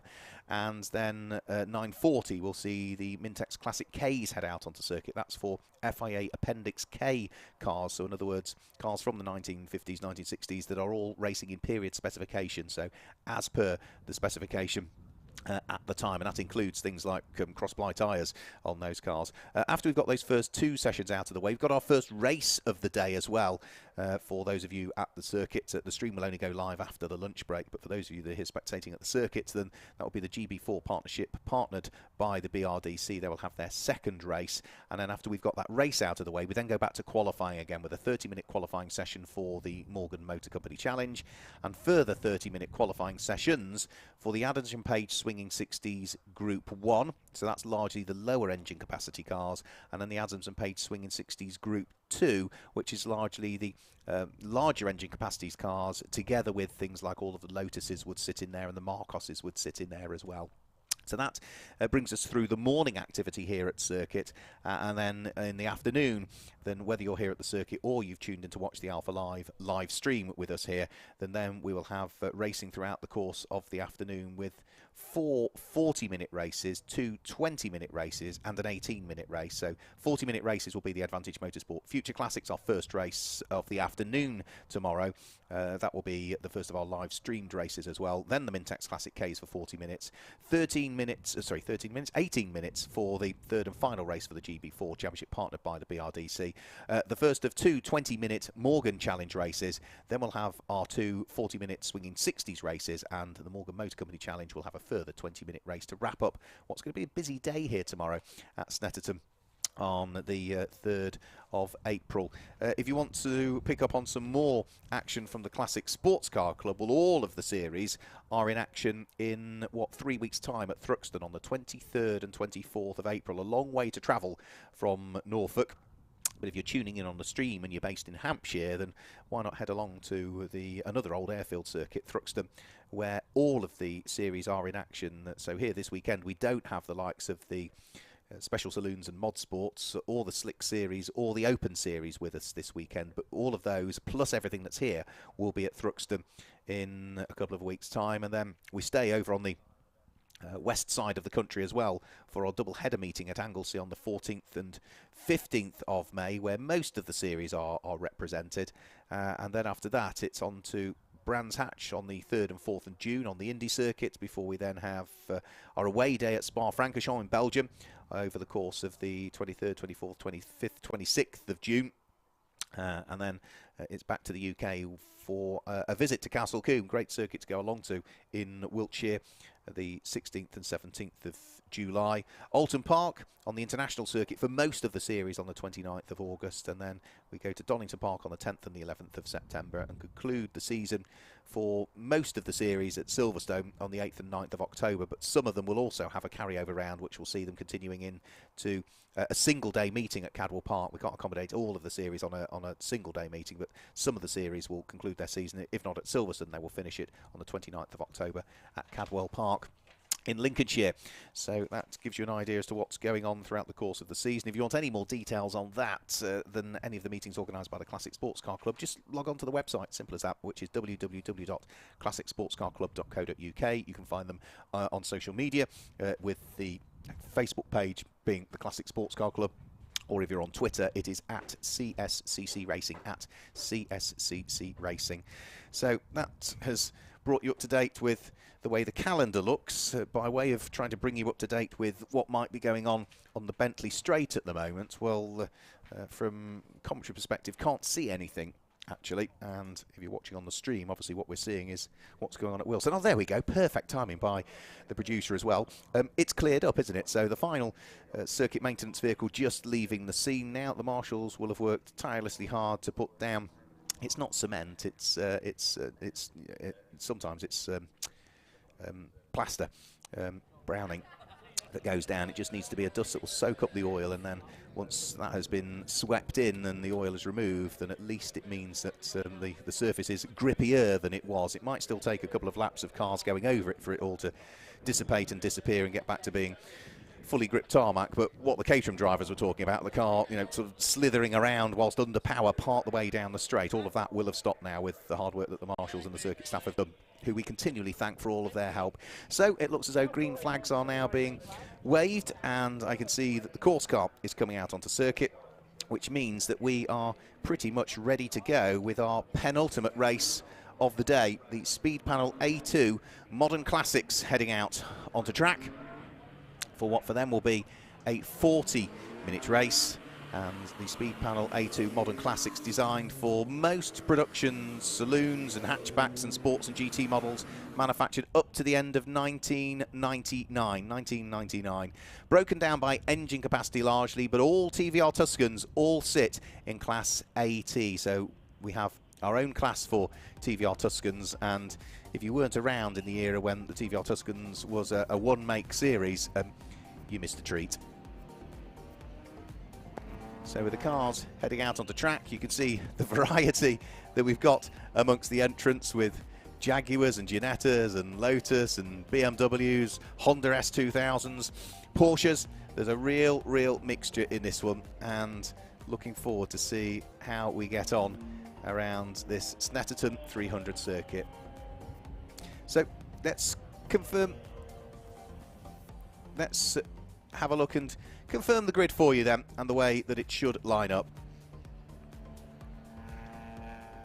Front row of the grid is going to be Dave Griffin that lines up there on the front row of the grid. Apologies for the graphic. And alongside is Stuart Dayburn, with row 2 of the grid being Matt Holborn and Alex Taylor. The third row of the grid will see Oliver Smith line up alongside Aston Blake, who will start at the wheel of the number 71 TVR. Carl Catliff has Nick Hamilton for company on row number 4, and row 5 it will be Roger Hamilton and Matthew Smith, with Aaron Moyse and Richard Hayes lining up there on row number 6. The 7th row of the grid, it is going to be Neil Blakes that will start, and alongside him is Billy Thompson, with row 8 being Martin Glennie and David Sharp in the Lotus. Row 9 it is going to be Luke Plummer and Rodney Frost in his Jaguar, and row 10 it will be Derek Holden that will start, and alongside will be Tony Marion, who will start that car. The next row of the grid, Simon Harrison lines up alongside Rob Hardy, with Richard Kopok starting, and alongside is the big Ford Mustang of local man Alan Lee. On to the next row of the grid, and that's where we should see Chris Boone and Daniel Stewart at the wheel of the 2 Jaguars. Row 14 of the grid is going to be Steve Anderson who will start, and alongside will be Hugo Holmes. And then the next row of the grid, row 15, will be Clive Leatherby and Alan Drain. Final few rows of the grid, Steve Harrington will line up alongside the car that sits beside him, which is, by the look of things, a double car that's been slotted in. So I think after that it is going to be Graham Allen who will line up alongside Tom Simpson, and then it'll be Matt Nossiter, who is towards the tail end of the field. Apologies for the graphics there, just at the back end. So that gives you the full grid for the Speed Panel A2 Modern Classics, which are out there on circuit. You can see the dust in the background, so that is what I was talking about, where the marshals down the Bentley Straight have put the cement or whatever dust it is onto the oil slick that was deposited as a result of that very significant engine failure for James Tubby's Caterham that was down there. It's been a long time since I've seen an engine go in that sort of spectacular fashion, because you could see smoke, and as soon as you saw smoke, I think James Tubby lost it on his own oil, but as he lost it, bits of engine were bouncing down the track as whatever it was, Conrod's pistons were really not in a happy place at the time. As it spun, the air got underneath the bonnet, so the bonnet flew up in the air as well, and he did 360-degree spins, and thankfully ended up on the grass. Had he gone the other way, he probably would have ended up in the barriers, but he spun to the left of the Bentley Straight, which has slightly more runoff to it, so thankfully he's okay. But that dust is just going to take a while just to settle down, but we're about to get this race underway. Dave Griffin sharing the car. He doesn't usually share a car, but Wes Butcher is scheduled to jump on board this car for part 2 of the race, and we'll have to wait and see as to whether Wes Butcher is fully up to speed with the car, because Dave Griffin has raced this car that starts from pole for many a year. He knows it like the back of his hand and is indecently quick, so we'll have to wait and see as to whether that driver pairing is as quick as the likes of Stuart Dayburn, Matt Holborn or Alex Taylor, all of whom are at the sharp end of the grid, but they all drive solo in this one. So we're about to get the race underway. Lights go out. Dave Griffin propels the BMW up towards Ritchie's corner, but the extra power of the TVR Tuscan of Stuart Dayburn might just tell as they head up towards Ritchie's corner, and Stuart Dayburn does pick up the lead of the race, with Dave Griffin slotting himself through into second position at this stage of the race. Contact further back, and I think a few cars that are having spins. You can just hear some tyre marks in the background. Right, and it's number 47 that's had the spin. That's going to be Derek Holden at the wheel of his Ginetta G20 that's had a spin. You could hear the tyres squealing in the background and couldn't quite see the car, but yeah, it's Derek Holden that's had the spin, and David Sharp has as well. So the little Lotus Elites in the hands of David Sharp, hugely experienced driver. He is picking his way off the grass and back onto the tarmac, having, I would imagine, tumbled to the very tail end of the field as a result of whatever happened there. Up towards Agostini, though, go the race leaders. It is Stuart Dayburn that is leading the way. Dave Griffin in second place. Initially, off the start, got a good start. But in the second phase, Stuart Dayburn in the TVR Tuscan, who was 1.4 seconds slower in qualifying than Dave Griffin could muster. Second phase was just where Dayburn was able to pick up the lead of the race. You can see the BMW of Dave Griffin hopping around on the power there as he came out of Oggies. Matt Holborn is still there in third position, fighting away with Alex Taylor, who hasn't done that many races at the wheel of this fairly new to him TVR Tuscan. We'll see him out tomorrow racing his Mazda RX-7 in future classics. They head down the Bentley Straight and over the cement dust that's been placed down there as Dave Griffin retakes the lead of the race from Stuart Dayburn that time. So down the Bentley Straight, we've seen the change for the lead. So it is Dave Griffin, followed by Stuart Dayburn. Matt Holborn under attack from the car that sits directly behind him, which is Alex Taylor. Next to the cars behind that, I think, was it the gold BMW, wasn't it, that was behind that, that bounced over the curbs as it went through Brundle and Nelson. And that's a car that should, I would imagine, start to get right into the groove and pick its way through. That is going to be Oliver Smith, I think. So through and over the start-finish line they go. Wait for Oliver Smith to head through and over the start-finish line at the wheel of that beautiful gold-looking car, isn't it? Looks fantastic, the paint on that BMW. But Dave Griffin leads by just 0.7 of a second at the end of the first lap of the race. Now again, this is a 40-minute race. It will again have a pit stop. That pit stop window won't open until the 10th minute of the race and will then remain open for 15 minutes, closing for the final 15 minutes of the race. The overall winner of this race will receive a 20-second penalty for the next round at Thruxton. If you finish second in this race, it's 15 seconds. And if you finish third, it's 10 seconds that you would add to your pit stop at Thruxton. And that's the way that the penalties work in the Speed Panel A2 Modern Classics, as the fights all the way down through the order still continue.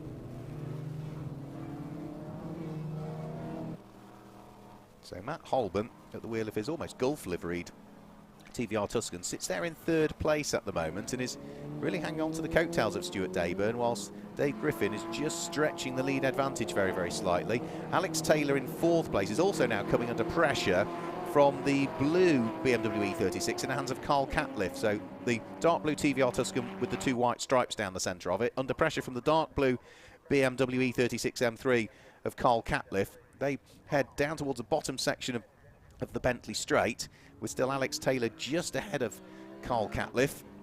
And as they now turn their way through Brundle and Nelson, pouncing over the curbs behind them goes Oliver Smith, who, by the look of just the body language of the gold BMW of Oliver Smith, he is absolutely wringing the neck of it. And he needs to in some respect, because he's still got right behind him the number 71 car, which is Aston Blake. And that's a car that had problems in qualifying. It managed to qualify 6th, but it only did 3 laps. Aston said he hit something out on circuits, and I think it was a bit of antifreeze or something that he had a problem with, and it locked the car up and he slithered off, and therefore his father Tony didn't even get to qualify it. Tony had to qualify it out of session, so it's not fully gone to plan for them today, but good little fight it is really now for 3rd, 4th, 5th and 6th positions, with Carl Catliff being the man who's making a little bit of progress out of it all. And is he going to have a nibble here at Matt Holborn? Yes, he is. He's got the inside line. He's going to go through here and take up 3rd position. So the BMW goes through and ahead of the TVR Tuscan of Matt Holborn, who's a little bit quicker coming out of the corner. But Carl Catliff has got enough done there so as to hang on to the place as they come through Palmer. So it's TVR from it's BMW from TVR, BMW from TVR, and I think it's TVR from BMW, the top 6 at the moment. The first non-TVR or BMW we've got in the field is down in 8th position currently, and that will be the Ginetta G20 of Roger Hamilton. But Roger is only just ahead of fellow Hamilton family member, which is going to be Nick Hamilton, as they fight for not just 8th and 9th, but that would also be for the lead of Class D, those two cars. So there's Oliver Smith, that beautiful sort of bronze gold coloured BMW, under attack from Aston Blake.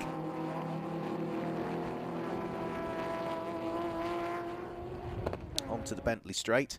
Aston with a better exit coming off Williams might afford him the opportunity to see whether he can try and sneak his way through down the Bentley Straight, and I think he's going to. You know, the TVR's got the legs, has it? No, it hasn't quite got the legs on Oliver Smith, so it's still 6th place for the number 36 gold BMW, which again hops over the curbs very neatly at Brundle and Nelson. See the bonnet flapping on that BMW as well, as the lead edge of it just gets a little bit of wind underneath it, the fiberglass bonnet, but looks as though it's secured in both corners, so it shouldn't cause any ill effects. Now Oliver Smith is now looking to try and attack the TVR Tuscan that lies ahead as well, which is going to be that of Alex Taylor. Now Oliver Smith, I think, did he miss a gear there coming out of Murray's? I heard something, and that's allowed Aston Blake in the TVR to draw himself alongside and ahead. Now, Oliver Smith is trying to fight back. He's so late on the brakes coming up towards Ritchie's corner. Aston Blake sweeps across the nose of the BMW. I'm not sure if that might have been a missed gear there, potentially.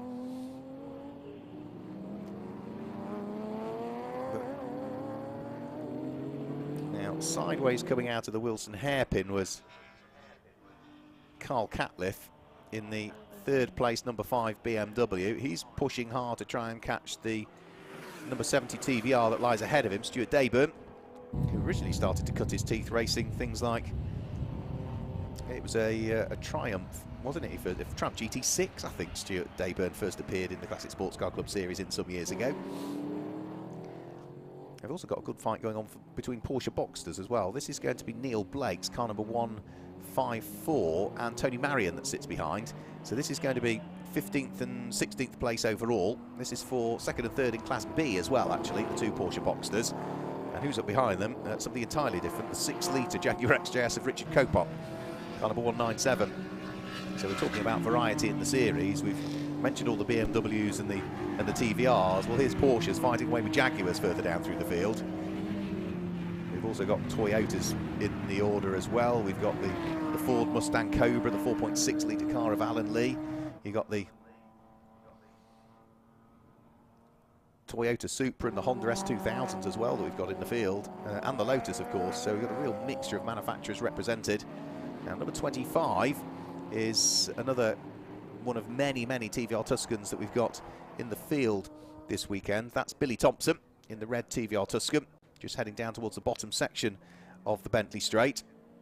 He is under attack as ever, and that's Martin Glennie, I think, that sits behind at the wheel of the number 74 car.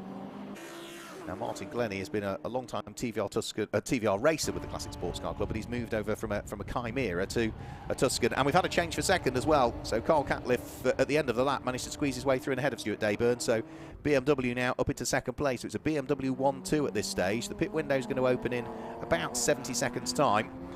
Are we going to have any takers for it? Stuart Dayburn down in the lead TVR Tuscan to third position. So he's still leading his class, that being AT. And the cars that are first and second are actually in different classes. So the number 34 car in the hands of Dave Griffin runs in Class B. And the car of Carl Catliff runs in Class A. This Carl Catliff's car is a 3.2 litre engine. Dave Griffin's is a 2999cc engine. So they do, as strange as it sounds, drop into a separate class between the pair of them. Now, Oliver Smith, having squeezed his way through and past Alex Taylor, is looking to try and pull away now. Seems as though the TVR's quick out the box, but the BMWs seem to have settled into the race a little bit more at this stage. But the pit window is going to open in 10 seconds' time, and that could all change the effect as well.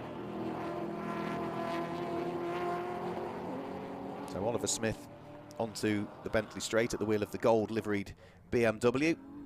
Alex Taylor, who was in 5th position at the start of this lap, has been passed by Aston Blake and has now been passed by Oliver Smith. So he's going to be down towards, I think, 7th place at the end of this particular lap. Pit window is now open, by the way, as well. So any of the cars can come in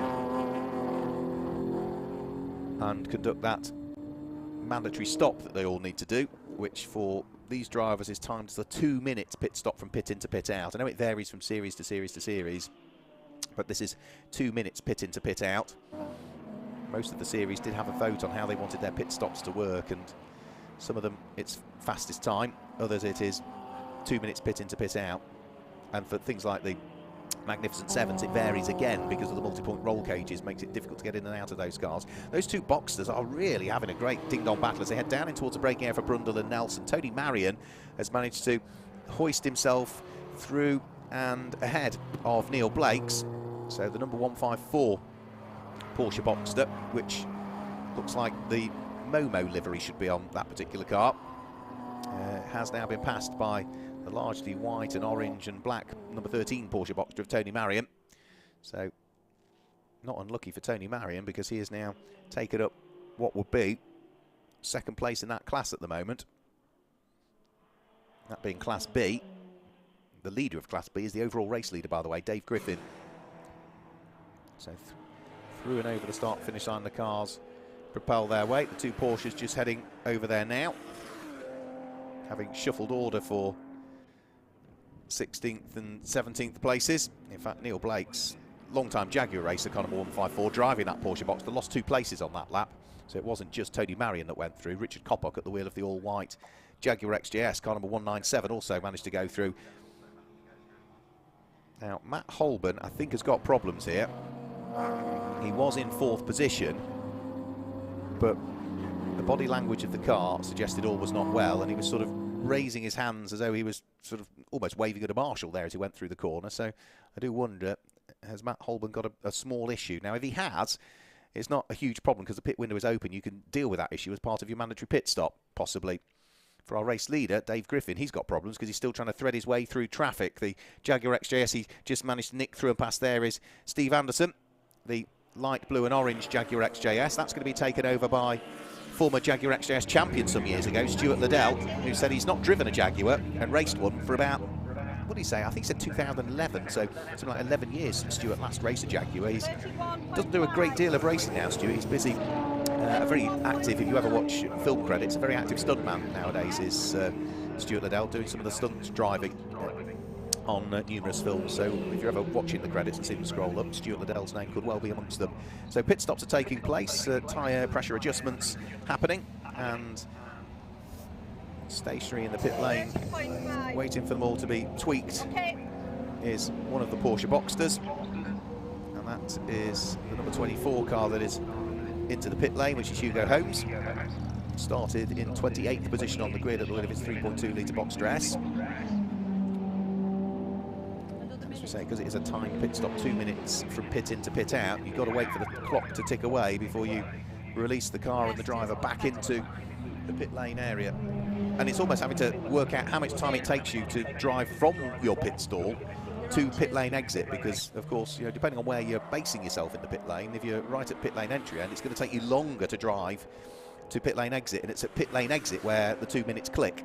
If you're at pit lane exit end, you need to exit your pit box a lot nearer to the 2 minutes, because it's not going to be as far to get to pit lane exit.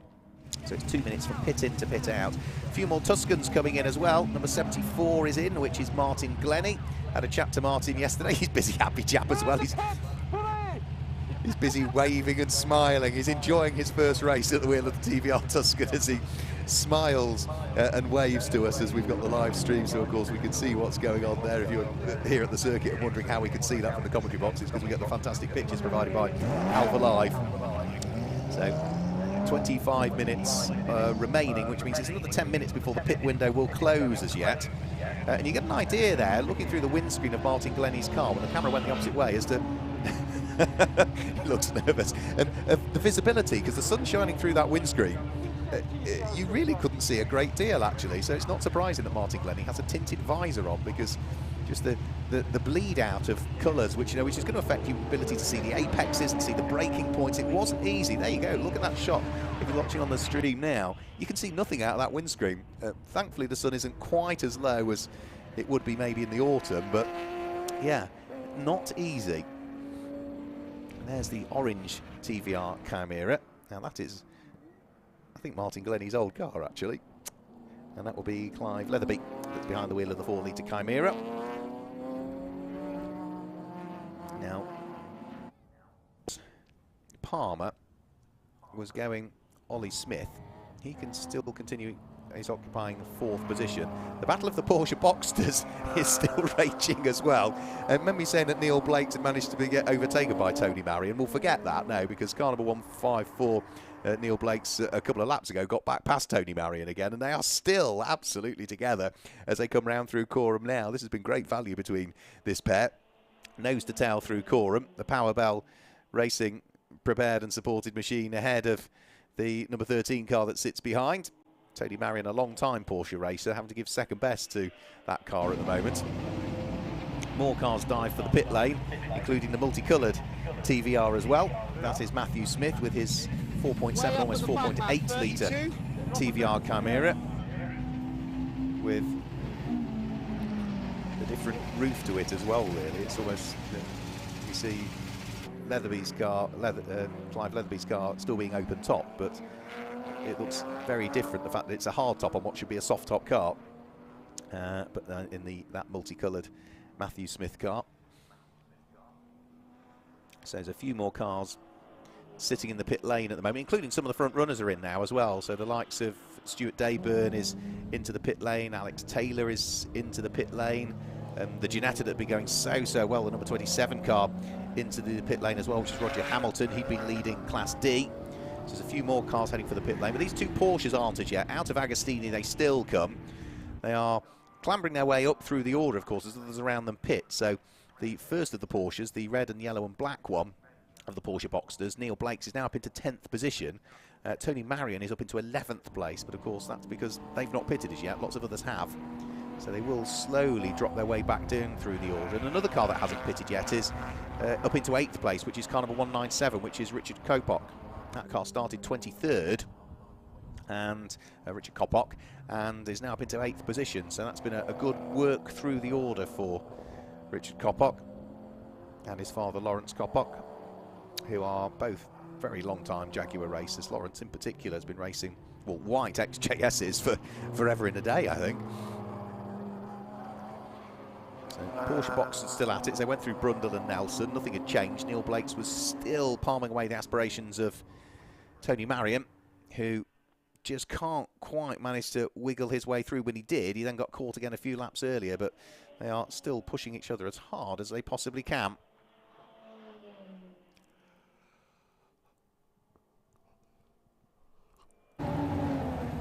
More pit stops taking place as well. Nick Hamilton is in his Ginetta G20. So that was a very, very competitive one-make series, the Ginetta G20 Championship back in the turn of the millennium, really, was when it was at its height. It always supported the British GT Championship, and many other drivers took time to race in the Ginetta G20s. Celebrity cars as well involved with it. Huge grids of cars, 1.8 litre Z-Tech engine that powers these little Ginetta G20s, but that's the number 22 car that resides in the pit lane, currently in the hands of Nick Hamilton, who's looking at his own watch to try and work out when he needs to pull back out of the pit lane. 21 minutes remain, which means there's another 6 minutes for everybody to conduct their pit stops. We haven't as yet, though, seen number 34 in. Dave Griffin, the race leader. Up to second has now come Aston Blake at the wheel of the number 71 TVR Tuscan. He's not pitted as yet. Up to third has now come the number 2 Richard Hayes Toyota Celica GT4. He's not pitted as yet. Richard Kopok in fourth, 197, hasn't pitted as yet. Neither has the car in fifth place, which is Rod Frost, the number 6 Jag. Now there is Aston Blake just into the pit lane now, actually, the number 71 car. You're confused as to why the drivers are wearing Porsche overalls and the TVR Tuscan says Porsche down the side. That's because they have raced and been involved with Porsches for a very good number of years. Father Tony Blake, son Aston Blake. This TVR Tuscan is still fairly new to them. It's the ex-Bill Lancashire car from a couple of seasons ago, if you're familiar with watching Classic Sports Car Cup racing. Yeah, feels all right. The front tyres get a bit warm in the front, so just careful pushing out. Bill sold the car to them. I still think they've got the 911 RSR Porsche that they're synonymous with racing. But no, it's really good. Really good. You'll love it. good work by the cameraman, just to try and pick up on some of the conversation that's going on, son to father, as to what the car's doing out there. So, Tony popping on the driving gloves. He'll head out into the session before too much longer. So, still a few more cars that need to pit as yet. We've still got the race leader needing to pit, Dave Griffin, handing the car over to Wes Butcher for part 2. That Toyota Celica GT4 needs to pit. It looks like Lawrence Kopok is into the pit lane this time. We've also got in Neil Blakes at the wheel of the Porsche Boxster. That was one of the cars that was having a real ding-dong battle, wasn't it, with the number 13 Porsche Boxster of Tony Marion. Also into the pit lane, we have another Boxster appearing now as well, which is Tom Simpson, ex-Caterham racer Tom Simpson, showing the car with Father Jerry. And also, beautiful car, sounds fantastic, is the Ford Mustang Cobra, the 4.6 litre car of Alan Lee, who has been racing this car for about a season now, Alan Lee, having previously raced in things like the Mini Challenge and was a teammate to me when we were racing it in the Rockingham 24 Hour, the C1 race. So he heads out onto circuit at the wheel of the Mustang. But we've still got a few more that need to dive in. There's still 3 minutes to come into the pits. There's Hugo Holmes again at the wheel of his number 24 Porsche, just heading out of Murray's and making his way onto the centre straight. But Dave Griffin still has yet to head towards the pit lane. Now, he's in the middle part of the lap, Dave Griffin, so he could afford to probably complete this lap and do one more thereafter. But if he does any more after that, then he's really going to be in trouble. And I think we've got down there in the pit lane, I think, Chris Buxton ready to catch up with a driver or two.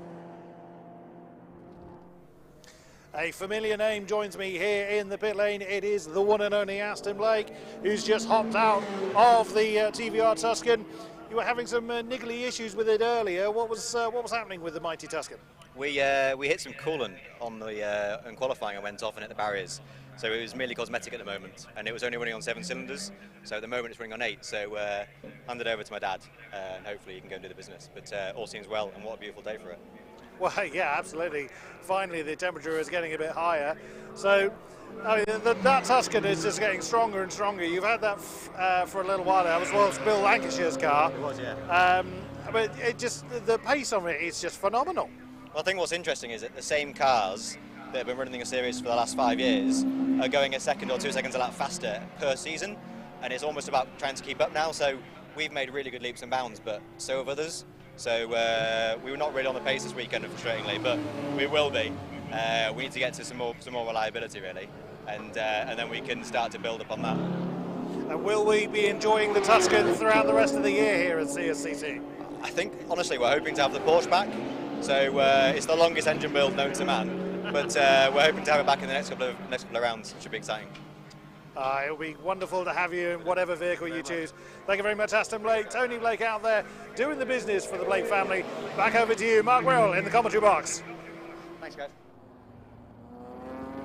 Thanks, Chris. Yeah, always good to hear from Aston Blake. And yeah, let's hope that we see the 911 RSR out later on in the season, as soon as possible, because that's always a wonderful, wonderful car to see out in the Classic Sports Car Club racing. Now we've got 50 seconds left before the pit window closes. Dave Griffin has come into the pit lane, the race leader, and that is to hand over to Wes Butcher. Carl Catliff is second on track at the moment and should be able to, I think, probably Dave Griffin handing over to Wesley Butcher, get back out and maintain the lead of the race. So, but Wesley Butcher in qualifying, not as quick as Dave. Dave's the car's owner. He knows it like the back of his hand. Wesley, I think, still sort of getting to grips with the car a little bit. Won't quite be as quick as Dave, but should pick up the lead of the race. And how long is he going to hang on to it with the likes of Carl Catliff and Ollie Smith in particular, Oliver Smith, likely to be breathing down his neck. So wait for the final few seconds to tick away. The Diet Coke liveried machine being pushed down pit lane just to get it rolling to prevent any stalling of it. You see the novice cross on the back of the car as Wesley Butcher heads out onto the track, and I think, will still have the lead of the race, because Carl Catliff is only now just coming round through Murray's as out of pit lane goes Wesley Butcher. So it's going to be almost the whole length of the start-finish straight will be the lead advantage, if I've looked at that correctly, and I'm sure the cameras will pick up on what's going on. I think the gap first and second is likely to come down. I think Carl Catliff will be quicker than Wesley Butcher on pace. I think Oliver Smith will be quicker than Wesley Butcher on pace. It really depends as to how quickly Wesley can get bang on it, try and get up to his maximum pace that he can do. You know, Dave Griffin managed to best in that car of 2 minutes 5.232. If Wesley Butcher can be, 4 or 5 seconds slower than that, that's still not going to be a bad performance from him. And I think down in the pit lane, I think Chris Buxton has managed to catch up with someone else. Joining me here in the pit lane is our race leader. It is the pilot of the Diet Coke flavoured number 34. G'day! G'day, yeah, nice one. It's a very Australian day out here, freezing cold, but the sun's out. Dave Griffin once again piloting the BMW well. You had fun in the E90 earlier on, and yet again, just it's flawless, the E36. Yeah, I mean, West Suffolk Racing have built such a great car, and they've done so much hard work over the winter to get it to this level, and you could see it out there today. It was down a bit on top speed compared to the TVRs, but I can make it all up in those fast corners. Great fun. So the only one they haven't told is slower is you, because you're absolutely flying out there. That's really unreal. So is Wesley that's out there now? Is he feeling confident that he can carry on the pace? Oh yeah, he's a very confident guy. He always feels confident, and it's such great fun to be able to share this with West Suffolk Racing and get Wes in the seat. He's such an enthusiast about M3s and BMWs and racing, so it's great fun. Bonza performance. Great stuff, Dave. It's always a pleasure to talk to you, and we very much look forward to seeing you again. Thank you. So Dave Griffin doing the business in the number 34 BMW. Wesley Butcher now takes that one over. Back over to you, Mark, in the commentary box. Thanks a lot. Yeah, always good to catch up with Dave Griffin. Problems out on circuit. Was that a part spinner? Is that a mechanical issue for the number 2 Richard Hayes Toyota Celica GT4? That's a mechanical issue because it's not getting back up to speed, I'm afraid, and it's going to do the sensible thing, pull off to the inside of the circuit. It now really needs to, if it's not going to have the motive power, start to limp onto the grass, which is what it's going to do. So sensible stuff from Richard Hayes, who'd put in a really mega stint, actually, not long after his pit stop. He's one of the later cars to pit, but clearly the Toyota Celica GT4 has failed him on this occasion for whatever reason. Qualified 12th quickest, but it's going to be retirement for him, I'm afraid. There's a man from the West Midlands, Chris Boone, just working his way out of Murray's at the wheel of the Sol Jaguar X K8 that we've got in the field. But at the moment, we have got Wes Butcher leading the race just by Carl Catliff. And I'm not convinced that Wes is going to be able to hang on to the lead of the race, because he is less familiar with Dave Griffin's car than Dave is, and therefore, with such a slender gap between the pair of them, I would be very surprised, because I think Wes Butcher is probably going to, if he hasn't already, lose the lead of it. Where are they? Yes, he has lost the lead, because Carl Catliff is already just turning his way through Oggies, and the lead of the race has gone.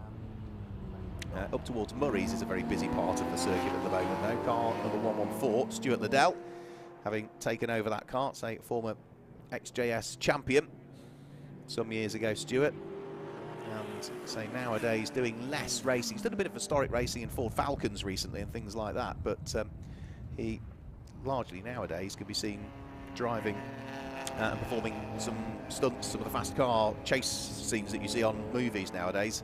But it's nice to see Stuart back behind the wheel of a Jag XJS, a car that was where I first bumped into the best part of 20 years ago, probably.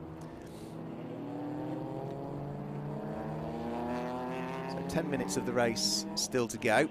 So we've had that change of the lead on this lap, so we should have our new race leader just coming through Murray's now, the dark blue number 5 Carl Catliff driven BMW. Now, the next thing to try and see as well. So here comes Carl Catliff up towards the start-finish line now. He's already pulled away from Wes Butcher, who's there in second place, now going through. But now the gap to look for is what's going on between Wesley Butcher in second place and Oliver Smith, who's there in third. Now, the gap between those two is 5.3 seconds. But on the last lap, Oliver Smith was 5 seconds quicker than Wesley Butcher. So this is probably going to be another lap where we might see Wesley Butcher possibly lose a position again. So Wes will be pushing on, as I say, as hard as he possibly can. Absolutely, he'll be driving as hard as he can in a car which he is less familiar with. Say Dave Griffin, it will feel like putting on an old slipper for Dave Griffin when he dumps in the E36. But for Wesley, less so. So Carl Catliff leading. A big spin for Stuart Dayburn. And where is that? That is coming out of the Wilson hairpin, where Stuart Dayburn at the wheel of number 70 TVR Tuscan has had a spin. Now, he was in 5th position, and he was only 4 seconds up the road from Tony Blake. So I suspect he might have lost a place there. Stuart Dayburn, we'll have to work it out at the end of this one. The car that had been leading in the hands of Dave Griffin, now in the hands of Wesley Butcher, is still in second position. Stuart Dayburn, having recovered from his spin, is just pushing on, coming out of Agostini and up towards Hamilton. And yeah, I think he definitely lost a place to Tony Blake there. Matt Holborn is behind him still, so I think it's just 1 place lost. Dropped from 5th to 6th, I think, Stuart Dayburn with that spin. But with 8 3/4 minutes to go, question for me is, Wesley Butcher, where's he going to finish? Is he going to hang on to second? I doubt it. Is it going to be third? He's still going to have to push hard. He's working his way past a little bit of traffic coming out of Brundle and Nelson. He's bottled up behind kind of a 154 at the moment, which is going to be a racer, Colin Philpott, that's at the wheel now of that number 154 Porsche Boxster. And they'll just be coming round through Brundle and Nelson. And right behind Wesley Butcher is indeed Oliver Smith. So Oliver Smith, I did say, you know, he was 5 seconds behind, but was 5 seconds quicker on the previous lap. They are going to be nose to tail as they come over the start-finish line this time. And I think the inevitable is surely going to happen. Wesley Butcher is surely, Wes Butcher, going to lose out second place there. Oliver Smith has the inside line. He's got the momentum as they head up towards Ritchie's. He's surely going to be braver on the brakes. Yes, he is going into the corner, but nearly might just lose it a little bit on the way out, will he, with the overlap of Wesley Butcher, who is not giving up this easily. But no, Oliver Smith has got the job done. The gold E36 BMW goes through and is up into second position. The Diet Coke liveried car is now down into third position. So now that Wes Butcher has lost third place, how far ahead is he of fourth? Well, fourth at the moment is number 66, which is Alex Taylor, at the wheel of the dark blue TVR Tuscan with the 2 white stripes down the centre of it. And he is about 5 seconds adrift again, 5.9 maybe. And the relative lap times, yeah, about 5 seconds a lap. So with 7 minutes to go, Wesley Butcher might well drop off the podium in another lap or so's time. And after that, it doesn't get any better for him because Tony Blake is not that far away. Stuart Dayburn is recovering and isn't that far away. Matt Holborn isn't too far away either. So for Wesley Butcher, he's just got to keep driving that number 36 car as hard as he can. Sorry, that number 34 car as hard as he can. So there is Wesley Butcher. A spin, and that's Alex Taylor that's had the spin. Lots of smoke coming from the TVR Tuscan, both out of the bonnet and underneath as well. Suggests that that spin was probably caused by a mechanical issue. That's the car that was running in 4th position, and yeah, I think Alex is reversing the car out of harm's way here. That looks, yeah, all that smoke is coming from the engine bay, isn't it? So that is a rather second-hand looking TVR Tuscan, I'm afraid. Couldn't quite tell where Alex had the spin, but it's Oggy's, I can tell now. It's Oggy's where he had the issue. So that might have deposited again, potentially some oil down there at Oggy's. Was it a missed downshift or something like that? Begs the question, doesn't it? 6 minutes to go. That's another one of the cars that was catching Wesley Butcher that Wesley now doesn't have to worry about.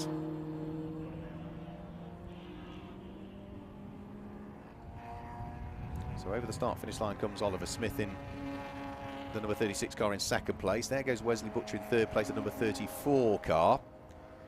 4th place should now be the number 71 TVR Tuscan. No, it's not. It's the number 70. Stuart Dayburn has got past Tony Blake on that lap. So the number 70 car gaining 2 places in the hands of Stuart Dayburn. One because of the overtake on Tony Blake, and the second one because of the retirement of Alex Taylor. So those 2 TVRs, number 70 and number 71, are the next 2 cars that are going to be trying to hunt down Wes Butcher, who is 13 seconds up the road from them with 5 minutes to go, and is lapping about the same pace as them, actually. So Wes Butcher might just be able to hang on to this podium spot here.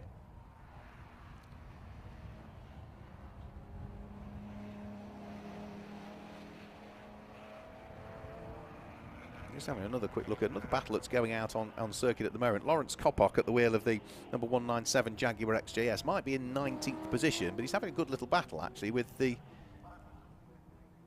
Honda S2000 of Stephen Harrison.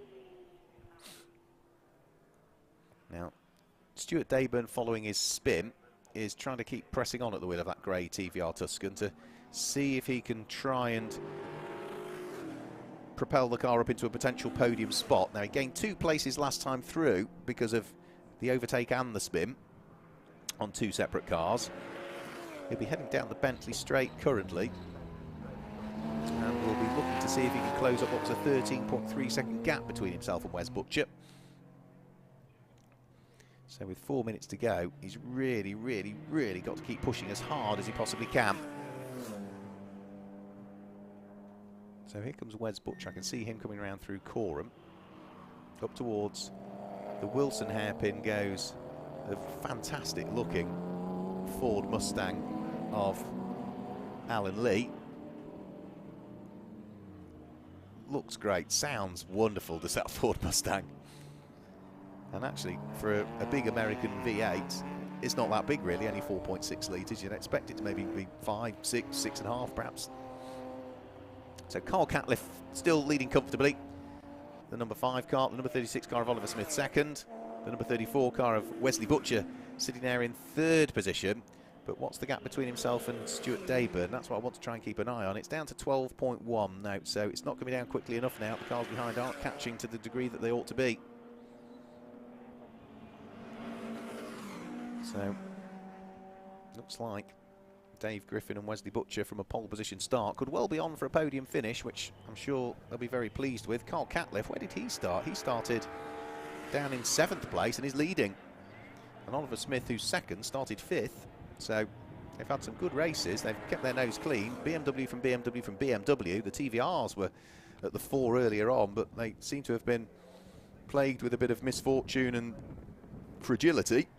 So it's BMW's 1st, 2nd and 3rd. It's TVR's 4th, 5th and 6th at the moment. It's Stuart Dayburn, Tony Blake and Matt Holborn being in 4th, 5th and 6th place.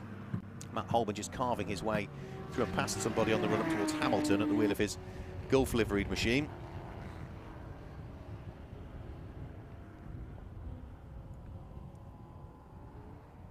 Another car that's had a solid race as well is just going through Ritchie's currently. That's the number 13 Tony Marion driven car for the first part of the race, but Brian Richard is behind the wheel of it now. And we've also lost the Honda S2000, I'm afraid to say, as well. Car number 109, which was Ian Turnbull who'd taken over that car. Stephen Harrington having driven it in the early stages, but looks as though that car is out of the race, and that car is out of the race on the exit of the Wilson hairpin. But I think it's actually come out of Oggies and sort of retired as it's got to Williams almost, so it's sort of on the link between the Snetterton 200 circuit as it would be, but it's parked well and truly out of harm's way, I'm pleased to say. And there's another car that's having a problem late on as well, and I think that's Jerry Simpson that's just retired coming out of pit lane exit. The car has sort of faltered and has pulled off right the way on pit lane exit, so there's waved yellow flags just over the start-finish line currently, so there'll be no overtaking up towards Ritchie's, I'm afraid to say. So we've got little more than 80 seconds to go. Carl Catliff looking good for a first win of the season. That would net him a 20-second penalty the next time he appears in the Classic Sports Car Club Speed Panel A2 Modern Classics. Second place is looking good for Oliver Smith. He would pick up a 15-second penalty to serve next time out. And third place, Dave Griffin, and whether he's competing or not, Wesley Butcher, the car would pick it up. It is going to be a 10-second penalty for them potentially, but Carl Catliff is threading his way up towards the final few twists and turns. He's just about to exit out of Oggies and head up towards Williams.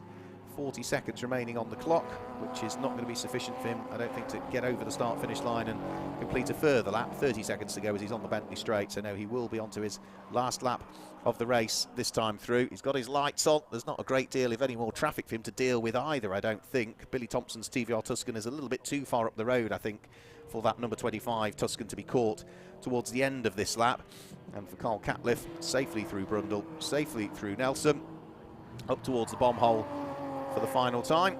Carl, who again has been racing BMWs for a very good number of years in various series, originally in the Kumho Tyres BMW series, moving over to the Classic Sports Car Club some years ago.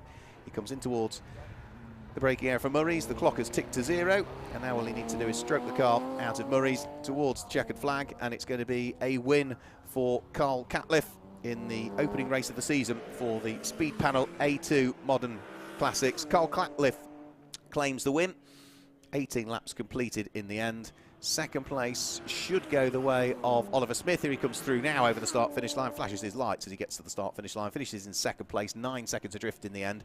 Third place will go the way of Dave Griffin and Wesley Butcher. Well done to Wesley for making sure whilst he was overtaken by a couple of cars, he sort of stemmed the tide there in that respect, and he comes through to finish in third position. Fourth place will be the first of the TVRs home now, which is Stuart Dayburn over the start-finish line to finish in fourth place.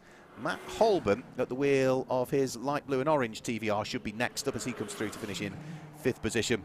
And despite the problems in qualifying, slithering off on antifreeze and damaging the car, it will be Tony Blake and Aston Blake who come through now to finish in sixth position. So fantastic stuff from the Snetterton competitors for the Speed Panel A2 Modern Classics Series.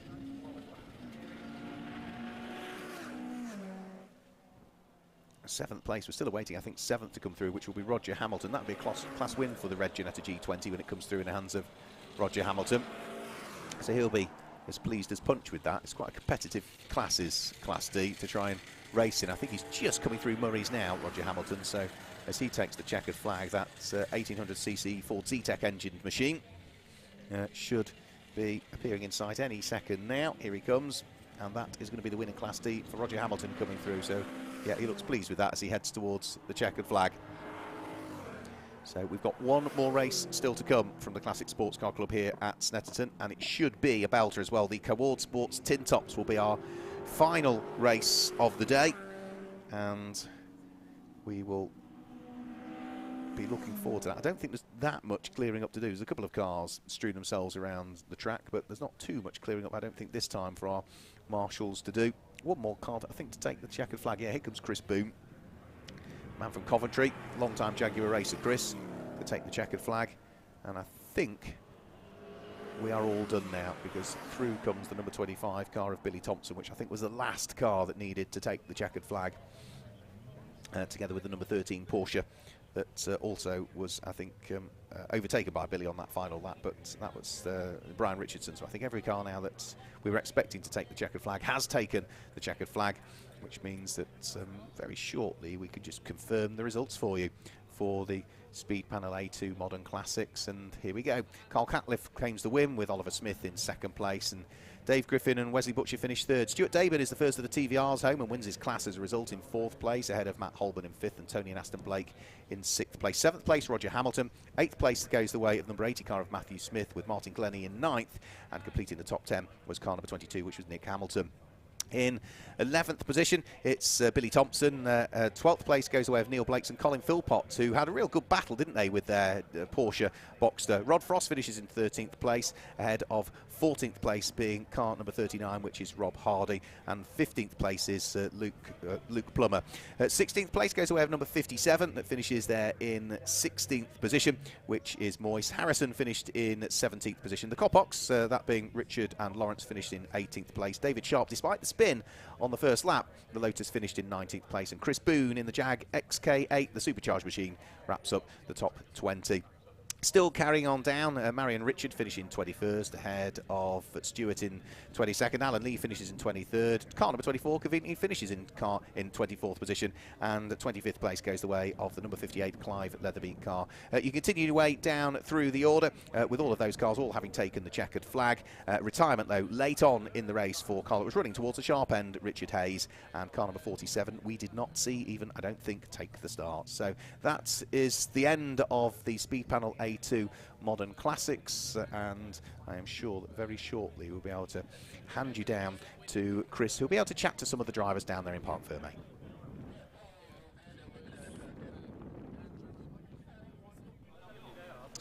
Here we are, it's a winner's row. It all belongs to BMW, and in particular it belongs to car number 5. Winner of the race is Carl Catliff. Well, I mean, it was still a decent qualifying by all intents and purposes, but then it all came good in the race. Talk us through it. Yeah, it did. I didn't think I was going to be anywhere this morning, but I mean, I was chasing down Dave Griffin to start off with. I kept seeing him in the distance, knew I had few TVRs to get past first of all, so I took a few laps, just warm the car up and whatnot, settle into the pace, and it just all came to me really. And then Wes came out of the pits afterwards. Wes is my engine builder and car builder, and passed him on the main start finish straight. Snetterton's done pretty well for you in the past. You were pretty sharp here last year, I seem to recall. Yeah, it should be. It's home territory, so you know you got to stamp your authority down in your home ground. Absolutely. Yeah. Absolutely. And will we be seeing you throughout the season? I hope so. I mean, I do a fair bit with another race series, Snetterton Saloons, so I'll flip between the two usually. So, yeah. Great stuff. Congratulations, Carl. Great to see you in winner's row once again. And may the number 5 be strong with you, sir. Right.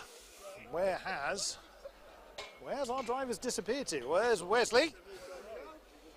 Mr. Butcher. Right. Where are these TVRs gone? So, I mean, you had a lot of work to do out there. I mean, Dave Griffin did a great job to start with, but your stint was a little bit more complicated for you. No, my stint was easy. Dave done all the easy work and left me with a nice big gap, and I didn't interfere with these. These are the big boys, these and Dave. So, but no, it was good. I just wanted to beat the TVRs, and they seem to be scattered everywhere. But yeah, it was a good race. Really enjoyed it. Yeah, I mean, that number 34, the Diet Coke car, has always been fairly strong. Were you fairly confident you could maintain Dave's pace, or was it just get in and keep out of trouble? It was get in and keep out of trouble. I can't do Dave's pace. Dave's proper quick, but yeah, no, I was just a privilege to let me use the car, and yeah, just really enjoy it. CSCC, a best club in the country by miles, and just love being part of it. So yeah, spot on. And we see you in an 1800 Tisa as well. Yeah, are we seeing that at some point this year? We will. That's a Goodwood car that we run at Goodwood at the St Mary's. That wasn't quite ready because I had customer commitments. But yeah, that'll definitely be out in the Appendix K. Yeah, so shame it wasn't here, but it will be. It will be. Excellent. It's great to see you again, Wesley, and well done on the second place. We've lost our second place driver. He's not in the car and he's disappeared. So. He's run off over there, but oh, there he is. There he is. Catch him before he runs off. Ollie Smith in the 36. Yeah. Stunning performance, sir. Bravo. Cheers, thank you. Was that where you were anticipating your pace to land you, or were you taking advantage of other people's misfortunes? The latter. I think if it weren't for the TVRs moving out of the way, or breaking down, or whatever happened, or spinning off, then it would have been their race, I reckon. But even still, I mean, it was just constant, consistent pace from you that could still earn you the second spot. You've got to be very pleased with that. Yeah, chuffed a bit. It's good fun. Yep. And will we be seeing you through the year? Yeah, hope so. Yeah, we've booked Thruxton and Anglesey, and we're looking forward to Spa as well. So yeah, be good. Oh, wonderful. A wonderful eclectic mixture of tracks for you. Yep. Excellent. Well, best of luck, and we look forward to seeing you again. Thank you very much. Cheers. That's Ollie Smith in the 36. Final race of today is our Cohort Sport Tin Tops, one of the most popular grids in the club.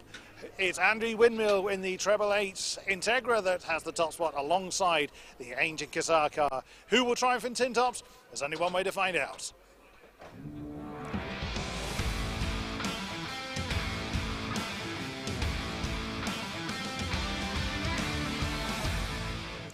Yep, so Cohort Sport Tin Tops are next up, and Andrew Windmill qualified 3/4 of a second quicker than the Honda Integra of Nigel Ainge, and Danny Cassar could muster. It would have been Danny Cassar that popped in the time for the Honda Integra Type R. But again, a real range of cars that we see in this one. Honda Type Rs, whether it be Civics or Integras, tend to run towards the front, but we've got that fantastic, if you haven't seen it before, it might run in Class E, which in theory is for the smaller engine capacity cars. But wow, it's absolutely on rails. The Mark I Volkswagen Golf that is not being driven by John Warburton and Chris Warburton. John is feeling under the weather, so Chris Warburton is going solo in this one. So we'll have to wait and see as to how that fares. But we've also got Ford Fiestas in the mix. We've got Peugeots, whether they be 206s or 306s, Citroen Saxos, Renault Clios, and an Alpha 33 as well, just for extra mix in this one. 29 cars took part in qualifying, and if you're not familiar with the Cohort Sports Tin Tops, it's for saloons and hatchback cars with engine capacities up to 2 litres. They have to be 4-cylinder cars. They can't be turbocharged or supercharged unless they're diesel, and it's very, very occasionally we see a diesel car in this category. We have in the past had things like a 306 diesel out, but it's been a long time, I think, since we saw a diesel car. So the cars are making their way out onto circuit. So let's give you the grid then and the way that they line up for the Cohort Sport Tin Tops. Apologies for some of the graphics that haven't quite come through correctly. Andrew Windmill, car number 888, sits there on pole position. Alongside it's 86. That'll be started by Nigel Ainge. Row 2 of the grid, 81. Chris Warburton now goes solo, and alongside is 6, which is Russell Hurd. And row 3, 122, Manoj Patel lines up alongside 179, which will be started by Richard Field. After we've gone through that, onto row number 4, 56, Adam Brown lines up alongside 26, which is Chris Earle, and row 5 sees number 14, Steve Papworth, line up alongside number 34, which is Peter Parkin. The next row of the grid, which is row number 6, in 11th position. I think we've missed Blair Roebuck out there. It's Peter Parkin that lines up alongside James Wilson. I did say apologies for the graphics that haven't quite come through correctly. So Parkin lines up alongside James Wilson on row number 6. And row number 7, it is going to be number 58, Miles Mosley, alongside the car of Alfie Jones, which is number 36. 77 will be started by Lewis Alexander Williams, and alongside it should be the number 113 car, which is going to be started by Stephen Reynolds. The next row of the grid sees number 98, which is David Bellamy, line up alongside 42. Jonathan D will start. On to row number 10, that's where we see 133, Sean Ely lines up behind the wheel at the start, and alongside is Richard Bethel. Row 11 is 45, which is Alan Wilshire and Justin Holloway. And row 12 will see Alan Tice start behind the wheel of car number 177, and alongside him is 75, which is Lee Craddock. The final few rows of the grid, as we head outside of the top 20, sees on row number 13 on the inside, the Alpha will be started by James Fletcher, alongside is Chris Herwood. Row 14 is Michael Peters, who lines up alongside Greg Smith, and the final row of the grid on his own is number 95, which is Paul MacDonald.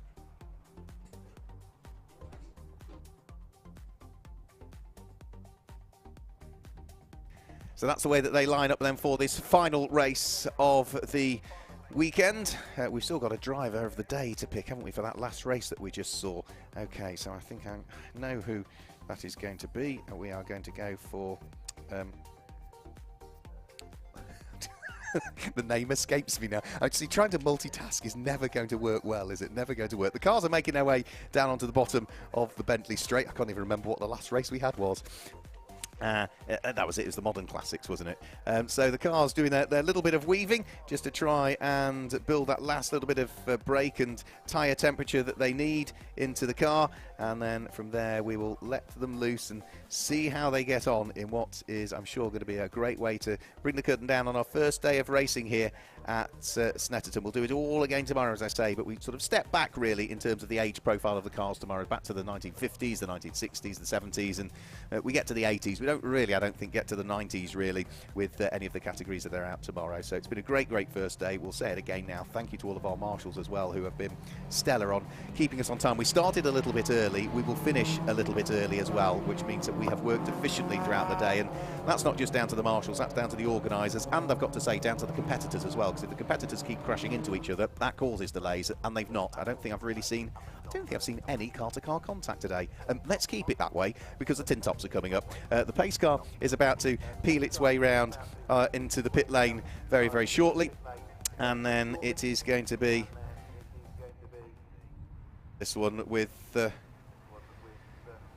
the Honda Integra on the outside of the front row, the Honda Civic on the inside and pole position. Andrew Windmill qualified on pole 3/4 of a second quicker than Danny Cassar could muster at the wheel of the Hillwood Autos Integra DC5. So it's an all Honda front row. It's Volkswagen and Honda on row number 2. Watch out for that Mark 1 Golf driven solo now by Chris Warburton in this race, because it really does bat above its average. It's a Class E car, but it mixes it with the far more powerful cars. It's very well sorted. So lights are on the gantry. Hopefully for the last time today, the red lights come on, and we are about to get things underway. Andrew Windmill and Nigel Ainge wait for the lights to go out, and as they accelerate away, it's a good start. Nigel Ainge is going nowhere at the moment. He is picked off by Russell Hurd. He is picked off by Chris Warburton, and as they head up towards Ritchie's, it's Andrew Windmill that leads the way. The Volkswagen Golf behind gets very sideways indeed in the hands of Chris Warburton, who slithers to the right, he slithers to the left, he manages to keep it out of the gravel trap, and after that good start, he's going to tumble all the way down towards the tail end of the field, which is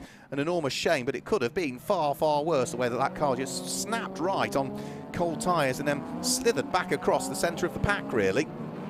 So they all avoided him, they've all avoided each other, and he's still sideways going round through there. But he didn't go to the last, he was about second from last, but now he's about fourth from last. He's pushing very, very hard in the early stages, but it is Andrew Windmill that leads the way. It is Andrew Windmill that leads the way, and as they head in towards Agostini, we can see Manoj Patel at the wheel of car number 112, the Honda Civic, has got Russell Hurd right behind him. Then it is Richard Field, and next up after that is Steve Papworth at the wheel of the number 14 Honda Civic that is theirs. They've all had reasonably good starts.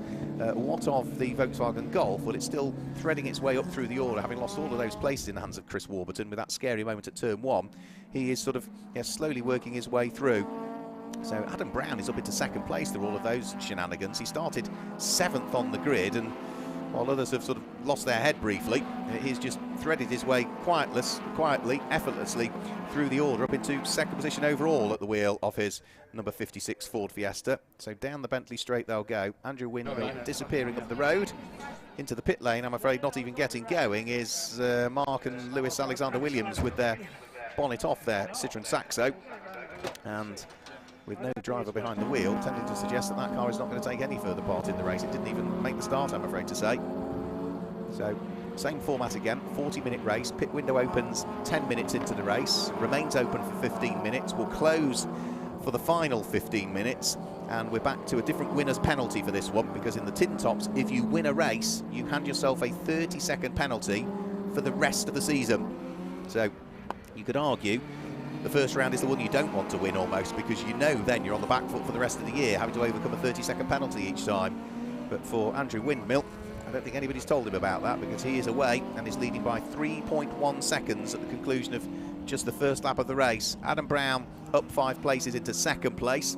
The number 6 Honda Integra of Russell Hurd is up into third place. Manoj Patel, Silverstone winner from last year, having claimed his first tin top win at the last round of last season, is there in fourth place, but is under attack from the Proton Persona of Richard Field, who almost drew himself alongside there coming in towards Wilson, but couldn't quite thread the Proton through and ahead of the Honda.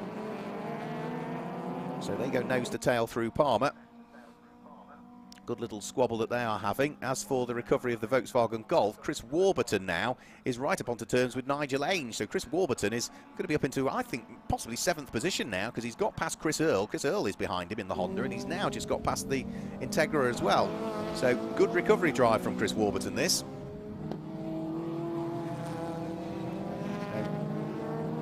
Richard Bethel fighting away with Alfie Jones in the SJC Motorsport Honda Civic further down through the order as they come out of Agostini. And now that Chris Warburton in the Volkswagen Golf has disappeared up the road, it's left Nigel Ainge in the Honda Integra to fight away with the Honda Civic that sits behind him in the hands of Chris Earl. I know he got the slightly older Honda Integra that sits behind that, and that will be the D's, won't it? That will be Jonathan D that started the wheel of the number 42 car, the DC2 Honda Integra. So I think the one we need to keep an eye on at the moment is in second place. Adam Brown, I think he's getting reeled in now by Russell Hurd slightly at the wheel of his Honda Integra DC5. So that could be one to watch out for. Chris Earl looking to get back past Nigel Ainge down in towards Brundle and Nelson. The number 26 Honda Civic has made it through and ahead of the Integra. So that's a shuffle in the order again. So number 26 Chris Earl gaining the place. Nigel Ainge dropping down into 8th position, I think now, possibly even 9th, might even be 10th as well, because he's coming under pressure from James Wilson's Peugeot 206 as well. But Andrew Windmill is ever more disappearing up the road. Through goes Adam Brown. Was he getting caught by Russell Hurd? Yes, he was. Russell was a full second quicker than him. I thought the gap between the pair of them had come down, so second to third is getting closer. The Fiesta is starting to come under attack from Russell Hurd, whilst the Honda Integra, Leggera as he calls it, because he's stripped so much weight out of this Honda over the course of the last few years, continues to lead the way. All of the cars so stiffly sprung that they're cocking the inside wheel as they go round through the Wilson hairpin. The unloaded wheel, the right rear, up towards the left-hander at Palmer. Adam Brown, nice and neat and tidy onto the curbs, not letting the car run out wide too much on the exit of the corner in second place. The Ford Fiesta in the hands of the youngster still continues to lead the way. Towards the left-hander at Agostini. Russell Hurd through the first sector of this lap has shaved another 1/10 of a second out of the Ford Fiesta. He's within a car length of it really as they get to the apex at Hamilton. But at the moment it's still Honda from Ford, Honda from Proton, and the Volkswagen of Chris Warburton, who is looking to try and see what he might be able to do. Having gained 5 places on the previous lap, he's now inside the top 6 at the wheel of what was the car that started in 3rd place but had the Larry spin at Ritchie's and was thankfully, as we say, avoided by everybody. So down the Bentley straight goes Andrew Windmill in the background. You can see that Russell Hurd has made it through and ahead of Adam Brown, so the Honda Integra now up into 2nd place. The Ford Fiesta of Adam Brown down into 3rd, but still leads Class C, which is for the 2-litre Fiestas, whereas the 2 cars that have gone past him now are both running in Class A. So Adam Brown's still a class leader at this stage. As he heads up towards the conclusion of the lap, I think we'll see Russell Hurd pull ever more away.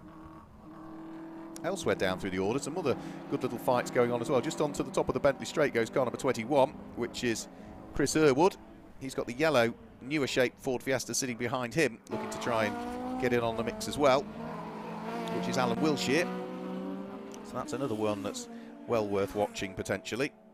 And they are a long way down through the order. They're 20th and 21st places, those 2 cars, as they continue to squabble away.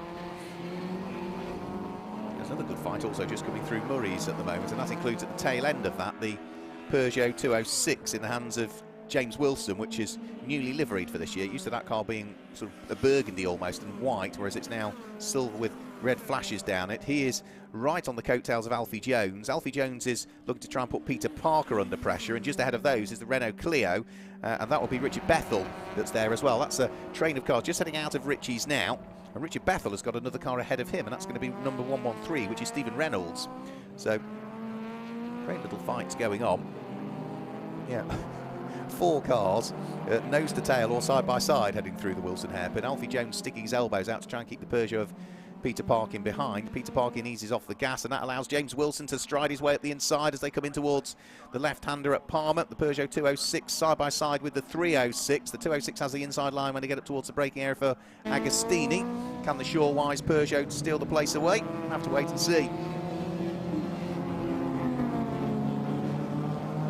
No, I don't think it did, unfortunately. It just missed out on the opportunity to try and steal the place away, I'm afraid.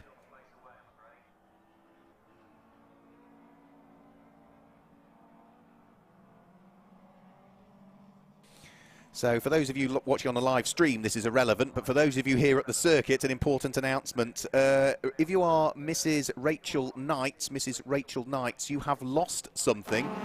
Please present yourself to the circuit office, and as long as you can then look something like the picture that I have in front of me, we can reunite you with what you've lost. So Rachel Knights, circuit office, please. You've lost something, and I'm sure you will want it back. So there we go for the people here listening at the circuit. So back to the race then for the Cohort Sports Tin Tops.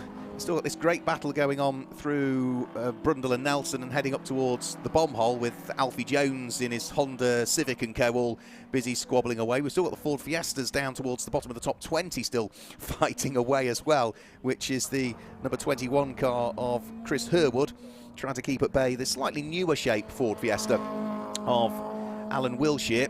Those two are just heading in towards Brundle and Nelson now, I think. Yes, they are. So the black Ford Fiesta with the Adele Motorsport checkered stripes down the side of it, car number 21, conveniently enough in 21st place actually, and the Alan Wilshire car running in 22nd position. They are in separate classes, are they?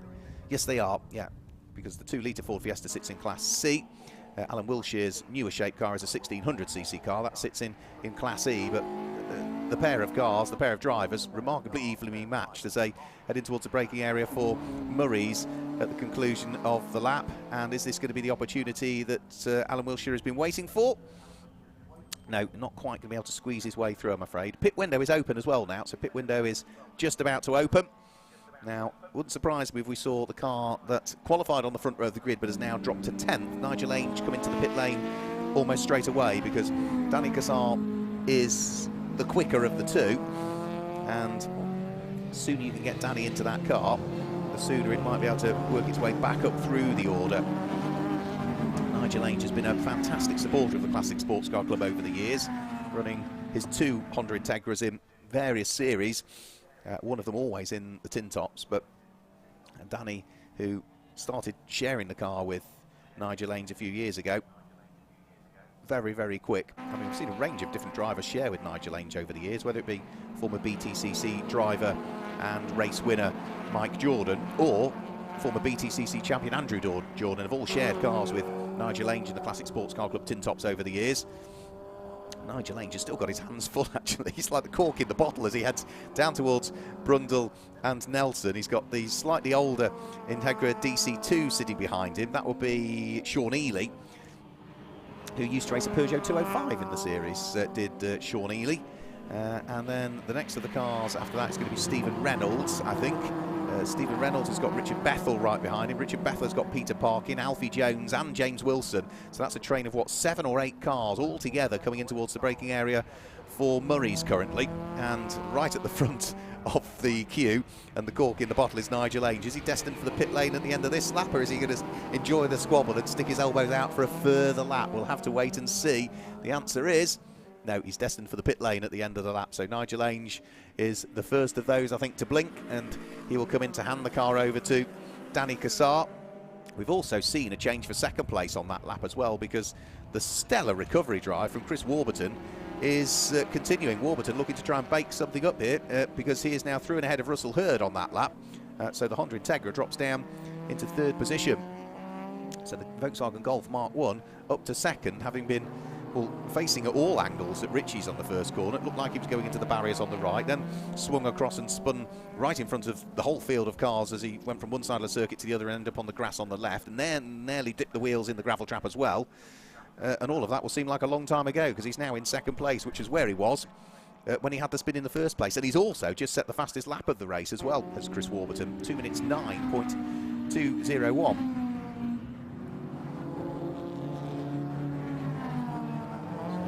Jones still fighting away, coming out of Agostini with the Peugeot 206 of James Wilson, who is not giving up his aspirations to try and steal the place away, given any opportunity at all. The cars that pitted last time round, Peter Parkin in his Peugeot and now Danny Cassar behind the wheel of the Honda, have made it out onto track. So Let's just wait and see as to what the first flying lap from Danny Cassar is like. If it's anything like the usual first flying laps from Danny Cassar, it's likely to be the fastest lap of the race, I would have thought, but he's on an out lap at the moment. Maybe next time through he will start the flying lap. 26 minutes to go. Down the Bentley Straight goes that squabble that I was talking about as well, which is Sean Ely in the largely black and blue Honda Integra, with right on his tailpipe being Stephen Reynolds. Stephen Reynolds has got nearly in his wheel tracks the all-blue Renault Clio 1722 litre of Richard Bethel. That's kind of a 318. Gaps between are not quite as close as it's been on the previous laps, but not far off, I would say, still.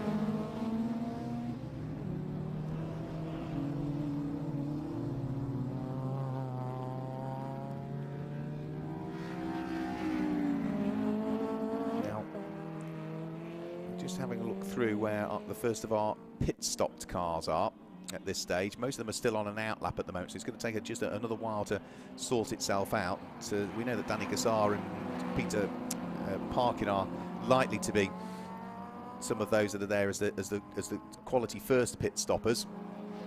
And many haven't stopped as yet, including, of course, our race leader Andrew Windmill. We have just seen Russell Hurd come into the pit lane. He was up there in the early stages. There is Richard Bethel is in. You can see solo driver there. You could just see that the regulations are written. You have to get out of the car, close the door, open the car, get back in again. Seatbelts have to be done up. Engine then needs to start, and you can see that all of this is under close inspection from the Classic Sports Car Club officials to make sure that you comply with the regulations. Somebody standing over every pit stop, just checking that everything is done, that the seatbelts are properly done up, that the engine is turned off whilst all of this is going on, that the seatbelts are over the top of the hands device, and only once they are satisfied will the car be released. If they're not happy, they stop the car, or if the car manages to escape and they don't quite stop it, they'll black flag the car and bring it in for a stop-go penalty, or to inspect the fact that the pit stop has been concluded as per the regulations. And it's all done for safety more than anything. You know, we can't have drivers undoing seatbelts whilst cars are still moving. We can't have driver changes or drivers getting out of cars whilst engines are still running. We can't have hands devices not have the seatbelts going over the top of them. All of those things that are all there for every competitor's safety.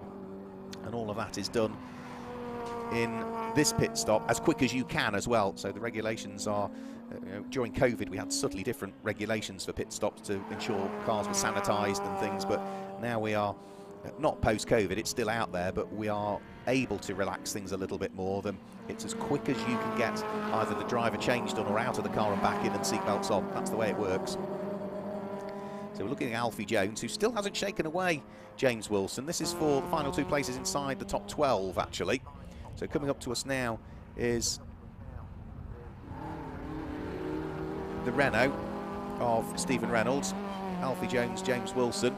I paused briefly there because I have a feeling that we might be losing Chris Earl. That number 26 Honda sounded decidedly ropey as it came over the start-finish line. James Wilson opts for the pit lane this time through, so the newly liveried 206 for this season heads into the pit lane. So that's car number 234. So that means Alfie Jones on his own. And there is Chris Earl. I said it sounded ropey as it came over the start-finish line. You can see a little bit of smoke coming from the tail end of the Honda, which has pulled off on the exit of Ritchie's. Right, now that is smoke. That sounded ropey, that engine. Let's just have a look at how the cars deal with working the way on the tarmac through that part of the circuit. I think Chris Earl has done a sensible thing there, and it was just smoke that was coming from the car rather than any oil. And he's pulled the car off as soon as he possibly can. And even when you open the door there, you can see a little bit of smoke coming out of it. So there's a bit inside the cockpit there, but sensible driving from Chris. You know the car's going to retire anyway. The oil flags are out, or the slippery surface flag, or change of surface flag is out. Marshall's doing a good job, so there may well be some fluid down on the track, but hopefully not much because of the way Chris dealt with it. And also the fact that he pulled the car offline immediately as well.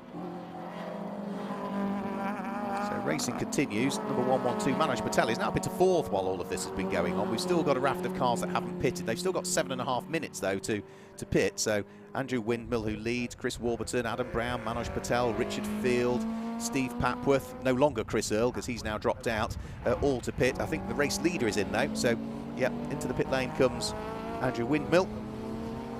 So that will give now Steve Warburton in the Volkswagen Golf Mark 1 the lead of the race. So he will pick up the lead of the race. Andrew Windmill in second position, but dropping down through the order all of the time. And last time we were here at Snetterton on the 300 circuit, Adam Brown won the race in August of 2021. Adam Brown won the race here at Snetterton in the tin tops, which surprised me actually. Yeah, won the race by 26 seconds in the end, and I think that's probably largely because it was at the back end, no disrespect to Adam, back end of the season. Most of the winners had already got a 30-second penalty, and Adam had sort of flown under the radar for the vast majority of it. Now this will be for position because James Wilson has just completed his pit stop. The Peugeot that sits behind number 34, Peter Parkin, completed his pit stop earlier. You recall they were busy squabbling away before the pit window opened. Well, they are still busy squabbling away as they head down in towards Brundle and Nelson now for position, and Peter Parkin goes through actually, picks up the place from the Peugeot 206 that sits behind. A little bit of smoke just coming out from the tail end of Peter Parkin's car. I thought it was as they went down the Bentley Straight. There was just some cement still there from the rather impressive James Tubby blow-up that happened down there, but I think it's actually the Peugeot that's just suffering a little bit of smoke. Danny Cassar's rally crossing all over the grass on the exit of Murray's, looked to try and work his way through the order, but no, he is heading in towards the pit lane, so maybe that was a problem with the car that forced him onto the grass. So Danny Cassar, that car has already pitted because it was handed over by Nigel Ains to Danny Cassar, but into the pit lane it came, I think. It's right down to the very bottom of the pit lane. I'm craning my neck to see where it is, but I think that may well spell the end for them, which is an enormous shame. So this now puts, or did put briefly, Chris Warburton in the Volkswagen Golf into the lead of the race. He has now pitted, and hopefully we might be able to catch up with something that's going on down there in the pit lane. Let's have a look. I have found the one and only pilot of the 179. It's Richard Field. Good afternoon. You had a good lot of fun out there today, haven't you? Having a lot of fun. That's a really good start. Got on really well. Car's behaving. Just hope my son brings it home well. Yeah, absolutely. Richard Jason now out there. Now, there's not many Protons left in the wild. What made you kind of go against the usual selection of either Honda or Ford or Renault? Something different. Everybody likes something different. Don't they just? And it's a good, reliable, fast car. And that has seen you well. I mean, that car is getting stronger each year you run it. 7th year this year, so doing well. It gets lighter and quicker nearly every year, so we've knocked 2.5 seconds off our best lap times here today as well. Yeah. Goodness me, fantastic effort, well done. So, are we seeing a full season again from you? Yeah, well, we'll miss a few this year, but we'll get 4 or 5 in. So we're at Thruxton next race, so that'll be good. We always enjoy the Protons' efforts, and best of luck with the rest of the season. Richard Field having a lot of fun out there. Richard Jason Field flying the flag in the Proton. Back over to you, Mark, in the commentary box. Thanks a lot. Yeah, just behold, Adam Brown's out of the race, I'm afraid to say. The Ford Fiesta has given up. Oh, that's the driver that won last time the Classic Sports Car Club Co-World Sport Tin Tops was here at Snetterton. He is out of the race. And also, whilst you were chatting to Richard Field, in the background, losing time in the pit stop was Chris Warburton in the Volkswagen Golf. It just wouldn't restart. You've got to turn the engine off for the pit stop, whether there was a little bit of heat soak that just prevented that engine firing, but the mechanics went to the back of the car, they gave it a shove, it still didn't quite go, and eventually then it fired. So Chris Warburton, having had that spin, recovery drive all the way back through the order, well, he's got a bit more hard work to do again now, because that will have cost him vital seconds in the pit stop. Still a couple more cars trickling their way into the pits. The Alpha 33 of James Fletcher heads into the pit lane. There's also a Ford Fiesta just concluding its pit stop as well, which I think is Paul McDonald's, but everybody else I think has largely now completed the pit stops in what has been weather-wise, yet slightly chilly, but a fantastic day here for early April at Snetterton. If we can get through the season with similar weather, there'll be some very happy officials and marshals and drivers, I would have thought. So there's the final few pit stops just taking place.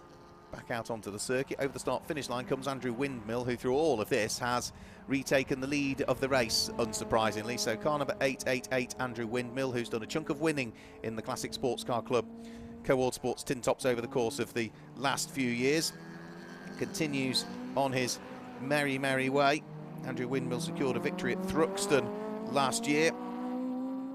He was hugely pleased with that. Even at Donington Park with a 30-second penalty because of that Thruxton win, he managed to claim another win. That then gave him a 60-second penalty for the rest of the year. And not unsurprisingly, that then made it rather hard for him to claim any further wins. But 2 times winner last year just goes to show you can pick up a win, pick up the 30-second penalty and still overcome it again. If you're quick enough drive and you've got a quick enough car, you can still overcome it. And that's exactly what Andrew Windmill did last year. He leads the race. The Silverstone winner, who claimed his first ever win in Tin Tops, and that went down particularly well, was Manoj Patel, who's now there in 2nd position at this stage, is Manoj. Now, has he pitted? I would have thought he will have done by now. Yes, he has. Yeah, he's showing us 1 pit stop alongside him, so he has pitted. So that's absolute pace for Manoj, the Silverstone race winner. Russell Hurd is there in 3rd place, but down in the pit lane is Chris Buxton, who's managed to catch up with somebody else. Joining me in the pit lane is the one and only Alan Tice. Good to see you again, Alan. The Fiesta's doing well. Yeah, it is doing well. I've really enjoyed it, actually. Sharing it with my daughter now. So she wanted to have a go, so we got the car. And hopefully this year the bonnet won't fly up like it used to do. Yeah, so you had a few teething troubles. You had a Puma before that. We had a Puma before that, yes, which unfortunately somebody T-boned for us at Thruxton. So we then carried on racing while she learnt with that, and then we decided to go for the Fiesta, which is slightly more fun, I must admit. Yeah. And we will be seeing you with Chris Connolly in the Marcos. We'll be in the Marcos tomorrow, which is obviously the main car, yeah. So we hope to put on a show there for everybody. You never fail to entertain us, Mr. Tice, so we very much... Do you have a personal preference, which car you prefer? Oh, I love the Marcos. I mean, I've raced it for so many years, as you know, we've been lucky enough to win all sorts of championships in it, so it's a well-known car. It goes very well around here, so we're hoping to have a bit of fun tomorrow. Best of luck to you and Catherine in the Fiesta, and of course to you and Chris in the Marcos tomorrow. So Alan Tice handing the car over to daughter Catherine Henderson. Back over to you, Mark, in the commentary box. Thanks a lot. Yeah, we've got 14.5 minutes still remaining. Andrew Windmill still continues to lead. He leads by 31 seconds now from Manoj Patel in 2nd place, who's got about 11 seconds in hand between himself and Russell Hurd. Now, nobody 1st, 2nd and 3rd on the last lap was sort of catching each other, so the gaps are largely either remaining as they are in the case of 2nd and 3rd place, or in the case of 1st and 2nd, it's just increasing slightly as Andrew Windmill just sort of disappears up the road ever more. Chris Warburton is still there in 4th position at the wheel of the Volkswagen Golf and leading the class, as he has done since as good as the beginning, had it not been for that spin, but he leads Class E. And we spoke to Richard Field earlier on, but now the Proton Persona in the hands of Richard Jason Field is currently in 5th position and is leading Class D at this stage. Steve Papworth, by the way, wraps up the top 6 at the wheel of the number 14 Honda Civic. So that picks out some of the class leaders for you and gives you the top 6 as well. Richard Bethel, now he is still working hard here. Richard Bethel has got past Alfie Jones on this lap, so the number 36 Honda Civic, as it comes out of Murray's, has lost out on that lap to the blue Clio of Richard Bethel. Bethel having gained the position and is now up inside the top 10 as a result of that, so Alfie Jones dropping down into 11th position. We've also got, I think, trying to make progress here, number 113 up the inside at Wilson Hairpin. That is the car of John Ridgeon, putting a lap on the number 75 Honda, which was started by Lee Craddock and should now be in the hands of Steve Davey. You can see that little Clio is cocking its inside wheel all the way round through Palmer, so stiffly sprung. That inside wheel through the left-hander at Palmer, so the left rear wheel, not on the ground at all. It's the best part of at least 2-3 inches off the ground all the way round through Palmer as he looks to try and push on. Big lock brakes, lots of understeer for Richard Bethel heading in towards Agostini. Manages to gather up the moment, but yeah, snatched the brake, then sort of ran wide, and as a result of that, put on even more lock, which caused even more understeer, and still somehow managed to hold off Alfie Jones, who was looking to try and get himself back inside the top 10 again as a result of that moment. So Richard Bethel just sort of needs to just wind it back very, very slightly from the way he approached Agostini that time through. Just a small mistake. Didn't really have a consequence, but could have. And he's still got a little bit of traffic to deal with as well as he heads out of Williams and onto the Bentley Straight. So the blue Renault Clio in 10th place, the almost lime green Honda Civic in 11th place, fighting away for positions. We've seen another couple of cars gain places on that lap. Number 98, David Bellamy, has gained a place at the wheel of the Peugeot 106. He's now up into 13th. We've also got number 42 gaining a place, which is Tom D, who's up into 15th, as Richard Bethel makes another mistake coming out of Brundle and Nelson that time. The blue Renault Clio, he got away with it at Agostini. He didn't get away with it at Brundle and Nelson because that was the opportunity that Alfie Jones pounced upon, and the Honda has now gone through and has got itself back inside the top 10 once more. So 2 mistakes on the same lap for Richard Bethel. Up towards Murray's they go, and Richard Bethel driving the wheels off the Renault in his efforts to try and hang on to the place in the top 10. Well, now he's got to try and retake the place in the top 10 is the first thing that he needs to be doing. So Alfie Jones 10th, Richard Bethel 11th. The other car I was talking about that had gained places was the number 42 car, which is Tom D. And that's as a result of losing 2 places on the previous lap, was car number 133, which is Alan Walker, who's now taken over the number 113 Honda Integra DC2. That's the black car with its sort of blue flashes to it. So Alfie Jones and Richard Bethel still squabble over 10th and 11th positions. We did have a new fastest lap of the race last time through, by the way, to Chris Warburton at the wheel of the Volkswagen Golf. Richard Bethel's at it again, right? He's now on attack mode again as they come up in towards the braking area for Agostini. No, he decides that he is going to brake probably at a slightly better point this time through, but Alfie Jones sort of leaves the door open to a degree and almost allows Richard Bethel to get the undercut on the way out of the corner, but I don't think he's going to do it. No, it will still be Honda from Renault as they head up towards the left-hand kink at Palmer. So good little fight this one is, good value. And Alfie Jones at the moment. Well, Richard Bethel is much better on the brakes, but he's just, well, I say much better on the brakes. He's still almost ran out of room as they went round through Oggies. So I think he's just overdriving the car a little bit at this stage, such is his enthusiasm to try and mount as big a challenge as he can on Alfie Jones. And I think maybe if he just dialed it back slightly, that would probably put him on the front foot a little bit more. At the moment, he's just about hanging on to the car. He almost ran wide and onto the grass again beyond the curb line, going out of Oggies that time through. So down in towards Brundle and Nelson they'll go. And whilst they're having their own battle, who's behind them? Race leader about to lap them as well. So Andrew Windmill flashing the lights because whilst he enjoys a very comfortable 34-second lead, he at least wants to make sure that the back markers are aware that he's on his way. Now, I think Andrew will rather fortuitously catch those 2 squabbling back markers on the exit of Murray's and onto the Senna straight, which hopefully won't compromise his run too much. So he should be able to blast his way past them on the Senna straight, maybe. We've still got 9 minutes of the race still to go. No, I don't think, is he going to catch them on the straight? Yes, he will. He's now starting to move alongside Richard Bethel, who sees him coming. Alfie Jones will see him coming as well, but is he going to get past Alfie Jones before Richie's corner? Yes, he does, and Richard Bethel sees that the door is open, and he takes that as the opportunity to plunge the Clio up the inside as well. So Alfie Jones had to leave the door open to let the race leader go through, and because the door was open, Alfie Jones took the opportunity as well. So 2 Hondas go by, one of them to put a lap on them, the other one sorry, two Hondas, but the other one was the Clio coming through to sneak the place away. So Richard Bethel, having gained a position now, he's back inside the top 10 once more. And what part of the circuit is he getting to? Up to Agostini, which is where last time he got himself inside the top 10. He made a real hash of it and managed to outbrake himself. Let's have a quick look and see how he gets on this time. Neatly onto the brakes. It looks, a far better approach to Agostini, doesn't it? No, he's still struggling with understeer there.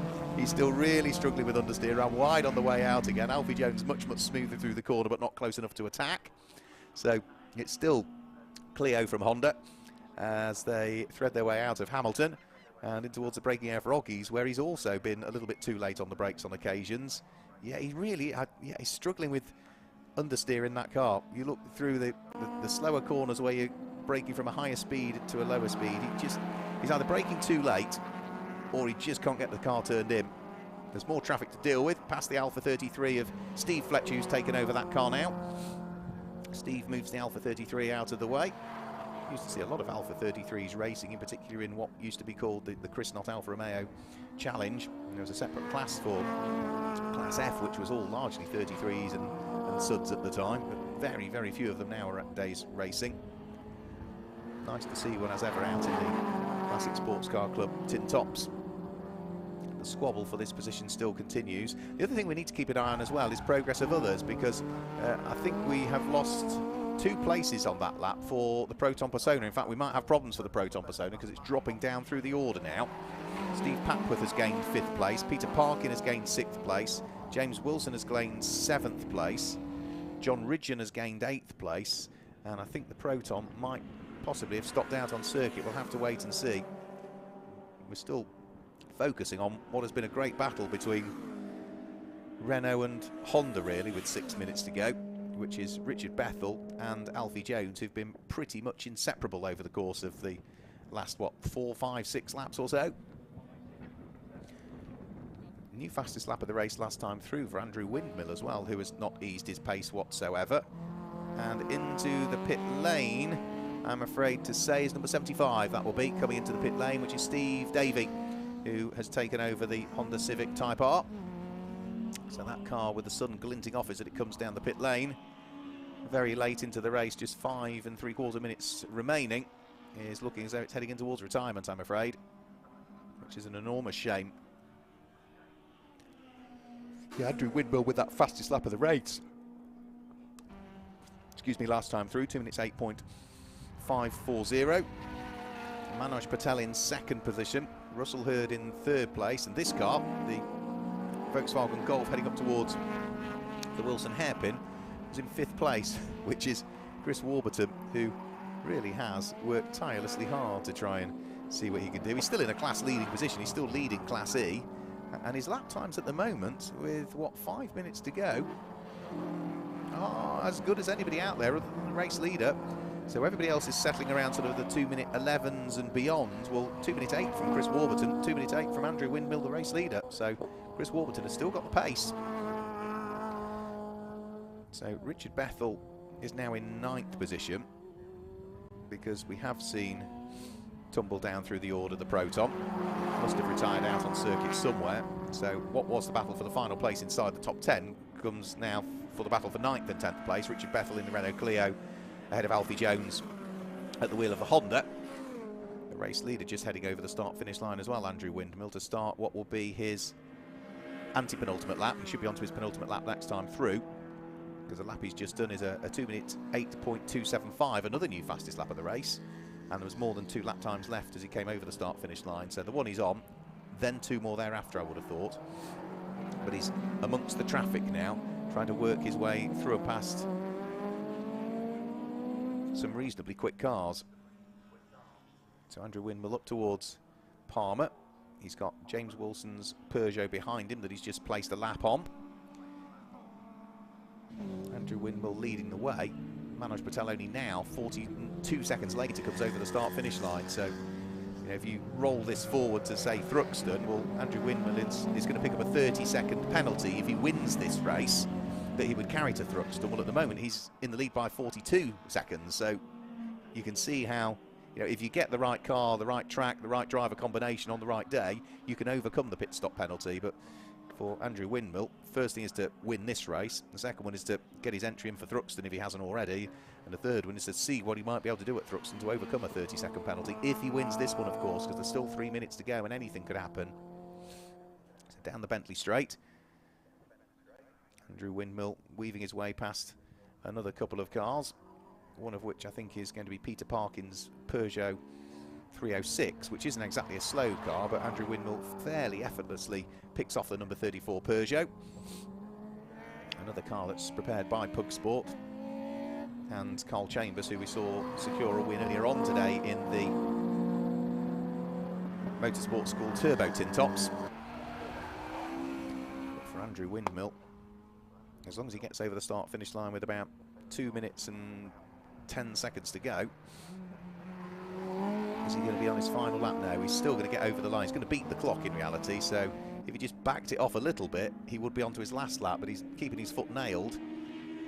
Over the start-finish line he goes with 2 minutes and 16 seconds remaining. That was a 2 minute and 11 second lap. So unless he backs off by about 5 seconds on this final lap, he will end up doing another lap thereafter. Well, he's got enough of a lead. He's got a 40-second lead. Just back it off by 5 seconds. It's one less lap to do. One less lap of wear, one less lap of potential issues with the car. But Andrew, I think, will just keep pushing all of the way with this one.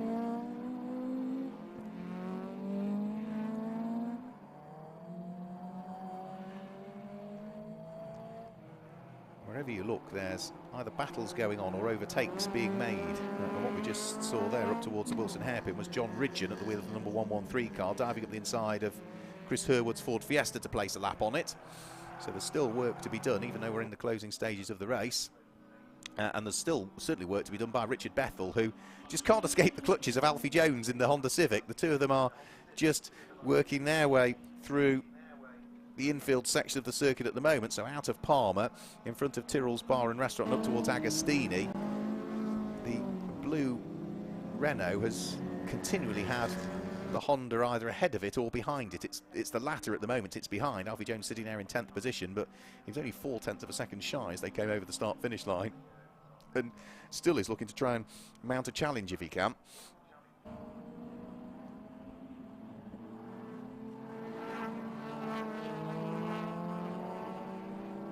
So into the final few seconds of this race now, and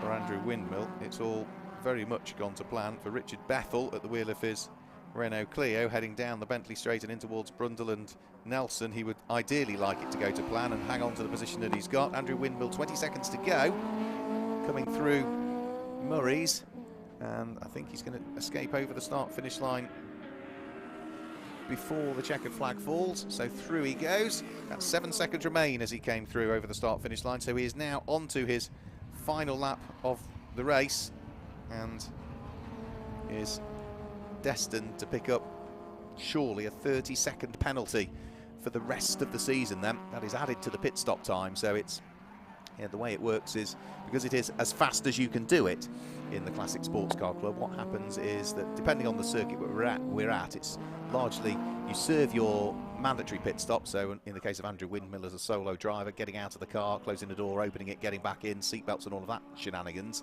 Then you drive to the end of the pit lane and then serve your 30-second penalty there, almost like a stop-go penalty, before you then join the track. Now, what tends to happen is most of the drivers that have penalties have their pit stops positioned almost where the penalty box is. So they serve their pit stop, literally drive through forward at just a few feet, stop again for the penalty, and then off they go. So for Andrew Windmill, he's going to be tasked with, if he wins this, doing that for the rest of the season. And if he did what he did last year, he overcame a 30-second penalty and claimed a second win, then he ends up with a 60-second penalty for the rest of the season. We have, in some categories, seen drivers overcome 90-second penalties, but very rarely. I can only think of maybe 2 or 3 or 4 over the last few years at all. And we're talking probably, when I say last few years, probably 10, 15 years. We've only seen a few drivers overcome a 90-second penalty. So it is a tough thing to do. But Andrew Windmill through Brundle, through Nelson for the final time, and is looking very good value for this one. Is on for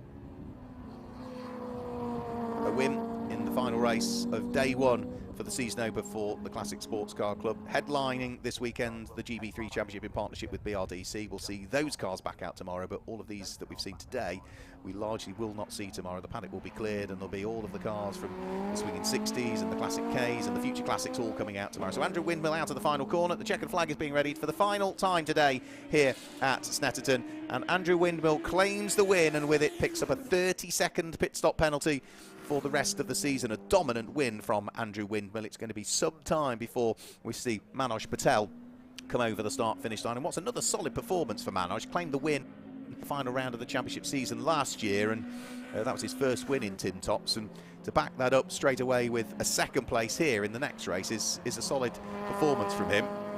And Manoj is just working his way through the bomb hole up towards Coram for the final time. Still a little bit of traffic he had to deal with there on that last lap of the race, but he is clear all the way to the run to the flag now, is Manoj, as he works his way in towards the left-hander at Murray's and accelerates his way towards the checkered flag. Manoj Patel will finish in second position in the Coward Sports Tin Tops. Third place should go the way of Russell Hurd at the wheel of his Honda Integra DC5. We saw Danny Cassar retire the other Integra DC5 that we had in the field much earlier on, but Russell, in the sole remaining one, should come through to take third position, albeit will he, because he had been really caught by Chris Warburton on the final lap, and I am wondering whether Chris Warburton might be able to squeeze his way through. Let's just have a quick look, and yes, that is Chris Warburton, is it not, that's just coming round through Corham now, I think, and up towards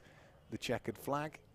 And Chris Warburton has made it stick, I think. Where is Russell Hurd? Has he retired out on track somewhere? Yes, he has. He's got slower and slower through the first and the second sectors, and I think has had a problem out on track somewhere. So it is going to be Chris Warburton that will come through to finish in third position. In fact, he was going rather slowly as he came round through Murray's, and his car has now come into the pit lane. Right, okay. So quite what happened there, I'm not entirely sure, because a raft of other cars are all going very slowly around the track as though something may possibly have happened, and I think it has on the final lap, because we've got a few other cars out there, I think, being dealt with. Either way, let's just confirm the results as we have them at the moment. The win goes the way of Andrew Windmill, with Manoj Patel in second place and Russell Hurd in third. Fourth place, but the class win for Chris Warburton, with Steve Papworth, Peter Parkin and James Wilson, 5th, 6th and 7th places. 8th place, that's where we see the next of the cars. My screen's just gone off, just bear with me. In 8th position, it's car number 113, which was Stephen Reynolds and John Ridgeham, with Richard Bethel having a busy old race in 9th place and Alfie Jones completing the top 10. In 11th place, it is going to be Miles Mosley. 12th place, and a class win goes the way of the D's, Jonathan and Tom D. 13th place is the number 98 car, which is David Bellamy, and in 14th place it's the pairing of Walker and Ely, with Alan Wilshire finishing in 15th place, and in 16th place it was car number 21 that went well in the class, and therefore should scoop up and put some good honours in Class C, but wasn't a class win for Herwood in the end. We spoke to Alan Tice earlier on as he handed the car over. Then the Alfa Romeo of the Fletchers finished in 15th place, 16th and 17th with Smith and Peters respectively with their Fiesta STs. And then we can see the problems for other cars further down through the order. Problems for Adam Brown in the Ford Fiesta, problems for Ainge and Cassar, Chris Earle with an engine failure and not even starting the race, the pairing of Mark and Lewis Alexander Williams. And that brings you a final set of results from the Coward Sports Tin Tops. Hopefully, now that we've got through the final sets of results, we will very shortly be able to hand you downstairs and grab our final sets of reactions from our drivers who are down there with Chris Buxton. And we will also, as the marshals begin to leave their posts, say thank you to all of our marshals, officials, recovery crews and rescue crews for all of their hard work throughout the course of the day. So let's hand you downstairs to Chris Buxton for the final time today. Here we are in the winner's circle, and it's a day for the Hondas, and it's a familiar name again up top. It is the number 888. It is, of course, Andrew Windmill. Of course. Really? Again, what an incredible performance. No one anywhere near your pace. Well, they were in quali. It got a bit tight towards the end, but. I mean, all I saw into the first corner in my mirror was Chris Warburton rotating, and I just thought I was waiting for the bang. I really was, because I mean, I'm on the inside. I've just taken the rolling start. There's no way I'm going in there at race pace on cold tyres, no matter how much you try and warm them up. And then when I saw him rotate, I just thought, here we go. But after that, of course, that gave me a bit of a buffer, and it was just head down and quali lap after quali lap, just because anything can happen. One wheel on a white line, and next thing 10 seconds have gone. So I just had to keep building as best I could, and keep my head down. And then, of course, jump out of the car for the pit stop, which is no fun. But anyway. Ever the modest man. So will we be seeing you for a full campaign? Will we be enjoying the mighty Windmill blowing his opponents away? Yes, I had to get that pun in before the end of the weekend. Dear. Well, certainly Thruxton's booked, and we're at Brands Hatch GP as guests. So they're all booked and in the diary. Probably won't go across to Spa because it's an awful lot of money and a long way to go. And we generally do a mid-season fettle of the car in the summer when it's nice and warm in the garage, and then back out probably for Alton Park, Donington, Silverstone, and then we'll see where we are. But of course, anything can happen at any round, so don't go counting any chickens. It's always a delight to see you up here, Mr. Winwell. Well done yet again, another fine win under your belt, and we look forward to seeing you again. Thank you very much, Andrew Windmill. Cheers, thank you. A very happy man over here is the pilot of the 112, Manoj Patel. I'm going to ask you again, are you sure this is the right That's what the results say, good sir. My goodness me, a bigger smile we couldn't find in the paddock. Yeah, I am shocked again. Yeah, it's been such a great day. This has been a great race, and yeah, I don't believe it. I don't believe it, and I just want to say thank you to everyone that's put in on this. You know, my mechanic, Tom Gannon, my coach, Danny Kazan, friend, and everyone else.